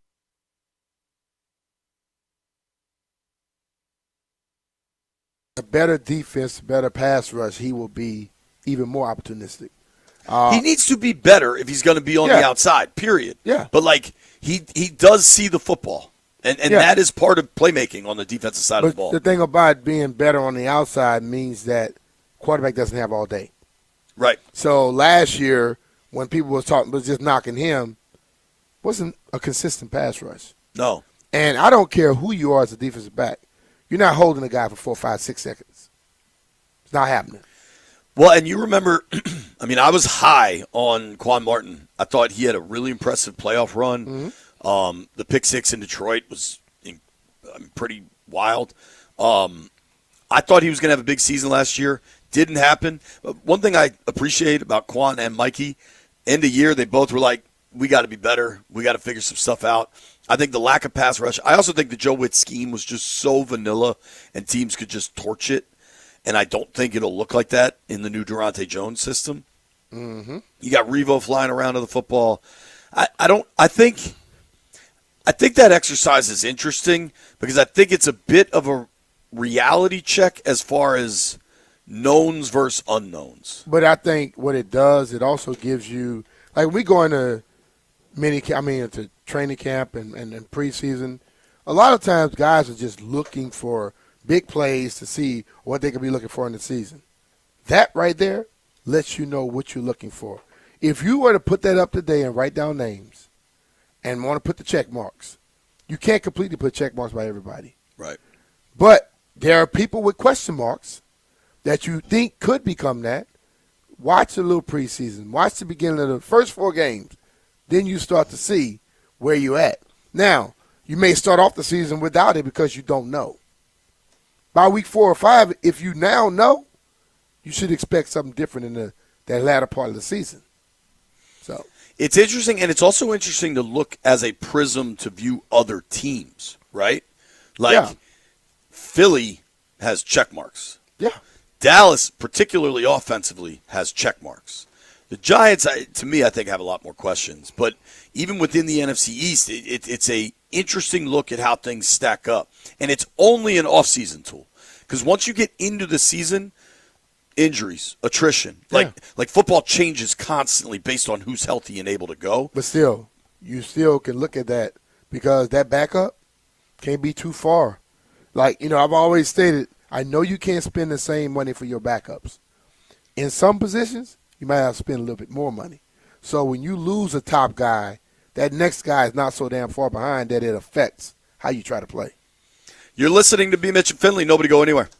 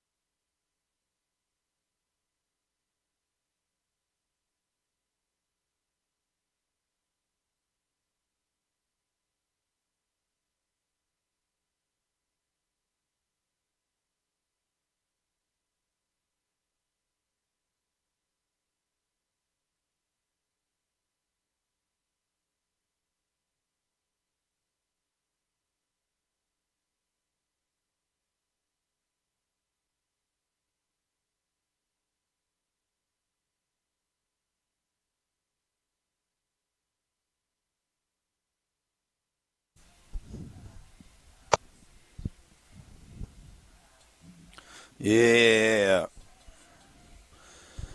BMitch Finlay, 106.7 The Fan, coming at you live. BigBear.ai Performance Center, Ashburn, Virginia, out here for Commanders OTAs. We'll be out in here. The burn. Here's the plan, so everybody's aware. We'll be here.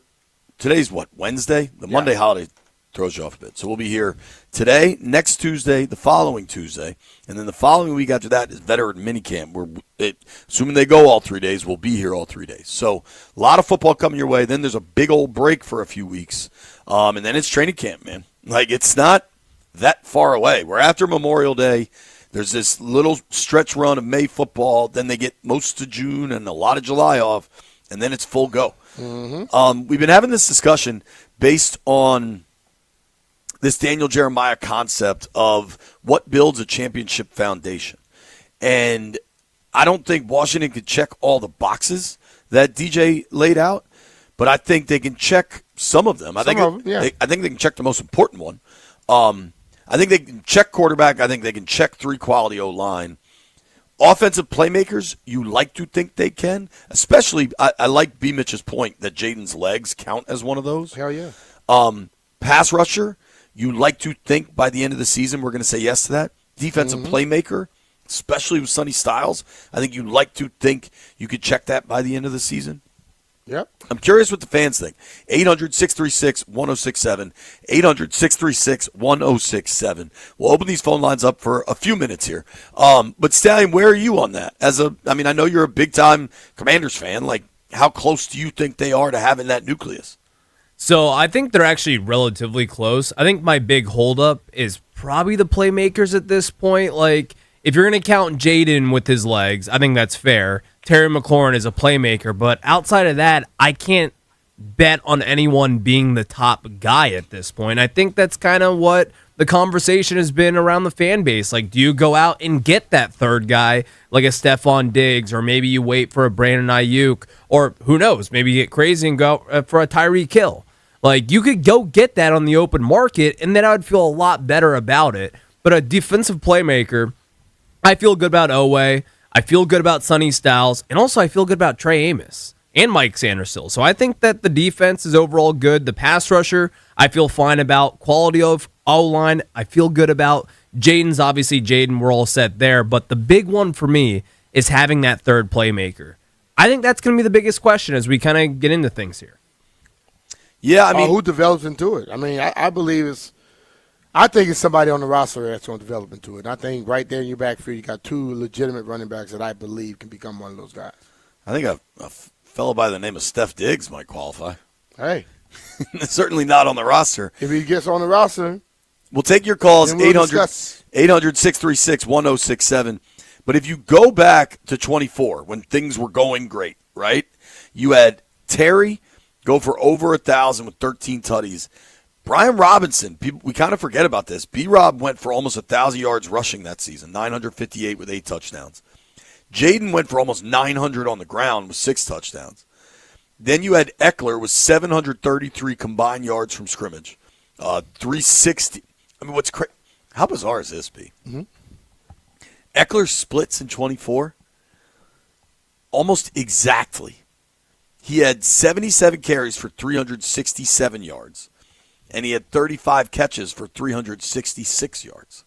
Wow. So it's 366 and 367 on the ground. Yeah. I mean, that's kind of bizarre. Very. Then you had Ertz, who was an absolute red zone demon. So, like, did that team have bona fide stars offensively? Probably not.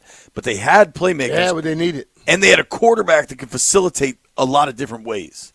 Which, I mean, you look at the Bills, dude. For all the excitement around the Bills, they didn't have a receiver go over 750 last year.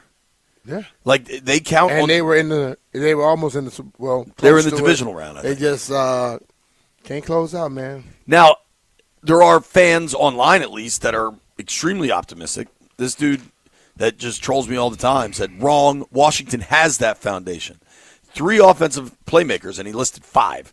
Terry, Bill, Antonio Williams, Chig, Ayuk, or Diggs. He don't know any of that yet.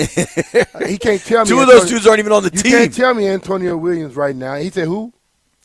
Terry, Bill, Williams, Chig, And Ayuk/Diggs. Ayuk's not on the team. Diggs not on the team. So how the hell are you going to say that when they're not on the team? So people like him, they annoy the hell out of me.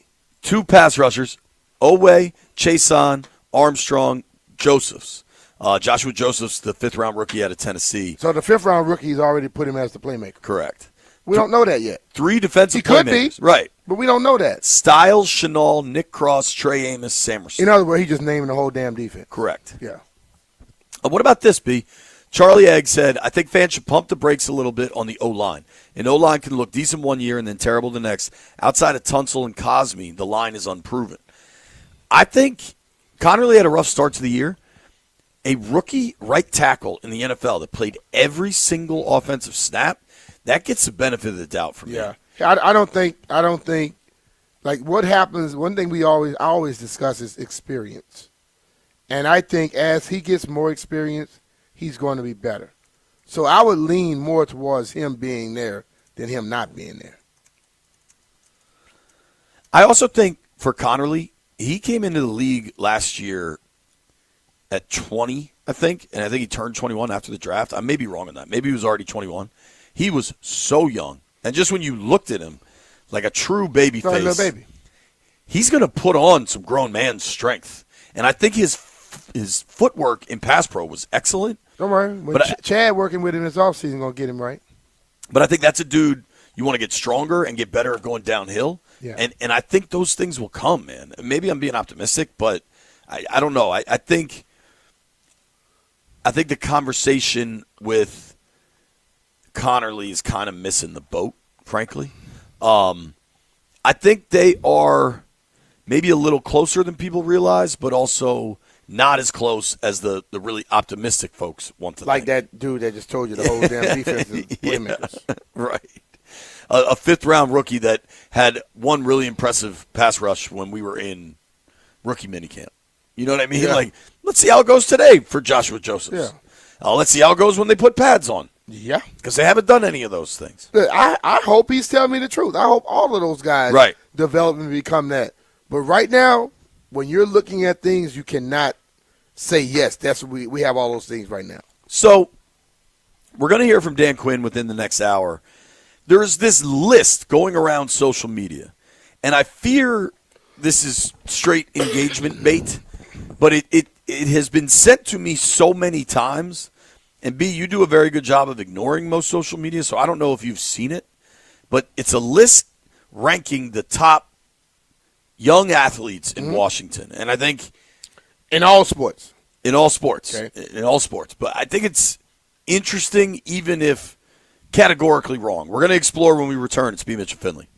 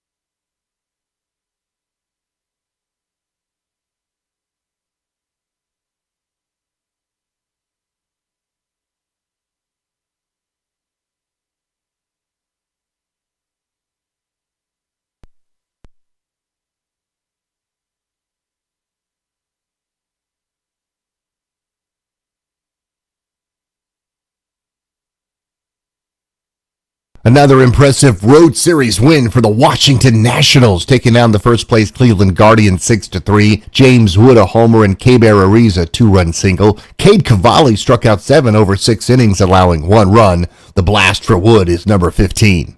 Swinging a long drive, right field. If it's fair, it's gone. It is fair. It is gone onto the concourse, straight down the right field line. Another tape measure home run for James Wood, his 15th of the season, and the Nationals lead it 4-0. The Call on the Fan. Series finale today at 12:40 p.m. on the Fan at Cleveland. OKC rolls past the Spurs 127-114 in the West Finals. SGA 32 and Alex Caruso 22. Victor Wembanyama held to 4 of 15 shooting. The Thunder lead the series 3-2. Golden Knights dispose of Colorado 2-1 to sweep the series. Kevin Cassis has been named the new head coach of Virginia men's lacrosse. From the Crop Metcalf 5-Star Sports Desk, Byron Kerr on the Fan.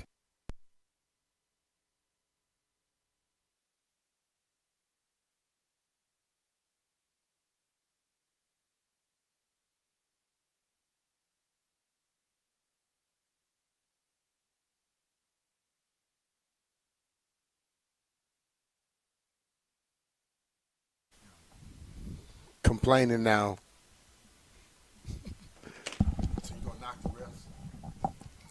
BMitch Finlay, 106.7 The Fan, live. Ashburn, Virginia, OTAs for the Commanders today. Get to see the boys on the field. And I listen, man, Jaden's the headliner, always. And I think there's the most excitement to see Jaden get a glimpse, and I can't stress enough of a glimpse of what the offense might look like. They're not going to show a heck of a lot, all right? Yeah. Still, though, it's an exciting time, and we kind of went through this exercise that Daniel Jeremiah provided of what you need to be a championship contender. How close is Washington of kind of the 12 spots? Quarterback, 3 offensive playmakers, 3 quality O-linemen, 2 quality pass rushers, 3 defensive playmakers. I think Washington's probably closer than some realize, but not as close as everybody thinks. I know we had some calls on that. Let's go ahead and take my guy Eli. Eli, how close do you think Washington is to filling out that championship foundation? What's going on, BMitch Finlay? Appreciate y'all fellas for taking my call. I think they're, like you got that I already said, I think they're closer than we think. And I think that what's going to be the deciding factor is not necessarily the players, more so is the scheme change. By going to that pro style, or just that under center, which is more heavily used across the league, I think that's just going to benefit the type of guys that we already have. I think Terry is good coming across the field, under center in a play action look. I think Antonio Williams, he can get in your hip very fast with his quick twitch. I think they're built for what's happening this year in the scheme change. So that's going to be the thing that's going to put them closer. Now, how that all pans out and what that looks like at the end of the year, it remains to be seen. But I do think that's going to be puts them a lot closer. So, man, I'm excited. I'm excited to see them. I think the angle of the offensive linemen, I think we're going to see them at a different angle. Their pursuit, them getting to the second level, we're going to see the exchange from the quarterback to the running back. And I know I would love to pick your brain on this, BMitch. How different is it to take that ball from the quarterback when you're under center versus from that shotgun look, and how fast of the exchange and what happens downhill and the decisions that have to be made? Because I feel like they're going to look faster with that exchange. Yeah, for me, I just think that when you take it from the center and you turn your back, the fact that the defense loses sight of the football make them have to pause just a little bit more. When you look at it from the shotgun, they just stick it out. And the running back, and they have to hesitate. You know, all of that stuff I think just prolong and help the defense out. Turning your back on them, hiding it a little bit. You saw how Peyton Manning used to duck and all that stuff. Yeah. Just losing sight of the football will make that defensive backfield hesitate, which helps out your offense. How much does it help Jaden?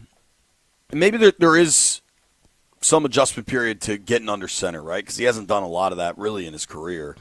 But his eyes don't have to drop to catch the football. Like out of the shotgun, your eyes, you do have to look down for that quarter of a second, whatever it is. Yeah. Like his eyes are up under center the entire time. How big? A lot is expected of a quarterback taking the ball from the shotgun. You know, you're supposed to be able to. You think the ball going to be right here all the time. It's not. Right. And we saw that. Sure. You know, so you got to go to that. Now you come up. They're not where they were when you look down. You know, but right now when you get the ball, boom, you already looking. You never lose it. Now, when you turn your head and turn your back and stuff like that, but it's also going to help you the fact that they're going to lose sight and they're going to sit still. When you come back, they're in place. So I think our guy Rusty is on the line from Delaware. What up, Rusty? Rusty, what do you think? How close are they to the Championship Foundation? Fellas, good morning. Good morning. I'm an optimistic person. I think they're pretty daggone close, and the reason why I say that is obviously the number one position, the most important one. I think that's locked in. And all this under center stuff, I mean, y'all do realize Jaden Daniels played quarterback at a high level. I think he was like 9 years old. I think he'll be okay with that. But what I'm getting at is I think we need someone from another roster to make this team super legit. I think that we've done a pretty good job over the last couple of years of kind of using some homegrown guys mixed in with the guys that we've, grabbed in free agency. And I think that once you combine those guys back with some of the skills, I was telling the phone screener there, like if you look at some of the tape from 2024 and then some of the film from 2025, particularly like Mikey and Frankie, those guys look like two different players. So if we can get back to the aggressive nature on defense that they had back in 2024, I think that'll help solidify the D. I think the offense is going to be just fine with or without an addition at receiver. And I'm super excited. If number 5 goes, we go. And that's what's going to make us a championship roster.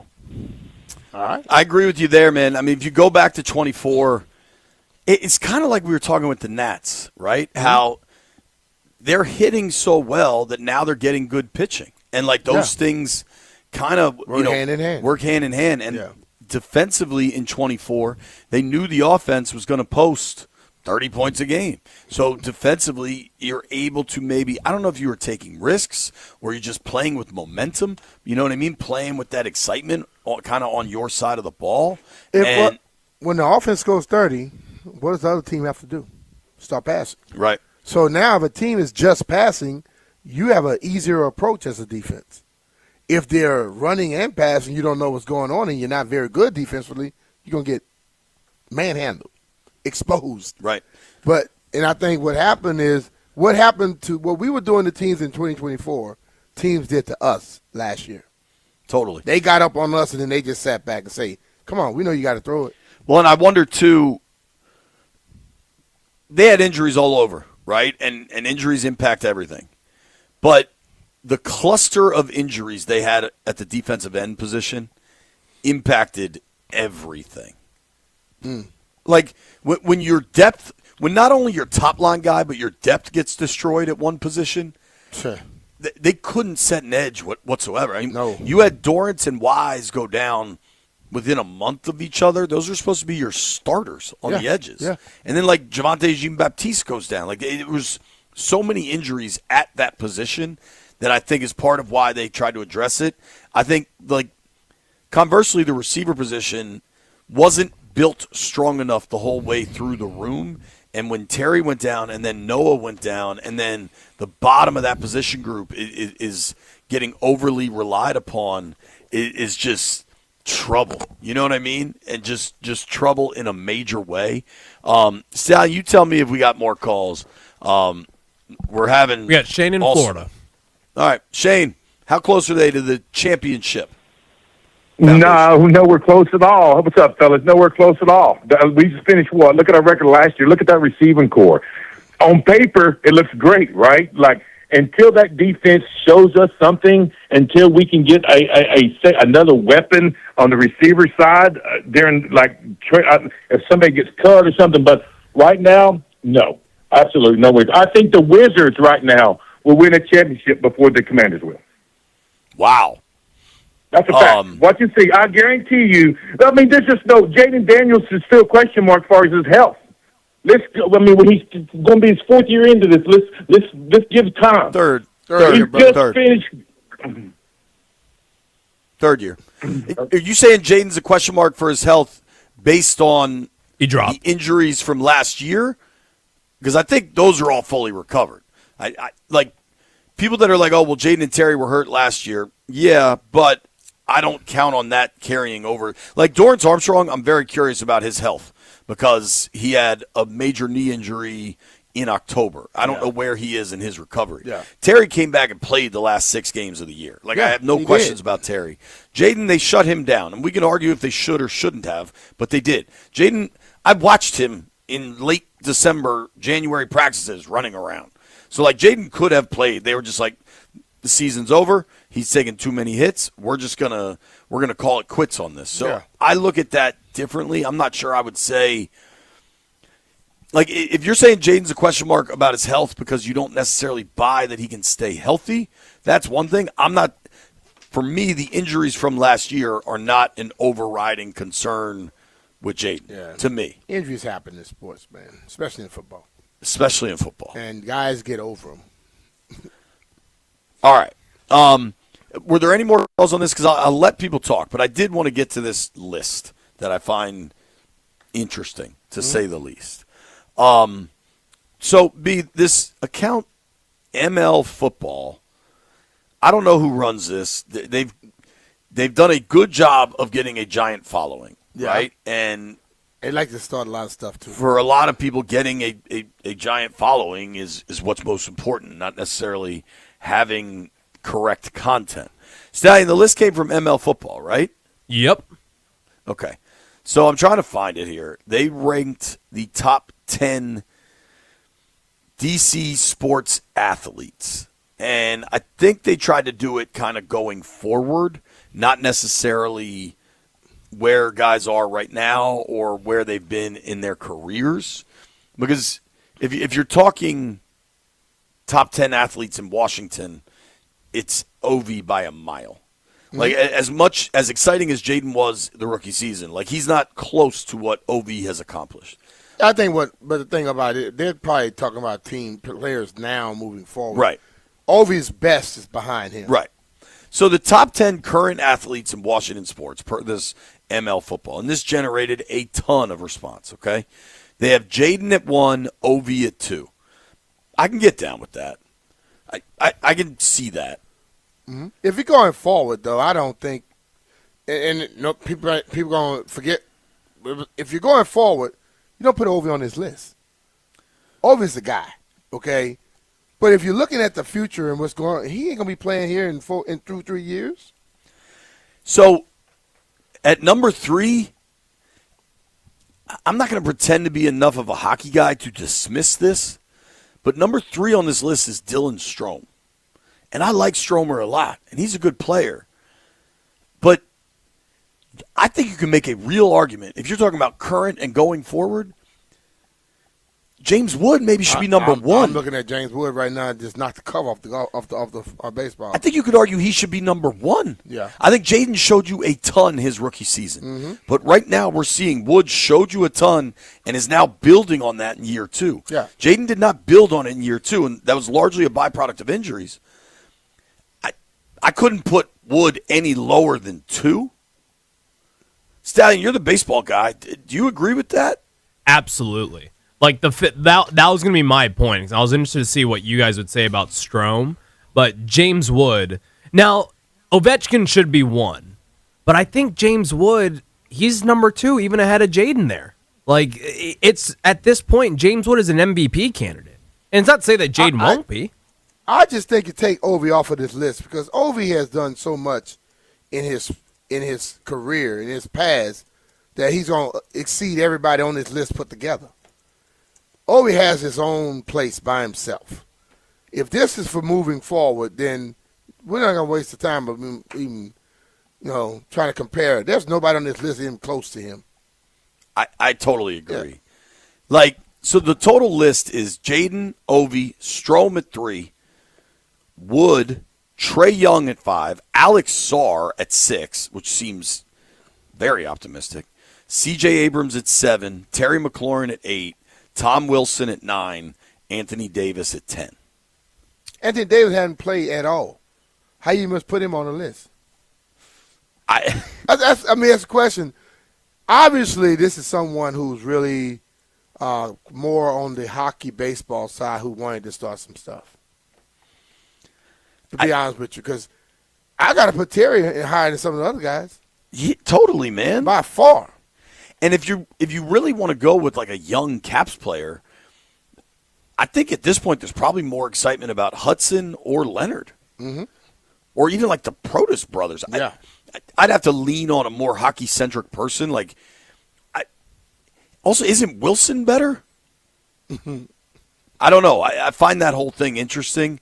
I just think what James Wood is doing is like really rarefied air right now. And the fact last year the Nats kind of stunk and Wood had he really slowed down in the second half of the season. But right now they're playing good baseball. He's raking. And, I mean, Did he hit a home run last night? Yeah, he's got 15. Yeah. They played 60 games. Yeah. So I don't – this list to me, and I'm not mad at the content game. I understand how it works. I got tagged in this for some reason. So the people that got tagged in this They tag you so they can get your followers to follow their crap. Me, Bickle, Hogshaven, and Payne. Zamanders, I guess, is the account. And Commander's Realm. I don't believe I responded or retweeted this or anything because I saw it just as engagement farming. But I find this pretty flawed.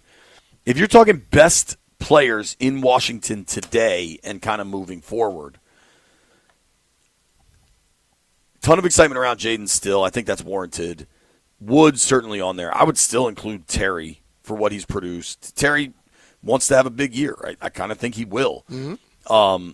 I have a tough time putting Anthony Davis until we see him put on a I uniform. see him put on a Wizard uniform. I'm not going to give him any credence or credit for this town.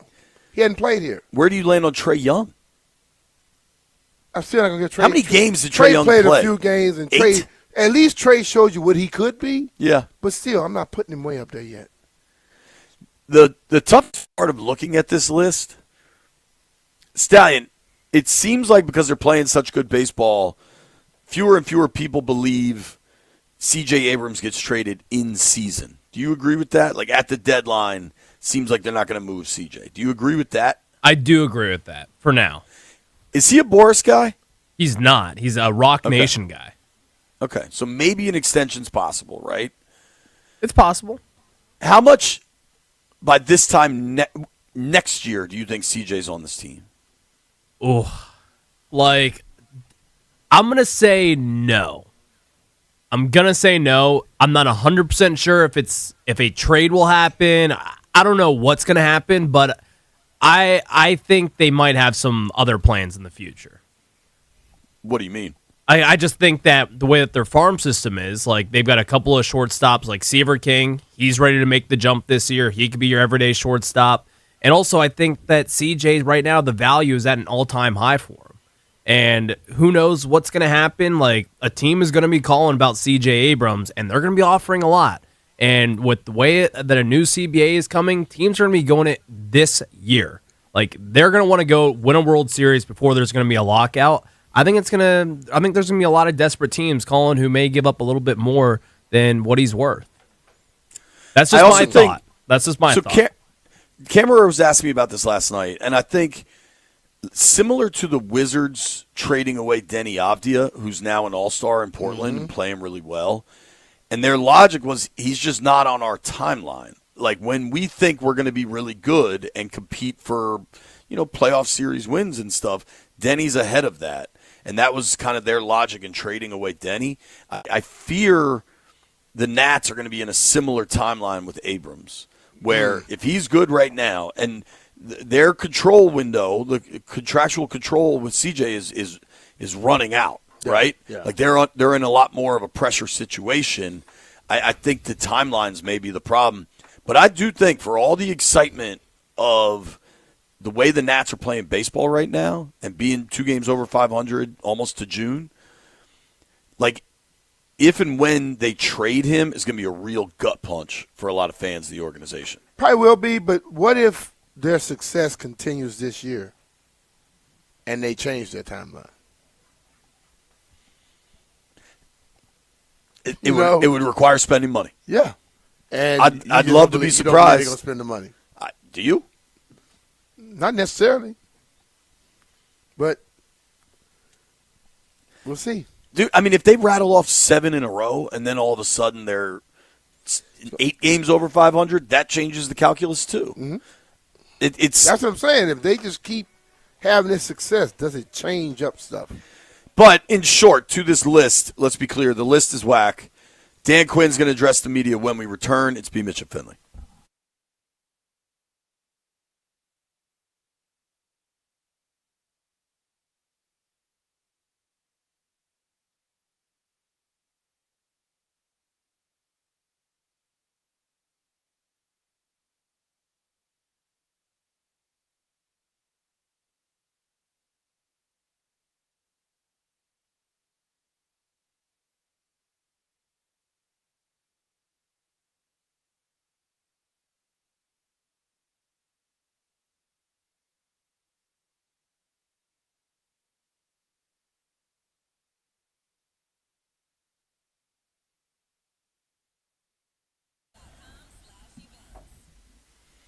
Had an opportunity to meet with Matt, the owner over at Closets & Company, and Closets by Design. And for me, when I know somebody's going to do work at my house, I kind of want to see what the operation's like. So I went to the warehouse, and I was blown away. They make all of their closet work custom in the facility. The facility was incredible. And I'm so excited that I've got Closets by Design redoing some closets in my house. It's going to significantly change our ability for storage. And when you live with a wife and 2 daughters, you need as much storage as you can get. Closets by Design figured out the right upgrades for us, figured out where we could save some cash. They really tried to maximize our budget and our space. It's not just closets. They can do offices, mudrooms, laundry rooms, pantries, entertainment centers, bookcases, built-ins, whatever it is you're looking for. Check them out at closetsbydesign.com or call 800-BY-DESIGN to schedule your free in-home consultation today.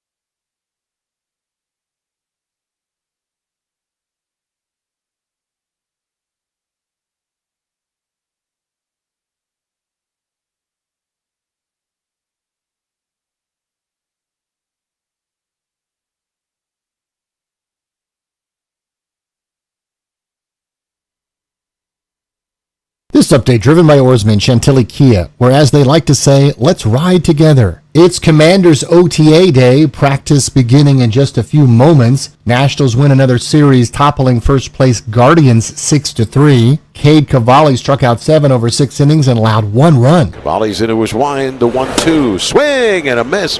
Blows the fastball by him at 98 miles an hour. 2 strikeouts and a 1-2-3 inning for Cavalli, who's fan 5. The finale is today against Cleveland with Miles Michaelos going at 12:40 p.m. here on The Fan. OKC beat the Spurs 127-114 in the West Finals, so the Thunder lead the series 3-2. Green Bay Packers star running back Josh Jacobs arrested Tuesday and booked on several domestic violence charges in Wisconsin. Oarsman Chantilly Kia keeps their customers happy by offering great deals on the area's best selection of new Kias, each backed by the Oarsman Lifetime Edge, featuring up to $1,500 in extras. As they say at Oarsman Chantilly Kia, let's ride together. From the Crop Metcalf 5-Star Sports Desk, Byron Kerr on The Fan.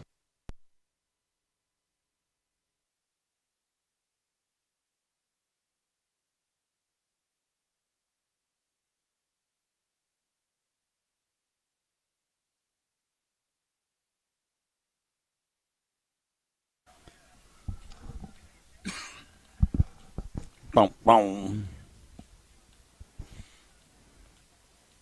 BMitch Finlay, 106.7 The Fan. Live, Ashburn, Virginia, BigBear.ai Performance Center. OTAs kicking off today. Players and coaches have been out here, but the media gets to watch today. Yeah. Dan Quinn set to address the media sometime here very soon. In the next few moments. What question would you have for DQ? I just asked him something easy, like, how things been, something like that, break the ice, and y'all can go with the other questions. Because I know you're not going to give me any real answers, so I've learned not to ask questions I know I won't get an answer to. Yeah, I mean, if that's the job with Dan, you're just not going to ask him anything. Yeah. But for me... Yeah, hey, man, how your off-season been so far, Coach? You come back and, what are you looking forward to?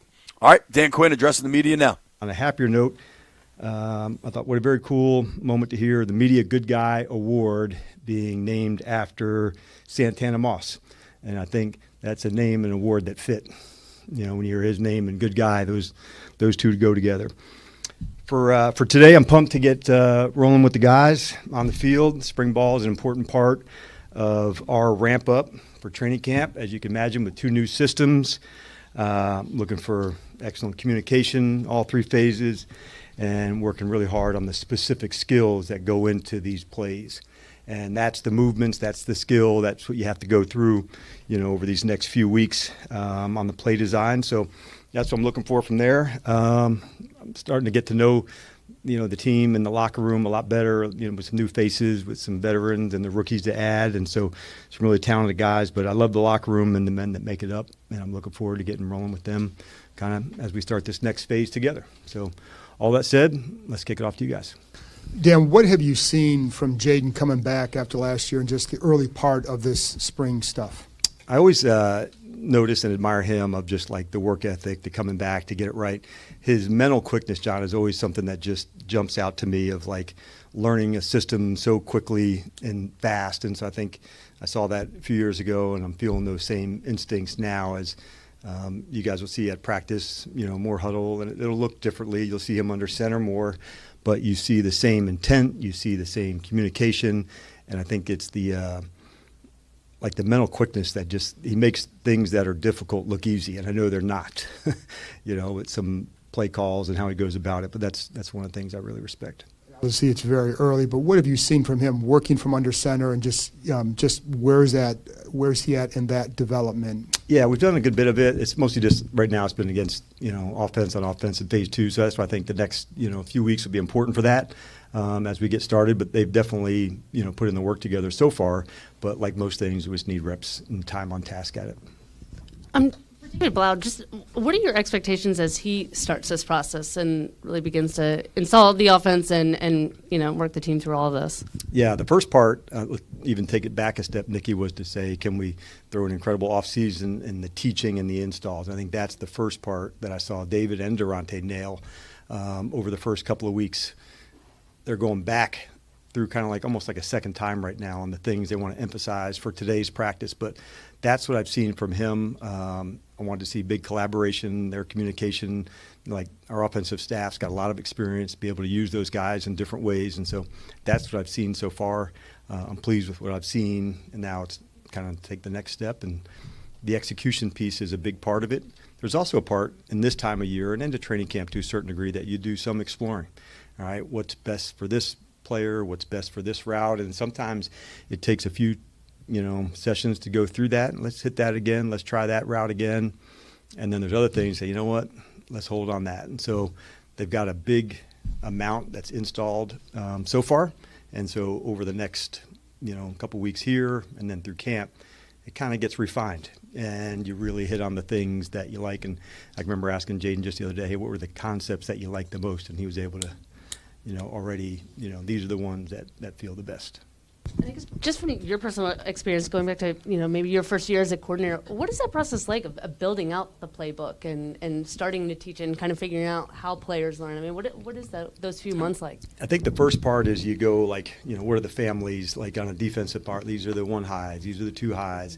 On the same thing on the offensive side from a run game, these are the play actions that marry with those. So oftentimes you have too much volume as a coordinator early because okay, this will be good, and then you kind of start going down to say, all right, what needs the most attention? Are we seeing that? What needs to work? So it's a process to go through, but it's also one that's exciting because now you're starting to understand what unique qualities a player has, and I'm excited for them to see Chig, going against the defense for the first time. What's the best routes for him? How's the best way to utilize him? So there's like small moments like that to go, and same thing on Durante's side now that we've added Sonny and what unique things does he bring, and obviously Meek, as a DB, and Nick, and so like all those things are kind of fun. And each day you go home, okay, what would that look like differently? And you want to assess how the teaching's going, how the players are learning. And that's the number one job of the coordinator. Like, are they, picking up what we're teaching?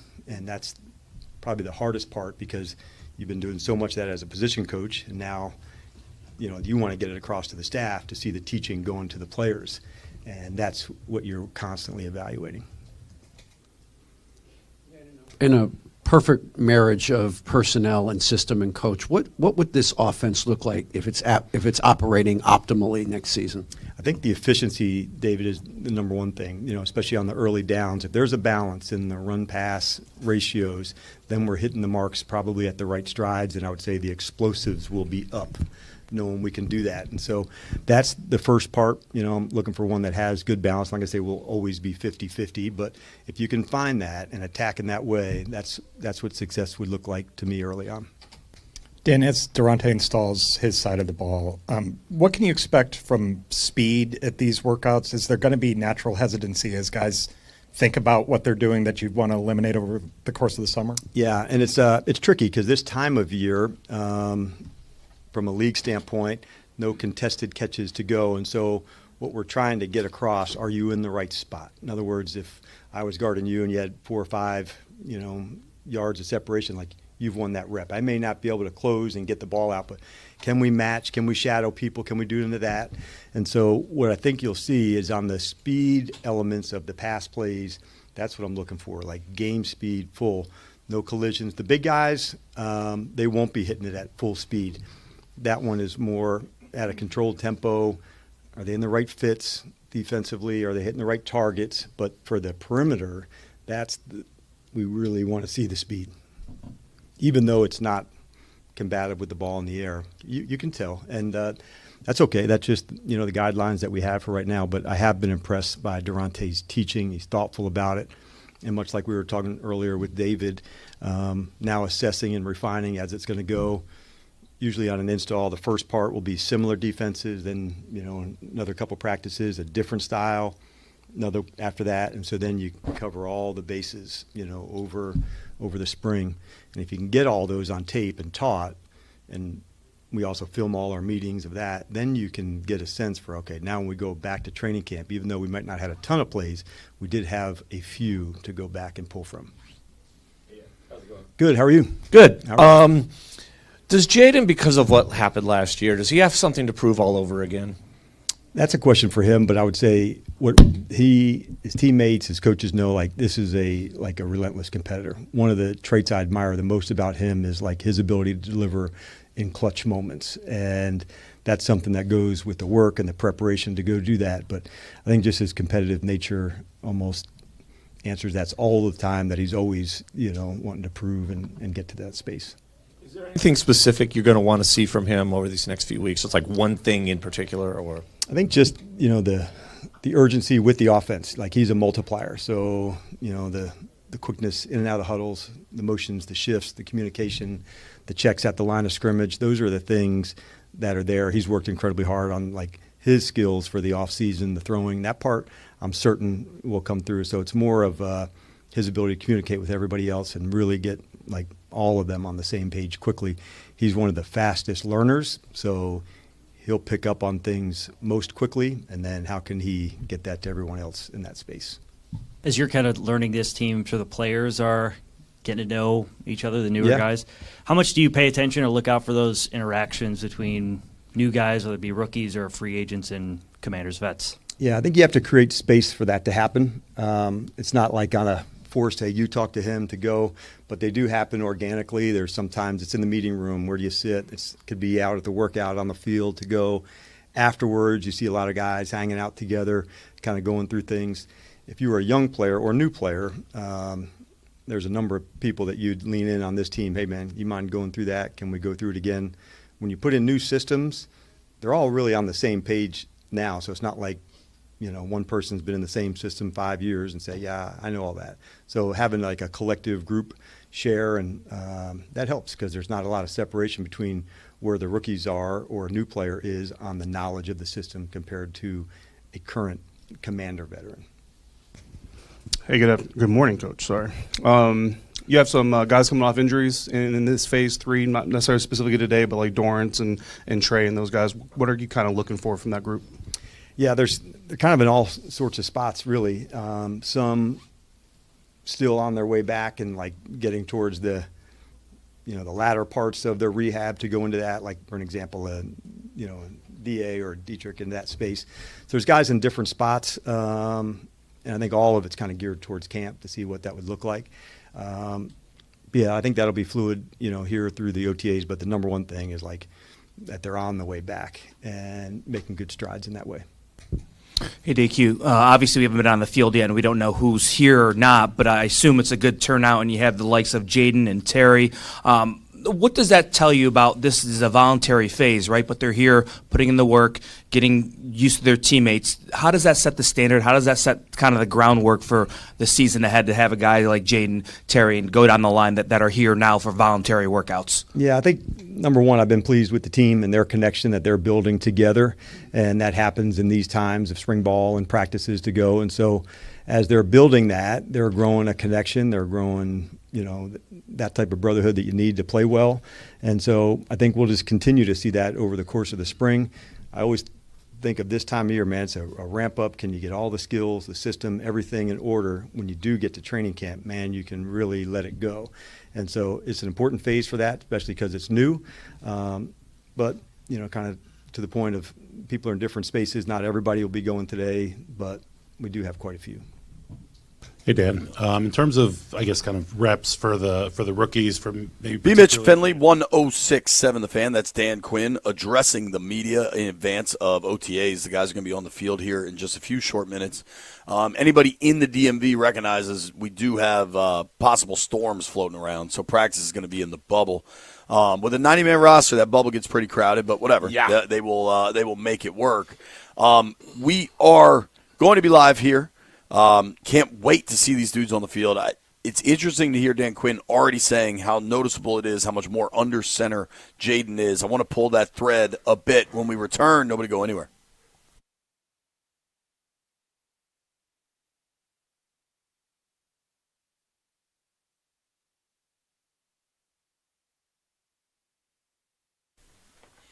Hey, BMitch Finlay here to tell you about our friend Paul Henry and the great work they do. Paul Henry's window installation. They've redone all the windows and doors at my house. Tremendous work. And if you've ever seen me working from my back porch, Paul Henry built that. It was not a functional space, and he turned it into my favorite room in the house. Work like that does not come from everywhere, and you get it working with Paul Henry's window installation. If you call this month, you get $125 off each window with a 5-window minimum and $600 off doors at Paul Henry's window installation. Yeah, Paul does good windows. He does doors. He does all types of things. And I was just sitting in my kitchenette, as they call it, looking out the windows, the doors that Paul put in a few years ago. You know, he put in doors that have all windows, and it invites the outside into the inside and vice versa. I was looking at it and saying, you know what? I need to get Paul back over here to do something else because I want to do something very similar upstairs. I love the all glass just looking outside over the yard. So if you want to get windows and doors right now, reach out to Paul, and you'll get $125 off each window with a 5-window minimum and $600 off doors. You can call Paul Henry's Window Installation today. Tell him BMitch Finlay sent you. PaulHenry'sWindows.com. Your clear home improvement choice.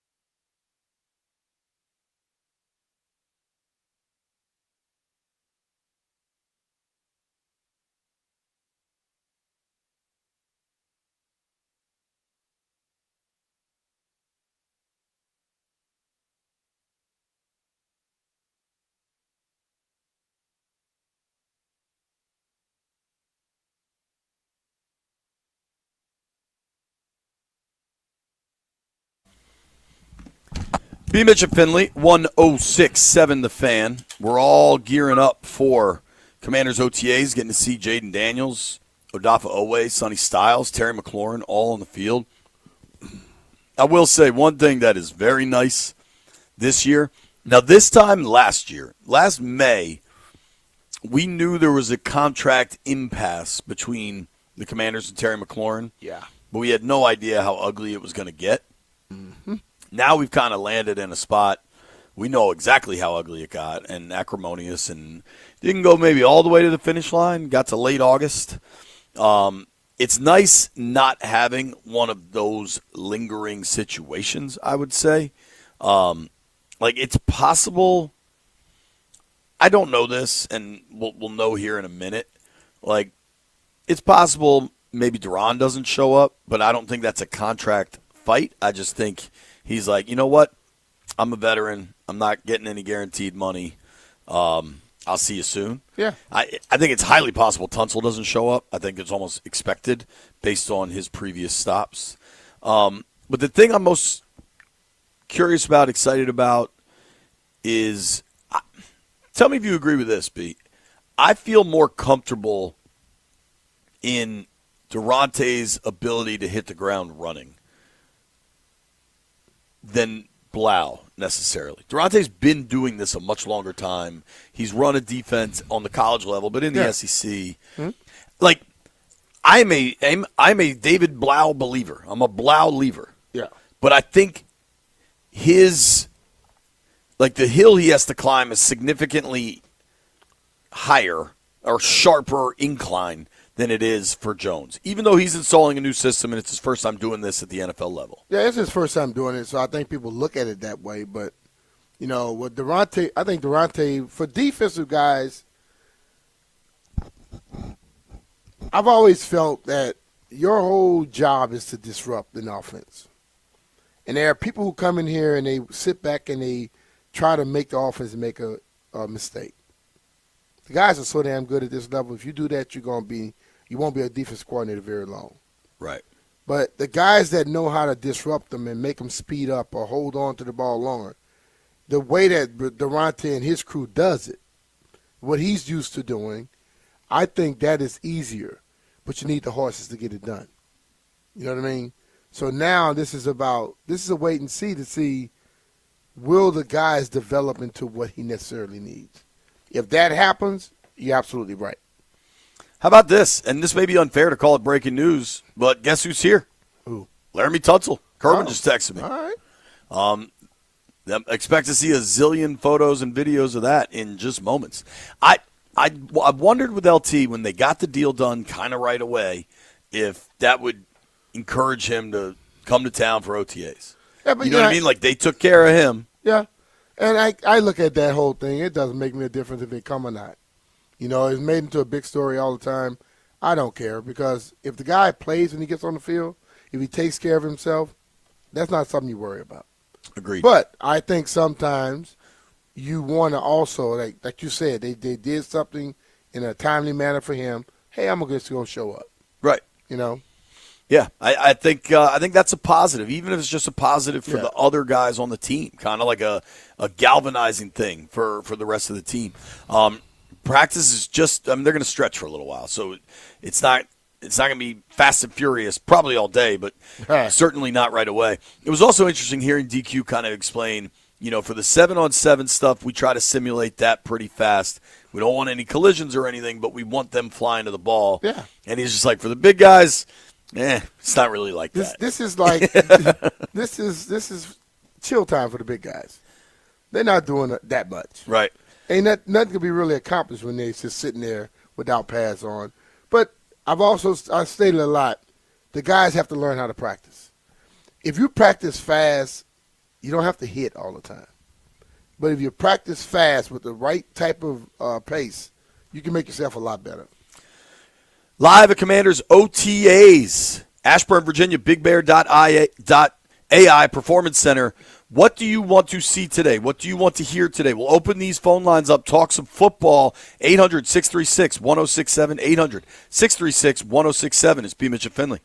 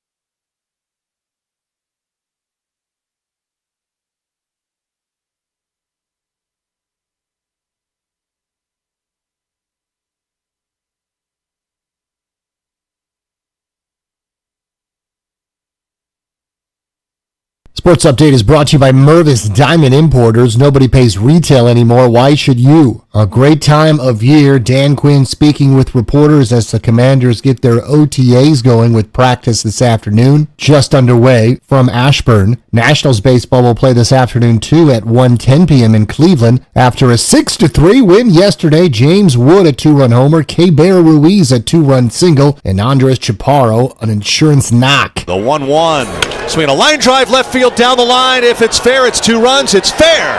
Nunez scores. Wood to the plate. The call on the Fan. Pregame 1240 coming up here on the Fan with Miles Michaelas to the bump. Celebrating her birthday, discover the stunning collection of Tacori fine jewelry at Mervis Diamond Importers. From engagement rings and anniversary bands to necklaces and bracelets, at Mervis, you'll find the largest selection of fine quality diamonds and Tacori jewelry in D.C. Go to mervisdiamond.com. From the Crop Metcalf 5-Star Sports Desk, Byron Kerr on the Fan.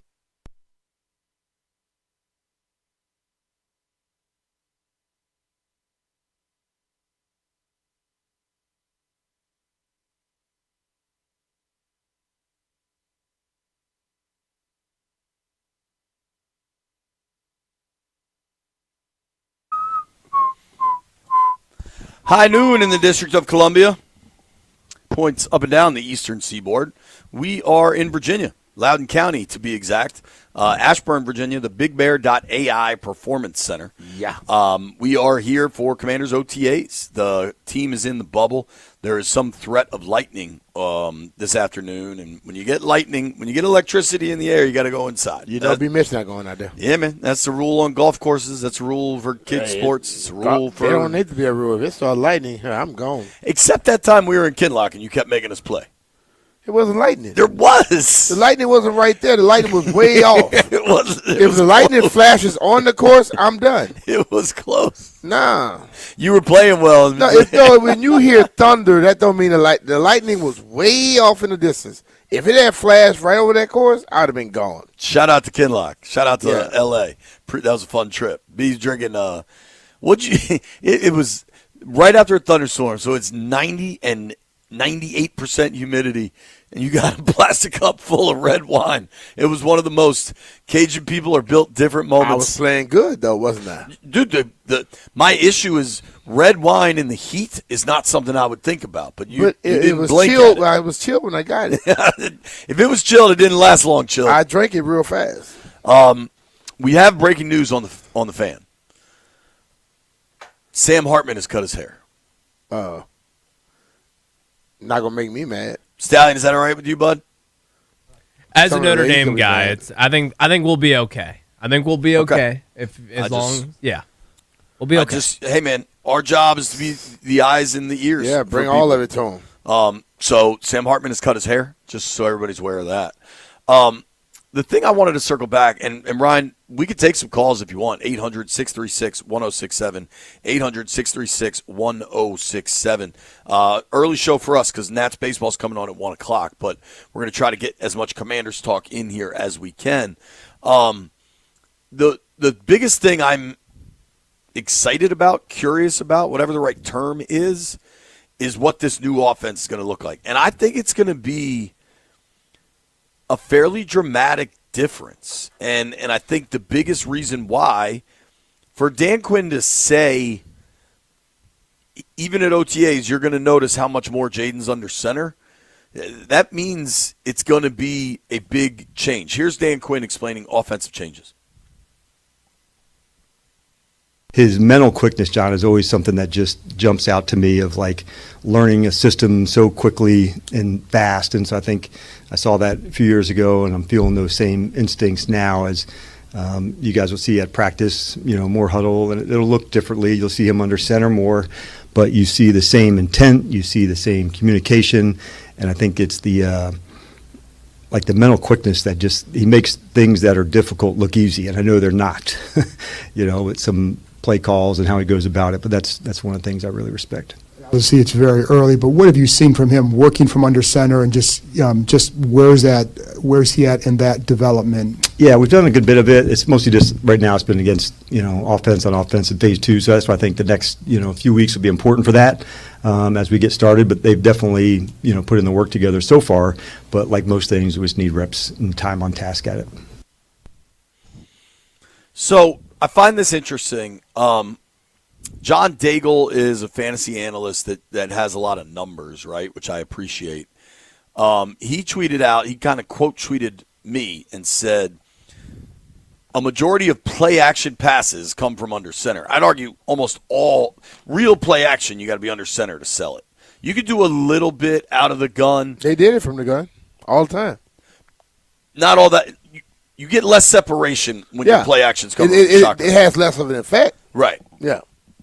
So, Jaden Daniels, in his career, going play action, 8.5 yards per pass attempt. So the ball's getting down the field. That compares to 7.2%, 7.2 yards per pass out of shotgun. So that's a tangible, incremental boost by getting under center. Well, hell, you remember when Kirk went to Minnesota? Yeah. Kirk basically asked for more play action passes because he saw the difference in his length in the passes, his completion rate went up.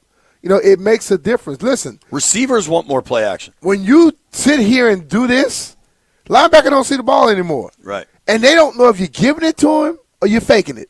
So they can't just crash downhill. They crash downhill, they're going to be, those tight ends be hitting right over the top.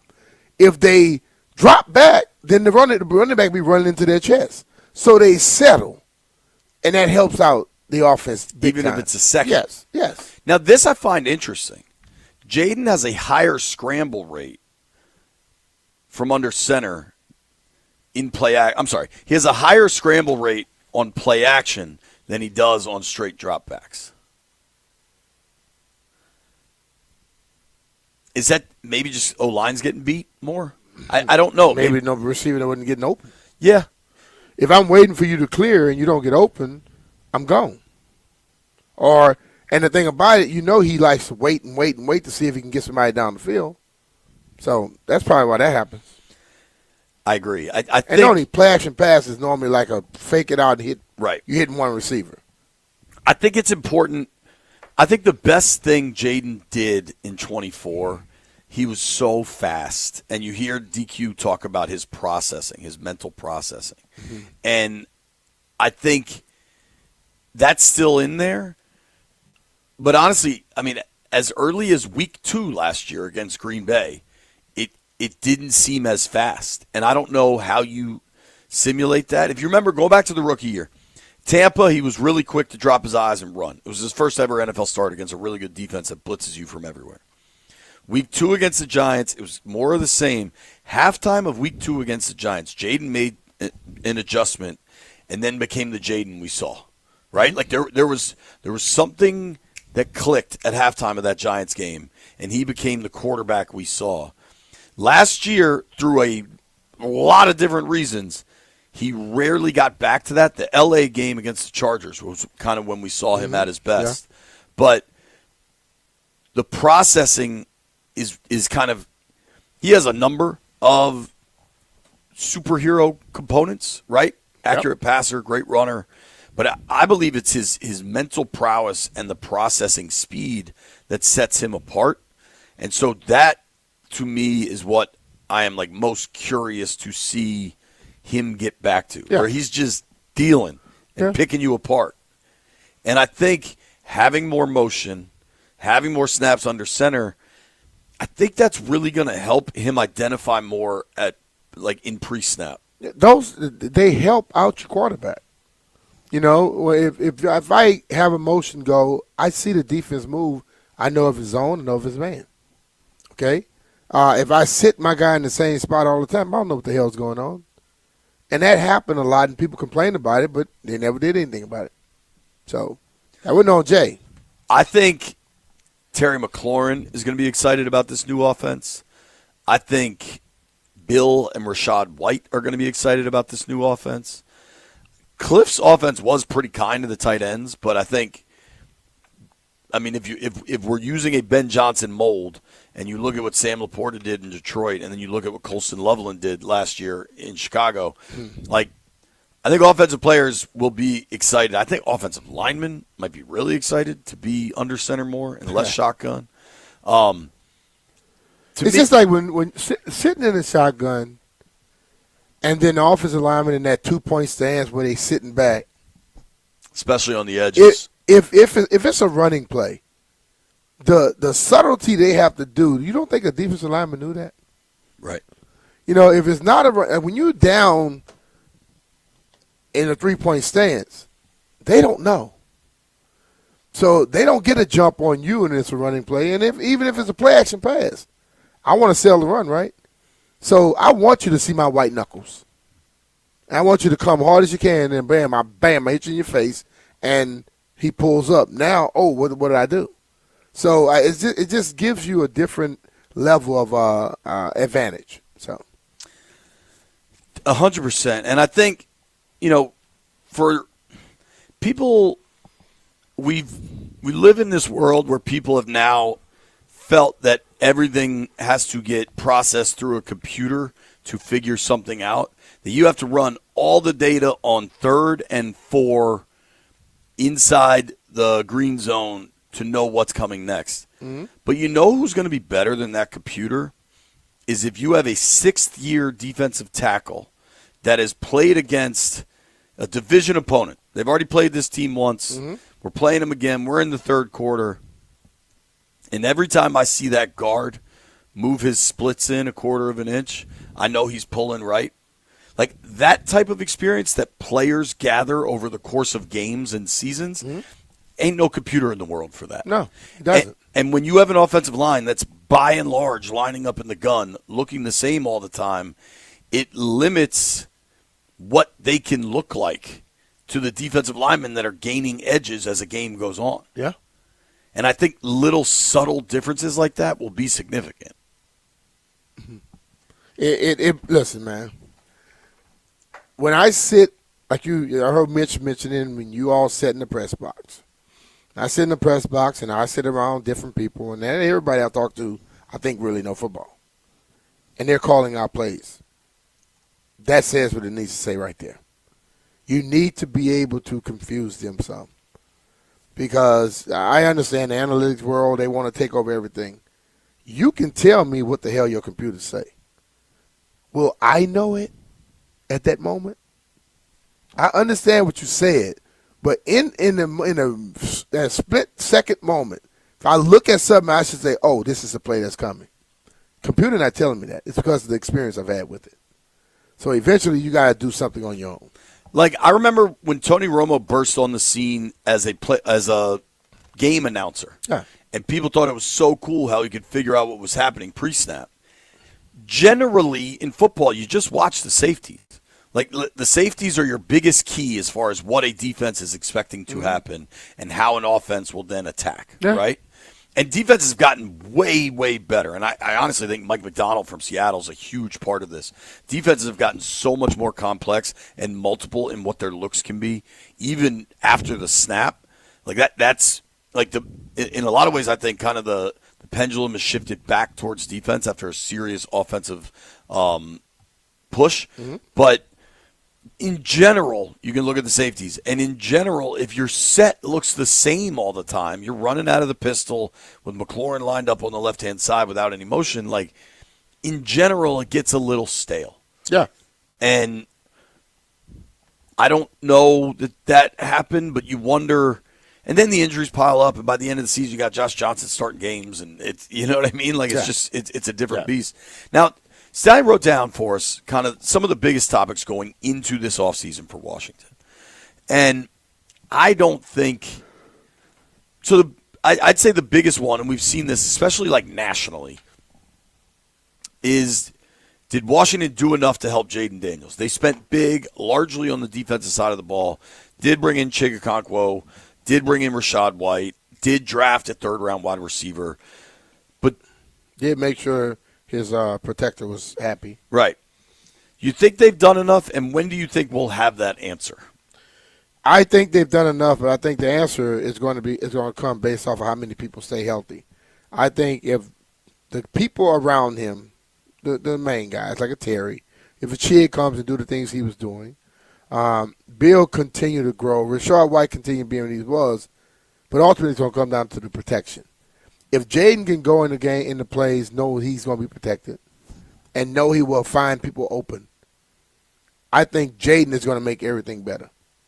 And the thing will go away from did they do enough to help Jaden and just say, hey, did they do enough to allow him to be himself? Because last year I felt that his whole mindset from game one, he felt he had to be Superman.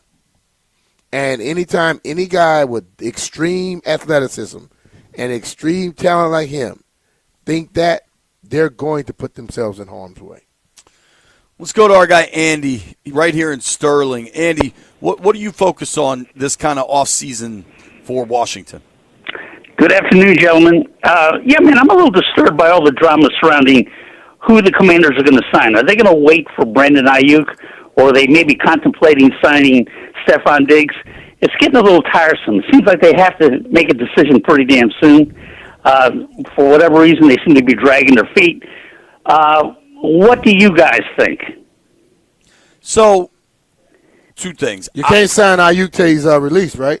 Right. I think fans feel an anxiousness there. Fans feel a reason to hurry up. We've gotten zero indication that the front office feels that way. The Ayuk thing, I guess it's only 9:15 on the West Coast. Let's pay attention if Ayuk shows up to San Francisco. Because that's when we'll know what they're going to do. Diggs signed last year. Technically, it was a 3-year, $69 million deal. Steph Diggs basically signed a 1-year, $20 million deal. I think Steph Diggs is waiting for a gigantic offer. I'm not sure that's coming from Washington. So I do not share your need for them to do something fast. I do wonder if that's coming, though, right? And I think a lot of fans have those questions. This one, Stallion, you're going to have to explain this. Stallion asks, does Washington have to go back and get Bobby Wagner to help Sonny Styles transition to the pros? That's a no. Is that a question on the internet, Stallion? No, I mean, I think it's in general. Like, Bobby Wagner is a future Hall of Famer, and I think that it's a no-brainer to have someone, a future Hall of Famer, one of the best to ever do it, one of the best guys off the field, Walter Payton Man of the Year, to try to help Sonny Styles in this new system. Like, I know that he doesn't know the Durante Jones system, but he knows Dan Quinn well. Adam Peters knows Bobby Wagner well. They all know each other well, and you have this stud rookie linebacker. Like, why not go out there and bring Bobby Wagner back to help Sonny Styles? Like, is there a way that they can coexist and play side by side together? I think that's kind of the question. But wait, is that a question? That's my question. If they play the same position, they can't play side by side. Well, yes, but still, is there a scenario? You draft a guy 7th pick overall, not because he can't learn. I understand what you're saying, that Bobby could probably help, but you draft that dude because they talked about him being a leader, being a play caller, a green dot guy, all those things. Same thing about Bobby when Bobby first came to this league. What I want people to understand is, I know everybody always want a guy with extreme experience, but that same guy didn't have that experience when he first got in the league. Eventually, we got to allow guys to come in with their extreme athleticism and knowledge, and they will grow into having extreme experience. Right now, if we keep bringing guys in, so how much money is going to cost you to bring him in to help him out? He can learn. Believe me, if he's what they've said, he gonna learn real quick. To me that's an easy no. I think everyone should be super appreciative of Bobby and everything he did in 2 years here, but there's been a concerted effort to get younger, faster, stronger, and I don't think Wagner fits that. And I think the best thing for Styles. Listen, if I don't want to act like I've interacted with him a ton. We've talked a handful of times now. I don't think there's much catching up he needs to do. You got to learn to play in the NFL, and that's its own beast, and you got to prove you're good enough. And that only comes from experience. Right. But from like a locker room, meeting room, that dude's the real deal. But remember that his father was a pro football player with a Super Bowl ring. Like, that kid grew up understanding what is required. You know what I mean? I got that.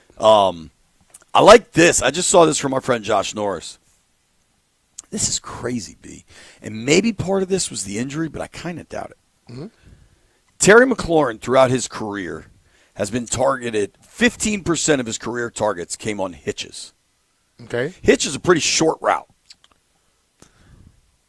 37% of his targets last year were on hitches. 37? That's too many. Hell 4 out yeah. of 10? Especially 4 out of 10? A guy that can barely run like he getting down does. and contested catches? A guy that can run like he does? No, man. Dude, you know what's funny is I think it was Les Carpenter asked Dan if, Jaden has something to prove this year. And DQ was like, you got to ask Jaden that. I don't know that Terry feels he has something to prove, but I think Terry in a revamped offense, I think he could have a tremendous season. Terry is a quiet dude. He will give you good answers when you ask questions, but he's an extreme competitor. And if you don't think guys like him, every time they step on the field, they got something to prove. And then after a year last year, and then it seemed like they were doubting him, of course he got something to prove. But he's not going to talk about it. He's going to do what he's always done. Just do it.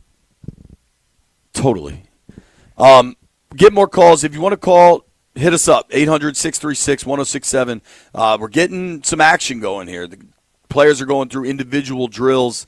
I am confident that once they get into some actual team drills, there'll be no more cameras, but we will get to watch it, which is always exciting. Another guy's Antonio Williams, getting to watch him, pretty darn cool. Mm-hmm. But Jaden is obviously the headliner. Everybody wants to see Jaden. Everybody wants to see what it looks like and how competent he looks. I do think, generally you see some of this in OTAs, even when you have full carryover in the coaching staff. I do think there'll be some miscommunications, be some, you know what I mean? Like guys, they huddle, they go to the line of scrimmage, have to come back to the huddle. Perfect. Right. That's entirely normal. Entirely normal. Pro Football Network put out their NFL playoff predictor of teams that missed the playoffs last year to make the playoffs this year. It's kind of interesting. They've got the Ravens at the top of the list. 70% chance that they missed it that's going to make it? Yeah. Okay. Then the Lions at 56. Okay. Bengals also at 56. The Chiefs are only at 50%. So, but that's all because they don't know when Pat's going to step back. Yeah. Then Tampa, then Dallas, then the Commanders at 35% chance of making the playoffs based on 100,000 simulations. Listen, the hunt back to the playoffs begins now. To everybody watching us on Monumental, we appreciate you. For everybody listening on the radio or hanging on YouTube, we're coming right back. Nats baseball coming up shortly. We got Orsman, don't we?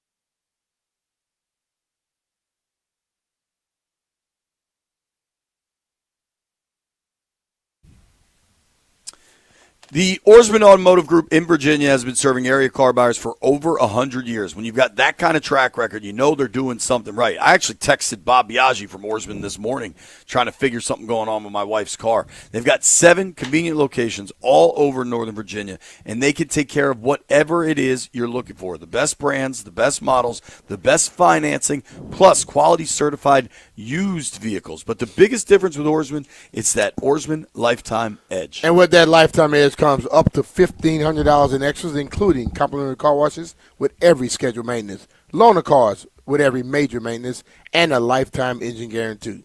And there's great news coming from Oarsman. If you have a car to sell, take it to Oarsman, and they will pay you up to 125% of the Kelly Blue Book value, regardless of its make, model, or year. It's simple at Oarsman. They love keeping their customers happy, just like JP and I. You hear us talking about them so much. So let's ride together.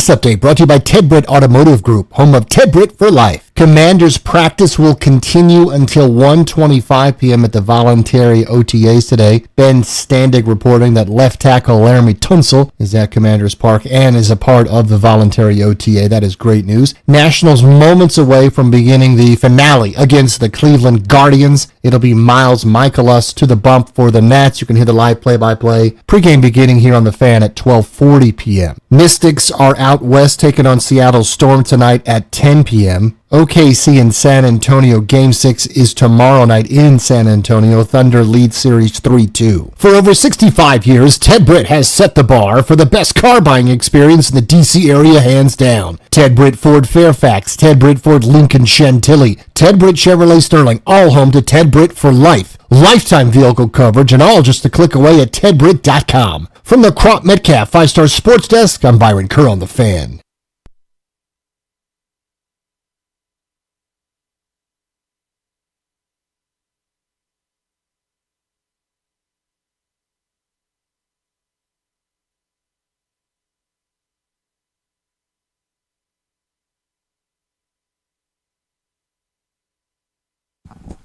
Wait to get on the road again. Who's running the board? Luigi? Yep, it's me. I just wait to get on the road again. Is this back-to-back Willie Nelson songs? Yes, it is. Isn't he too young? Isn't he too damn young to be playing Willie How old are Nelson you, back-to-back? 22? Yeah, but my dad is from Texas. So you get down with Willie, huh? Oh, yeah, I've seen him in person. And Bob Dylan. It's a lot of people from Texas you could be playing. Listen, man. But you like old school Willie Yeah, Nelson, dude. bro. I'm cool with that, Luigi. You have our full support. Play some Willie. I've seen Thank Willie you. in person. It's a good show, dude. Whiskey You River, gotta be take careful my mind. with Willie concerts, boy. Yeah. I was going to ask JP, how much fun did you have at that Willie concert? Boy, you get the Willie concerts, boy, you be high as a kite. All I wore was a pair of overalls. That was it. I wore just a pair of overalls to the concert. Oh, Lord. And this was at Wolf Trap where you could bring your own cooler. I don't know if you can still do that at Wolf Trap, but at this point in time in the probably early 2000s you could.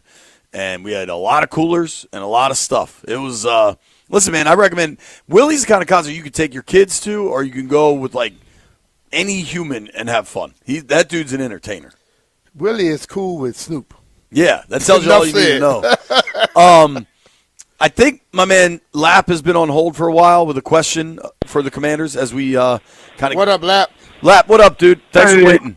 What's up, BMitch? What's up, JT?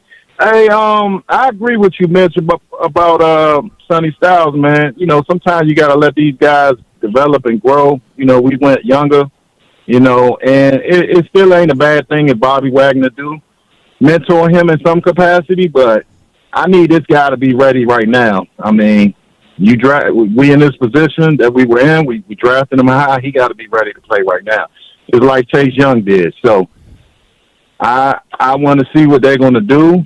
And I'm excited about the defensive coordinator, the offensive coordinator, and I just want to get this thing going, man, because that disgust we had last season just was a bad taste in my mouth. So everybody got to have something to prove, man. So we'll see, but yeah, let the young kid develop, man. But if he's who he say he is, then he should show up day one. Sonny, There you go, baby. I think that's fair. He's the 7th overall pick. I think it's reasonable to assume he hits the ground running. Yep. Like, when you pick that high, you should nail it. And my only, as we got closer and closer to the draft, and people had a zillion theories, people wanted Jeremiah Love and Carnell Tate, and they went off the board early. My only thought, you got to nail the pick. Whoever it is has to come in and be really good right away. And to me, with Styles, that's the type of dude he seems to be. We'll see if that gets to the finish line, obviously. Yep. But, it's up to him to do it on the field. They've got to put him in the right positions. I think the defense is significantly improved. We got to see it, but I think they made some really good additions. I think Leo Chenal is the type of dude that – Leo's a badass, man. Well, and he hasn't gotten on the field all that much in Kansas City and will have much more opportunity here, I think. And look who he was playing behind. Right. What was it, 32? What's his name? That damn dude never come off field, but he just make every damn tackle for the Chiefs. Yeah, Nick Bolton. Yeah. Bolton's a stud, dude. And that KC defense is really good. I think. Are people worried about Sonny? No, man. Stallion? No, I'm not. I'm not worried about Sonny. It's just a matter of like I want the transition to be smooth for him. I think it will be, but you never know. Yeah, he might have the coolest name of a Commanders player. You know the last dude with a super cool name? Who? Bakari Rambo. Bakari Rambo. I thought you was about to go Jamin Davis. Nah. It was a cool name. Dude's last name was Rambo. We were jamming. We were jamming. Not for long, but we were jamming. I think Bakari Rambo might be the all-time name leader in the in the Washington organization. Maybe I'm Jumpy Geathers. The dude named Jumpy's pretty good. Yeah. I'm trying to think of other crazy names. Champ Bailey. Yep, Champ. Which name do you think is cooler in the Bailey household, Champ or Boss? Champ. For those that don't know, Champ's younger brother is Name Boss. is Boss. But then we have what's called him too? Whitner, but they called him Hitner. Yeah, but we got him. We got him in the Whitner stage of his when career. he wasn't hitting. It was not the Hitner stage of his career The at that Missner. point. Yeah, Not the missile, the Missner. Mr. Stuff. All right, Stallion, we got Nats baseball coming up. Give us the preview, dude. We got Miles Michaelis going up against Gavin Williams. Gavin's kind of the Guardians' ace, so that's someone that I'm a little worried about. But when you have the best offense in baseball, hasn't Michaelis been a lot better lately? Dude, he's been really good. He had a really good month of May. I mean, this is going to be his final start of the month. You'd like to think that he'll continue this stretch. I think he can. The Guardians' offense isn't that great, but I mean, still, it's the Guardians are a good team, and they've lost the 2 first games of the series. You know, just the way that baseball is, it doesn't bode too well for the Nats, but they've got their ace with the Guardians. Miles Michaelis. Man, they got something going. They're going to win this game tonight, too. BMitch, I hope so. Sound like what you called Jeff yesterday, hater. Have they? The odds are probably yes, because I know they've won a bunch of series. How many series sweeps do they have on the season? The Nats? I think maybe 1 or 2. Like, not many. I think maybe they swept the Mets at one point. No, they didn't sweep the Mets. They won 3 of 4 against the New York Mets last week. They didn't sweep them. But I don't know. It's actually a good question. I'd have to look it up. I think if they could get a sweep the Guardians, get 3 games over 500, then they get an off day. What's a flight from Cleveland to D.C.? An hour? If that, yeah. A little longer than that. They could get home tonight, so it's a 1 o'clock start. But it's going to take them a while to get to that plane. 1 o'clock start, game's over like 3:30. They could be home at 8 o'clock. And for the young guys, that might mean Arlington bars. For the older guys, it might mean a night with their families. They could go out to dinner. Tomorrow's an off day. Like, the Friday game against the Padres should be all the way